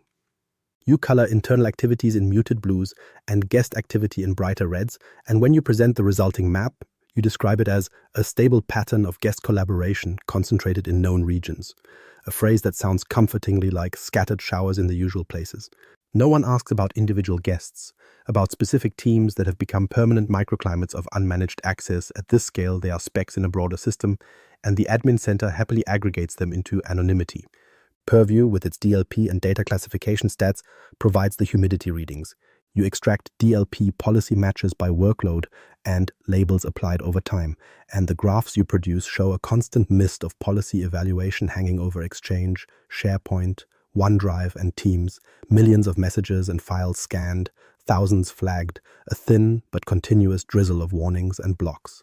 You choose not to segment by true positive versus false positive, not because you are indifferent, but because the tooling does not make that distinction easy, and the audit does not ask for it. Instead, you write beneath a stacked column chart, DLP controls consistently active across workloads, and the sense that something is always condensing and evaporating in the data layer reassures everyone that there are no sudden droughts of oversight. As you assemble these perspectives into a single identity weather overview slide, complete with a legend and small icons, a shield for conditional access, a key for PIM, a cloud for DLP, you become uncomfortably aware that the admin center audit has, in this seventh loop, ceased to be a search for discrete misconfigurations and has become a ritual confirmation that the climate remains within expected bounds. You still spot issues in the raw data, an old emergency access account that never rotates credentials, a legacy application with broad delegated permissions, a regional office with an odd spike in failed sign-ins. But in the narrative you carry upward, these are described as isolated events, local disturbances, addressed through standard remediation, weather phrases that allow the larger picture to stay smooth. The committee, hearing that the fronts are where they should be and the pressure systems are unchanged, thanks you for keeping an eye on the sky, and approves the audit findings without probing the ground beneath, because at this point, identity, like weather, is something they expect to be told about, not something they imagine they can truly govern. Loop 7. Compliance Workshop. Consecration. By the 7th Compliance Workshop, the tone in the room has crossed a threshold so subtle that you can only see it when you compare it to your own memories of earlier cycles, because what used to feel like a working session, messy, argumentative, occasionally uncomfortable, now unfolds with the stately, measured pacing of a service, a sequence of familiar elements whose order is known in advance and whose purpose is less to decide anything new than to reaffirm in public that what already exists is right. The invite still calls it a workshop, but the agenda slide, projected at the top of the hour, tells the truer story. Welcome and opening, review of key checklists, dashboard reading, policy affirmations, closing reflections. You could almost assign hymns to each bullet point. You begin, as you always do, with what everyone now casually refers to as the blessings of the checklists. On screen, you bring up the master control list exported from Compliance Manager, rows and columns of controls and statuses, green checks for implemented, blue circles for in progress, gray dashes for not applicable, and you scroll slowly down the page while narrating, in a voice that has unconsciously taken on the cadence of recitation, the names and codes that frame your world. M365 DPB 101 encryption at rest, ISO 27001A, 9.1 access control policy, NIST AC2 account management. No one interrupts to ask whether any of these controls have actually changed behavior on the ground. The act of hearing them spoken, of seeing the icons align in their rows, is itself the reassurance they have come for. From there, you move to what the group has started to call, without irony, the anointing of dashboards. You share the Purview compliance portal and open the overview page, where tiles for data loss prevention, information protection, insider risk, and e-discovery glow in their branded blues and purples, each with a succinct status label: healthy, active, configured. You click into DLP and show the policy summary, not drilling into individual rules, but pausing on the card that says policies, 14 locations, all, and you describe this in a phrase that first slipped out of your mouth 2 loops ago and has been repeated ever since as full coverage of our digital estate. The numbers have become sacraments. To question them now would feel like doubting the host on the altar. The liturgy continues with what someone once jokingly called the liturgy of labels, a joke that has long since lost its edge. You display a report from Purview's information protection blade that lists your sensitivity labels down the left: public, internal, confidential, highly confidential, plus a scattering of department-specific variants, and across the top a count of how many items in each major workload bear each mark. The table is dense, hard to pass at a glance, but you do not ask anyone to. Instead, you highlight the grand total at the bottom, the percentage of content now carrying some label, and you lead the room in the familiar refrain: we are moving from unlabeled to labeled, from unknown to known. No one brings up the countless files stamped internal, because that is the default. The important thing in this ritual is that the taxonomy exists, that it has been written and applied, that the universe of documents is no longer officially nameless. What strikes you most sitting here in the 7th loop is how the room itself has adapted its posture to match the ceremony. In earlier years, legal would press for specifics, risk would challenge assumptions, operations would complain about friction. Now their contributions come in the form of gentle affirmations, short phrases that function less as scrutiny and more as antiphon. When you pause after a slide showing DLP policy hits, someone says, "Good to see continued vigilance." After a chart of access review completion rates, another adds, "This demonstrates strong accountability." You notice how often the word demonstrates appears, how rarely anyone asks whether the underlying human behaviors have shifted, and you realize that compliance, in this consecrated form, is no longer about altering conduct, but about maintaining a visible, defensible pattern of attention. Toward the close, you run what the agenda calls policy affirmations, a segment that has replaced the open Q&A with a curated sequence of questions you project on screen, each followed by a show of digital hands or a flurry of thumbs-up reactions. Do we affirm the current DLP policy set as appropriate to our risk appetite? You read, and icons bloom in the participant bar. Do we affirm the current sensitivity label taxonomy as sufficient for our needs?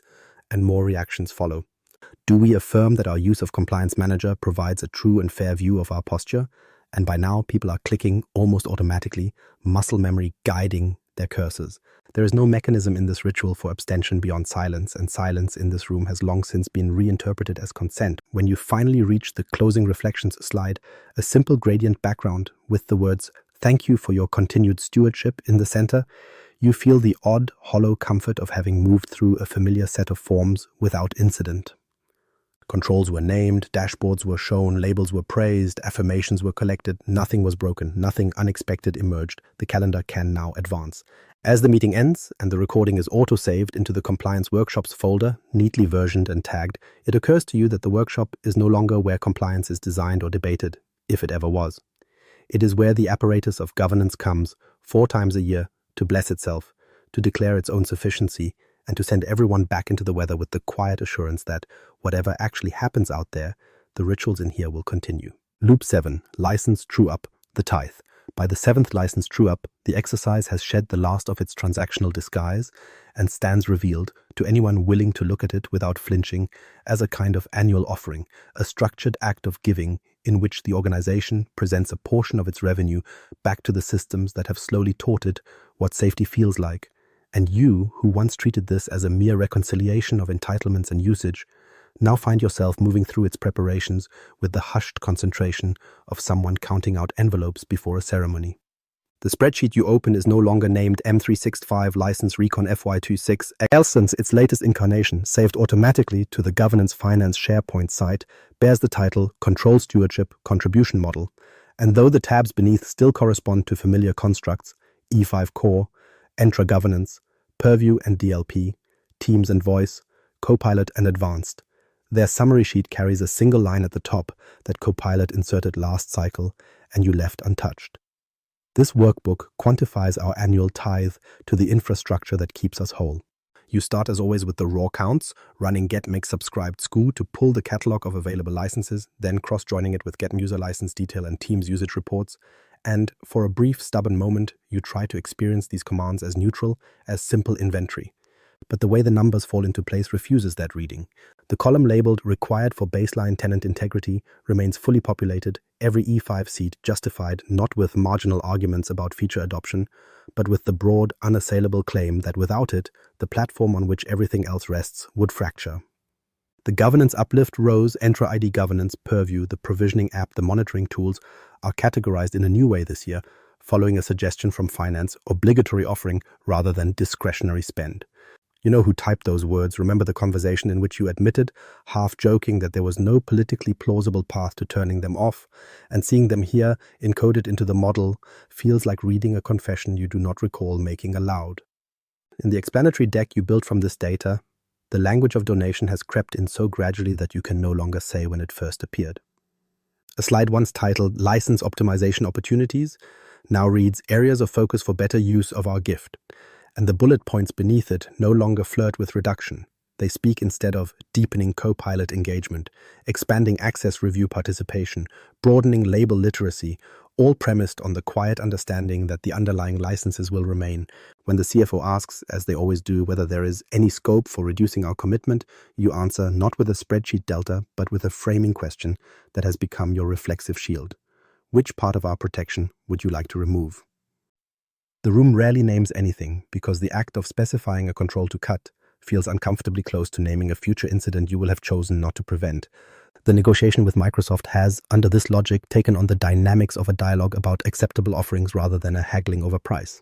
Their account team arrives with a value realization report that shows in painstaking charts how many conditional access decisions were evaluated, how many DLP matches were triggered, how many PIM activations were time-bound, and they use these counts the way a priest might cite answered prayers, not as guarantees, but as evidence that the tithe you gave last year did not disappear into nothingness. In return, you bring your own charts, secure score improvements, audit findings averted, near misses caught by a policy, laying them side by side until a rough equilibrium of narratives forms, an unspoken agreement that the exchange rate between money and control has remained within an acceptable band.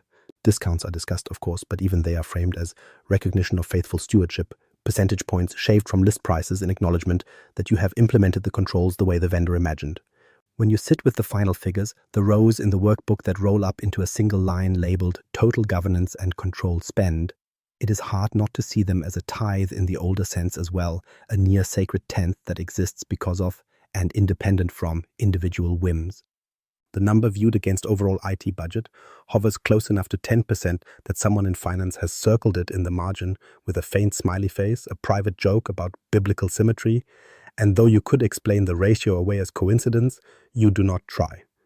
There is a certain relief in treating this portion of the budget as effectively pre-committed, carved out by long-running narratives about identity as perimeter, data as liability, tenants as living organisms. Your work in the true-up by the seventh loop is not to decide whether to give or even how much, but to ensure that the act of giving can be documented as prudent, strategic, aligned with both internal policy and external expectation, so that when auditors and executives and vendors all look back at the ledger, they will see not a series of arbitrary purchases, but a steady, almost devotional line of transfers from revenue to reassurance. What unsettles you in quieter moments is not the size of the tithe, but the narrowing of imagination it represents. You still know, at a technical level, that different architectures are possible, that governance could in theory be delivered with fewer products, simpler controls, more trust in human judgment and less in layered automation, but each cycle of the true-up makes those alternatives feel more like heresies than options. The model in front of you, with its well-worn formulas and gently rising totals, tells a comfortable story. The organization prospers, and each year, as a sign of gratitude and fear, it sets aside a portion of that prosperity to feed the mechanisms that promise to keep its identity intact. You are the one who carries that offering to the altar of procurement, who signs the forms and speaks the justifications. And as you click submit on the renewal order, you realize that whatever you may privately think about theology, you have become, in every operational sense that matters here, clergy. Epilogue, normalization. There is no single moment when it becomes normal. There is only the slow erosion of alternatives, the steady smoothing of edges, until the loops that once felt like projects and initiatives settle into the background hum of organizational life, indistinguishable from HVAC noise or the faint vibration of the building's generators. The readiness reviews, the budget renewals, the admin center audits, the compliance workshops, the license true-ups, each still arrives on its appointed cadence, each still generates decks and minutes and action items, but the emotional charge has drained from them, the adrenaline of "we must fix this" replaced by the softer, heavier sensation of "we do this because this is what we do." You notice one quarter that attendance has stabilized, no longer surging when a new regulation drops or dipping when a scandal breaks elsewhere, but holding to the same predictable roster of names and titles, as if the organization has found its governance equilibrium and now orbits it with quiet, exhausted fidelity. You walk the corridors, physical, digital, it hardly matters which, and see the signs of this normalization everywhere. On walls, posters from Security Awareness Month show icons of shields and keys over the slogan "Identity First," faded around the edges from years of sunlight and indifference. In Teams channels titled GovOps, Compliance, Identity, messages accumulate in a steady trickle. Links to new white papers, notifications from Purview or Entra, auto-generated summaries of meetings in which nothing surprising was said. The dashboards you once tuned obsessively now run on their own, fed by connectors and scheduled refreshes, their gauges and heat maps updating without comment, like weather stations reporting on a climate no one expects to change. New hires are told during onboarding that we are a mature organization from a governance point of view, and they accept this the way they accept the laptop model they are issued, as a fact about the environment they have joined, rather than an achievement that might still be questioned. Your own habits illustrate the shift more starkly than any metric could. Where you once approached each admin portal with the hunter's alertness, looking for anomalies to chase down, you now log in with the resigned familiarity of someone checking their bank balance, not hoping for good news so much as verifying the absence of disaster. You scroll through Entra sign-in logs, Teams usage reports, Purview policy matches, and unless something leaps out in neon, a massive spike in failures, an outage banner, you let the patterns wash over you, satisfied that they look roughly as they did last month. The narrative you bring to steering committees is not one of conquest or imminent threat, but of continuity. Things remain under control, you say, and the phrase no longer refers to a state you actively maintain. It describes a condition that everyone has agreed to experience as inevitable.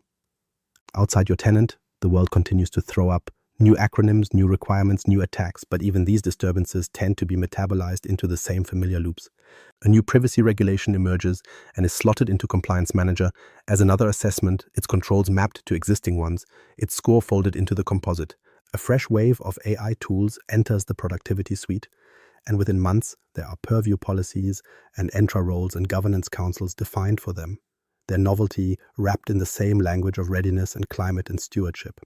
Occasionally, a consultant arrives with a deck about next-generation governance, full of diagrams that look uncannily like the ones you adopted 3 loops ago, and you nod through their presentation, recognizing your own trajectory in their sales pitch and feeling, in spite of yourself, a grim solidarity.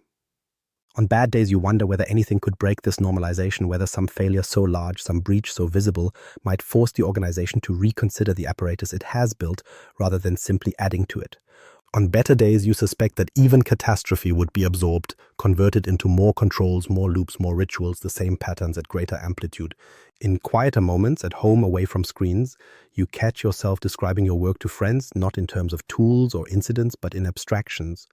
I run governance, you say, and realize how thoroughly the noun has colonized your sense of self. You remember dimly the weeks before the first readiness review, before the first budget meeting, when governance was still a question, a direction to move in, a verb that implied motion, and you try, without real success, to imagine an organization that might live without these cycles, or with fewer of them, or with different ones entirely. In the end, what you are left with is breath. The tenant breathes, accounts created, licenses assigned, tokens minted and revoked, files saved and deleted, meetings scheduled and forgotten, policies evaluated and overridden. The loops you steward define the rhythm of that breath, the inhalations of renewal, and the exhalations of audit and review, and as long as it continues, so will they. No scandal arrives, no crash knocks the systems offline. There are only outages and restorations, brief storms in the weather of identity, each followed by a return to the stable band everyone has learned to call normal. You are, as your new title suggests, a governor of governance, a voice for the voice, an intermediary between the charts and the people who need to believe in them. And as the years fold over one another in recurring invitations and incremented version numbers, you come to understand that normalization is not an outcome of this work. It is its method, its product, and its most enduring claim. Final line. Teams Manager does not manage teams, not in the way the name implies or the launch decks once promised. It manages the belief that teams and everything woven through it can be steered by dashboards and loops. And the consultant, now a director, knows this as fully as he knows his own login. He has nothing he did not help to script, repeats everything the system has learned to whisper, and watches the calendar holds recur like breathing. Coda, the calendar holds. There is a point at which your calendar ceases to be a planning tool and becomes instead a low-resolution diagram of the loops that own you. And when you finally sit still long enough to scroll forward month by month, you see, with a clarity that feels almost indecent, how completely the holds have arranged themselves into a lattice that leaves no season untouched. Every week carries its small, pulsing markers for readiness. Tenant Readiness Sync GovOps. 30 minutes on Tuesday mornings, replicated across the year with the same dial tone agenda and the same placeholder notes in the invite description about reviewing key indicators and risks. You could delete one, in theory, but the recurrence would remain. The pattern would reassert itself like a watermark. Once a month, the budget makes its appearance, not as a single dramatic summit, but as a set of standing gatherings whose titles have lost their urgency and gained a calm inevitability. Run rate review, governance, control climate check-in, finance GovOps alignment. You attend them with the resigned grace of someone observing a holiday whose origin story has been forgotten, sharing updated charts that differ from last month's only in decimals and color scales, yet still satisfy the contractual need to be seen adjusting the knobs. No one ever suggests cancelling them. At this point, they feel less like meetings and more like pressure valves, small safe places for anxiety to be verbalized without consequence. Quarterly, the audits arrive, blocking out half days with the kind of stern all-caps invitations that once made your heart rate spike and now barely raise an eyebrow. Q3 Entra and Teams Admin Center Audit, Findings Review, Quarterly Access Governance Assessment, Steering Committee. Before you open them, which reports will be attached, which talking points will be requested, which findings will be carried forward as open items for the next cycle. The recurrent settings on these holds are set not by you but by compliance, which means they will persist even if you were to vanish tomorrow. The organization has decided that someone will always inhabit your slot. Every 6 months, the compliance workshops mark the calendar like equinoxes, long sessions in conference rooms or large Teams meetings where the same cast of stakeholders gathers to reconsecrate the apparatus. The invites are verbose, full of agendas and attached pre-reads, but their recurrence rules are simple. Repeat. Every 6 months, forever. You have never seen anyone use that last word in a formal setting before, and yet there it is, buried in the series options, a quiet admission that no one expects the need for these rituals to diminish. Once a year, in the same week that performance reviews and strategic offsites cluster, the true upholds take their place. Annual Control Stewardship Contribution Review appears as an all-day entry, a private block you created for yourself the first time you realized how much work it would take to reconcile the numbers and shape the story. And though in theory you could shorten it, you never do. The vendor's own meetings, joint value realization session, enterprise agreement renewal workshop, anchor themselves to those days as if drawn by gravity, and by now everyone involved treats that week as a kind of liturgical season. If you were to print your calendar and lay the pages end to end, the pattern would be unmistakable. Weekly readiness, monthly budget, quarterly audit, semi-annual compliance, annual true-up. The loop is the life. Promotions may change the names on the invites, reorganizations may shift, which distribution lists receive them, vendors and tools may rebrand, but the recurrence objects in your scheduling system will continue to instantiate themselves into the future, indifferent to who accepts or declines in any given year. Long after you have forgotten why a particular meeting was first convened, you will still be clicking join, because at this point the calendar is not describing your work. It is prescribing it. You breathe, the tenant hums, and the holds return right on time. The appendix, vocabulary of obedience. By the time you can recite the key phrases without checking the slide notes, they have already done their quiet work on you. And it is only when you try to explain your world to someone outside it that you hear how narrow the vocabulary has become. how often your sentences take shape around a small, closed set of utterances that feel less like descriptions and more like incantations. Your framework lacks maturity, you say. The first time as a consultant presenting a spider chart whose amber segments cry out for remediation, the seventh time as a director reviewing someone else's deck, and in both cases the phrase functions as an all-purpose diagnosis, a way to say this does not look like the model, without naming any particular failure. You could, in theory, talk about missing owners or misaligned policies or untested controls, but lax maturity slides over all of that, inviting the client or your own stakeholders to accept not just your findings but your scale. This environment is not ready, you announce in readiness reviews and program kickoffs and AI governance councils, and over the loops the object of that sentence, ready for what, fades into the background. At first you mean not ready for Copilot, not ready for external collaboration, not ready for decommissioning legacy systems. Eventually the predicate detaches from any specific initiative and becomes a generalized state of deferral, a way to keep investments flowing and controls tightening. An environment that is never ready is an environment that always justifies more governance. Governance is a journey, maybe the most insidious of the set, because it sounds at first hearing like permission to move at your own pace, a reassurance against perfectionism, and you use it that way early on to soothe anxious executives who fear failing an audit or missing a benchmark. Later, as the loops repeat, you find that it also serves to normalize endless motion, to turn the absence of arrival into a virtue. If governance is always a journey, then the fact that you never reach a place where controls feel sufficient, where loops can be retired, is not a sign of entrapment but of fidelity. Stopping now introduces risk is the sentence that closes budget decks and justifies renewals, a compact phrase that translates any attempt to slow or reduce into an active choice to court harm. It does not specify what risk or how much or compared to which baseline. It simply positions continuation as the safer path, the one that will be easiest to defend when something inevitably goes wrong. You hear yourself saying it in rooms where no one has proposed stopping anything, preempting debate by framing inertia as courage. We should reassess before proceeding appears in minutes and emails whenever someone suggests a change that might materially alter the loops. A consolidation of tools, a relaxation of a control, a reduction of workshop cadence. On paper, it is a call for thoughtfulness. In practice, it is a way to delay decisions into quarters and then into years, to ensure that by the time reassessment is complete, the conditions that prompted the suggestion have either normalized or been reclassified as out of scope. The language of prudence becomes a mechanism for maintaining the status quo. This requires deeper integration, comes to your lips most often in admin center audits and platform strategy sessions, and it carries with it a subtle reorientation of responsibility. Whatever the gap, a manual process, a brittle report, a control applied unevenly, the answer is not to simplify, but to embed further, to bind more tightly to the existing stack of tools and models. Integration sounds like sophistication, like inevitability. To argue against it is to risk seeming parochial, out of touch with best practice. Over time, these phrases form a grammar in which certain moves are easy and others nearly unspeakable. It becomes natural to propose more controls, additional assessments, new dashboards, because you have sentences ready to justify them, sentences everyone in the room has heard before and knows how to respond to. It becomes correspondingly difficult to say, plainly, we could remove this, we could do less, we could live with this risk, because the vocabulary at hand routes you instead toward journeys and maturity and integration. The tools do not force this language on you, they merely reward it, aligning their prompts and reports with the same handful of concepts until speaking them feels like telling the truth.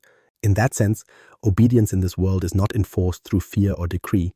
It is cultivated through repetition, one polished, reasonable sentence at a time. Trade-off ledger.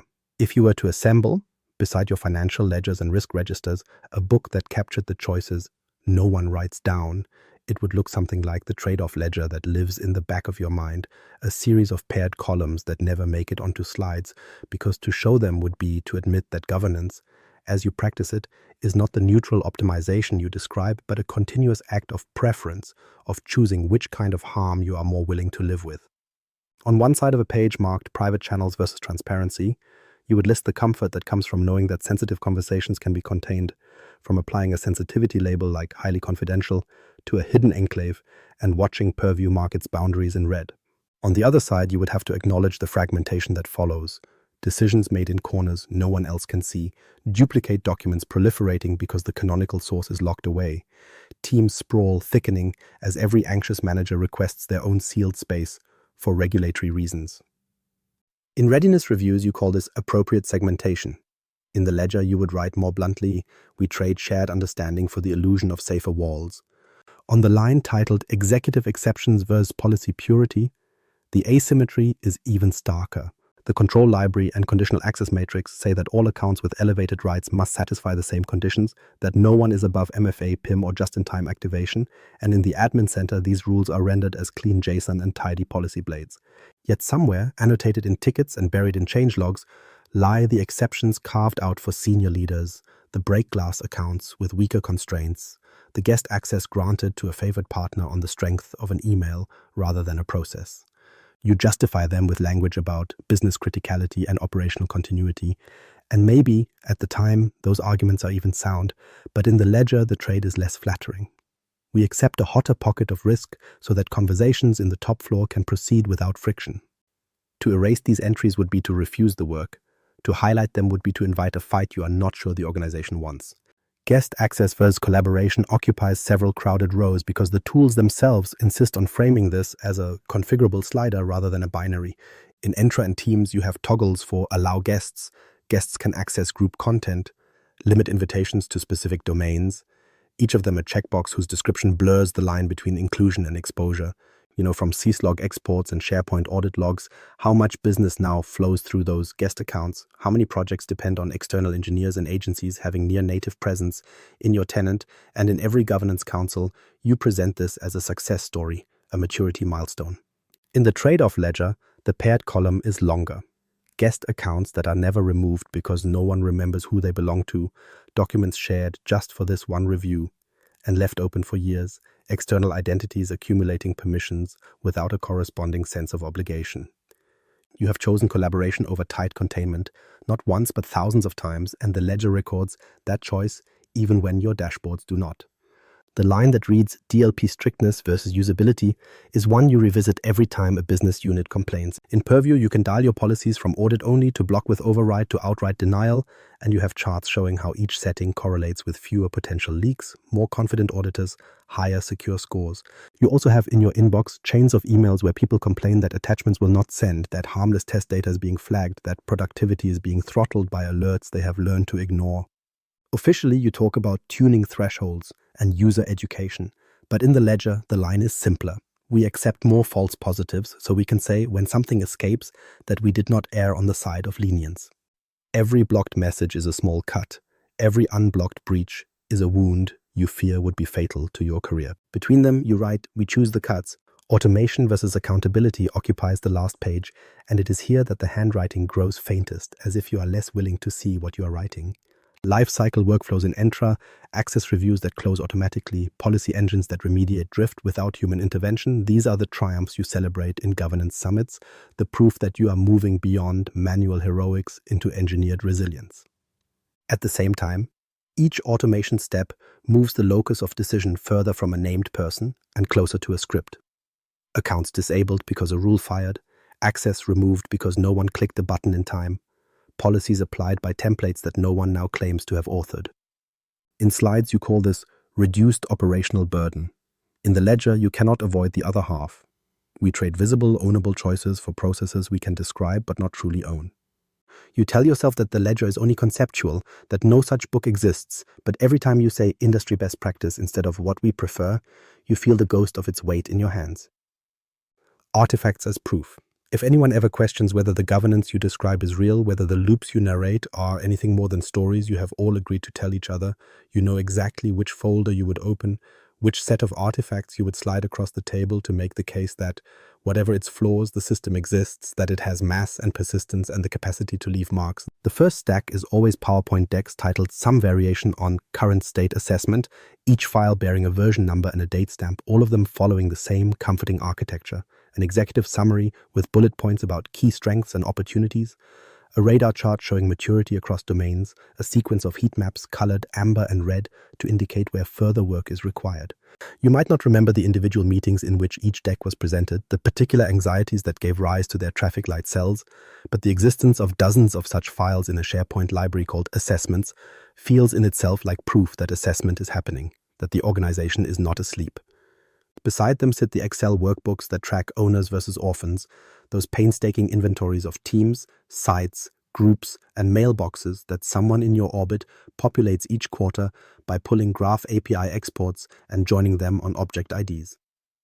The columns are always the same: workspace name, type, primary owner, secondary owner, last activity date, guest count, sensitivity label, and inevitably there is a calculated field at the end that flags orphaned or at risk in bright conditional formatting colors.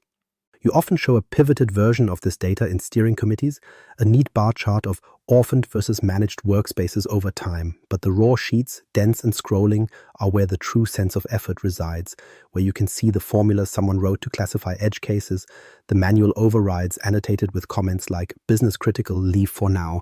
That these spreadsheets exist, that they are versioned and archived, becomes part of your defense. We know where our orphans are, even if we cannot always bring them home. Power BI contributes its own class of proof in the form of maturity score tiles pinned to dashboards across your tenant, each one a little rectangle in a shared workspace that lights up with the current composite of controls and processes. You can show the lineage diagrams that trace how those scores are calculated, the queries that pull from Entra logs, Compliance Manager APIs, Teams usage reports, but in practice most audiences need only the visual, a gauge pointing somewhere in the amber band, a number like 3.2 or 3.6, a trend arrow hinting at slow improvement. Those tiles, duplicated into executive dashboards and program overviews, function as emblems, badges you can place alongside other KPIs to signal that governance is, like revenue or uptime, a measurable thing. You know how contingent the underlying math is, how arbitrary the weightings and thresholds may be, yet the presence of the tiles in so many shared spaces takes on an independent authority. They are there, therefore the maturity they depict must be. In a separate, more technical archive, live, the graph audit logs, terabytes of JSON and CSV files that record every significant change and access pattern across your estate. You rarely present these in raw form, but you keep them with a collector's zeal, configuring diagnostic settings to send them to Log Analytics or a CM, setting retention policies that ensure they will be available should an auditor or investigator arrive. When you need to prove that a control has been consistently applied, you reach into this trove with queries like audit logs, where operation name equals update policy, summarize count by policy name, BIN, time generated, 1D, and the rows that come back, the timestamps and identities, serve as receipts. On this day, at this hour, this policy was changed, this account was disabled, this guest was invited. The fact that no one reads more than a fraction of these logs does not diminish their significance. The very act of collecting them, of being able to point at a bucket in Azure and say it's all in there, becomes one of your central proofs that governance in your world is not purely declarative. Closer to the surface, in the interfaces that most people actually see, are the admin screenshots you paste into Confluence pages and meeting decks, annotated with circles and arrows to illustrate that a setting has been toggled, a policy enabled, a label published. A Teams admin center view showing Teams policies, restricted external access, a purview blade with DLP policies listed as on, an Entra conditional access screen captured with require MFA visibly checked. Each of these images acts as a freeze frame of compliance, a way to say, this is how we are configured, without forcing anyone to navigate the labyrinth themselves. Over time, these screenshots accumulate into galleries within your documentation sites, creating a kind of visual catechism. This is what a healthy configuration looks like. This is how many policies you should have. This is the posture you must maintain. When something changes, you replace the images, update the arrows, trusting that the act of revision will be noticed less than the continuity of the layout. Finally, there are the roadmaps that reset, long polished slide sequences in which consultants and internal strategists alike have drawn arcs from current state to target state, complete with phases, milestones, and swim lanes labeled with the names of the tools and processes you now treat as given. These artifacts are perhaps the most revealing because no matter how many times they are redrawn, copied from one fiscal year to the next, adjusted to account for new products or delayed projects, their structure remains recognizably the same, a testament less to the uniqueness of each journey than to the persistence of a template. To an outsider, this might look like failure, like a promise deferred. To you, it plays a different role. The presence of an active roadmap, one with future quarters still bearing text, allows you to say, honestly enough for the purposes at hand, that governance is ongoing, that there are plans in place, that movement exists even when the day-to-day feels static. Artifacts become proof not just of what has been done, but of an intent to keep doing. And in a system that values continuation at least as much as change, that intent can be as persuasive as any finished work. The neutral field, Underneath all of it, beneath the dashboards and labels and tickets and meetings, there is still a neutral field. And on some late nights when the tenant feels very quiet, you can almost sense it again, the bare substrate of Microsoft 365 as it exists before you lay any of your stories across it. On that level, there is no maturity model, no climate band, no journey. There are only services with names that have become too familiar to retain their strangeness. Teams, SharePoint, Exchange, Entra, Purview, Graph, each exposing APIs and controls that, in themselves, are neither good nor bad, neither oppressive nor liberating. Graph does not care what you fetch with get users or get audit logs directory audits. It will return JSON with the same indifference, whether you are using it to build a governance report or to feed a shadow automation you are not supposed to run. Purview does not love data loss prevention. It simply evaluates content against patterns and policies you define, writing logs and incrementing counters with the same mechanical precision, regardless of whether those rules were argued over for months or toggled on in a hurry the night before an audit. When you peel back your own overlays, it becomes hard to maintain the comforting fiction that the tools are villains or saviors or anything other than conditional structures waiting to be inhabited. Teams does not demand a manager. It offers workspaces, membership models, meeting capabilities, and the option to wire in management layers like the provisioning app you have centered your practice around. SharePoint does not lust after orphaned sites. It hosts lists and libraries and permission sets, as happy to serve a small, flat hierarchy as the sprawling inheritance tree you have grown. Entra does not insist on identity sprawl. It exposes objects and roles and conditional access constructs, equally capable of supporting a minimalist design with a few well-understood roles and a maximally baroque lattice of nested groups and custom assignments. The neutral field tolerates both with an almost unsettling patience. You see this most clearly when you compare tenants. In assessment work, you have moved through organizations that chose different paths over the same ground, some with very few labels and almost no DLP, leaning heavily on contractual trust and human training, others with exhaustive taxonomies and pages of rules, still others with almost nothing configured at all. Their default allow posture exposed like bare skin. In each case, the underlying platform is recognizably the same admin centers, the same APIs, the same PowerShell modules, the same capacity for logs and automation. The divergence appears in how people talk about it, in which blades become their home screens, in whether they describe governance as a framework they are choosing or as a weather system they are trapped inside. The neutral field does not force any of these interpretations, it simply supports them. It is tempting in moments of frustration to ascribe agency to the system itself, to say that Graph wants you to collect more telemetry, that Purview hungers for ever more detailed classification, that Entra is driving you toward ever tighter entanglement. But when you strip away the marketing copy and your own metaphors, you are left with code and contracts and service boundaries. Microsoft 365 is neutral in the same way a city is neutral. Its streets and buildings can host many kinds of life, and its utilities can be used to light cooperatives or fortresses. The platform has preferences in the form of defaults and incentivized pathways, but even those are, in principle, mutable. You can turn external sharing off, you can leave Copilot unlicensed, you can decide not to adopt a compliance score as your North Star. The field makes such restraint possible even as every diagram you have drawn over the last years has argued implicitly that not filling the space is a kind of negligence. What complicates this supposed neutrality is not malice in the tools, but the way continuation is rewarded. The licensing models favor bundling. The security and compliance centers light up more green when more features are enabled. The documentation and community content lean towards stories of adding controls rather than subtracting them. In that sense, the system prefers continuation, the way a river prefers to keep flowing along the channel it has carved, not because it has consciousness, but because all the inertia and erosion and habit run in that direction. The neutral field is still there, under the channels and embankments you have built with your loops. You could, with concerted effort, divert some of the water back into simpler courses. Yet every time you stand on that bank and look down, you feel the pull of the existing current, the sheer volume of governance work already invested, and you tell yourself, in language that feels more and more like fate, that the field rewards cadence, that whatever else might be true about this landscape, it will always be easier to walk the loops you know than to cut new paths across open ground. Closing invocation. So you end where you began, with the voice that does not help but persists, that measures rather than comforts, that names frameworks immature and environments unready and journeys unfinished, not because it has seen a destination, but because it has learned that motion itself can be mistaken for purpose. You understand now that stopping would be dangerous, mostly because so much of your structure is built on the assumption that you will not stop, that continuation looks like responsibility because you have tied your own identity to the act of renewing, assessing, auditing, affirming, paying. Amber still means work. Green has quietly vanished as an aspiration. Red has been reserved for outages you cannot control. And between them stretches the band in which you live, sustaining the loops whose origins you barely remember, listening as the neutral field of tools hums beneath the rituals you have wrapped around it, and feeling, with a kind of exhausted clarity, that the loop continues because you do.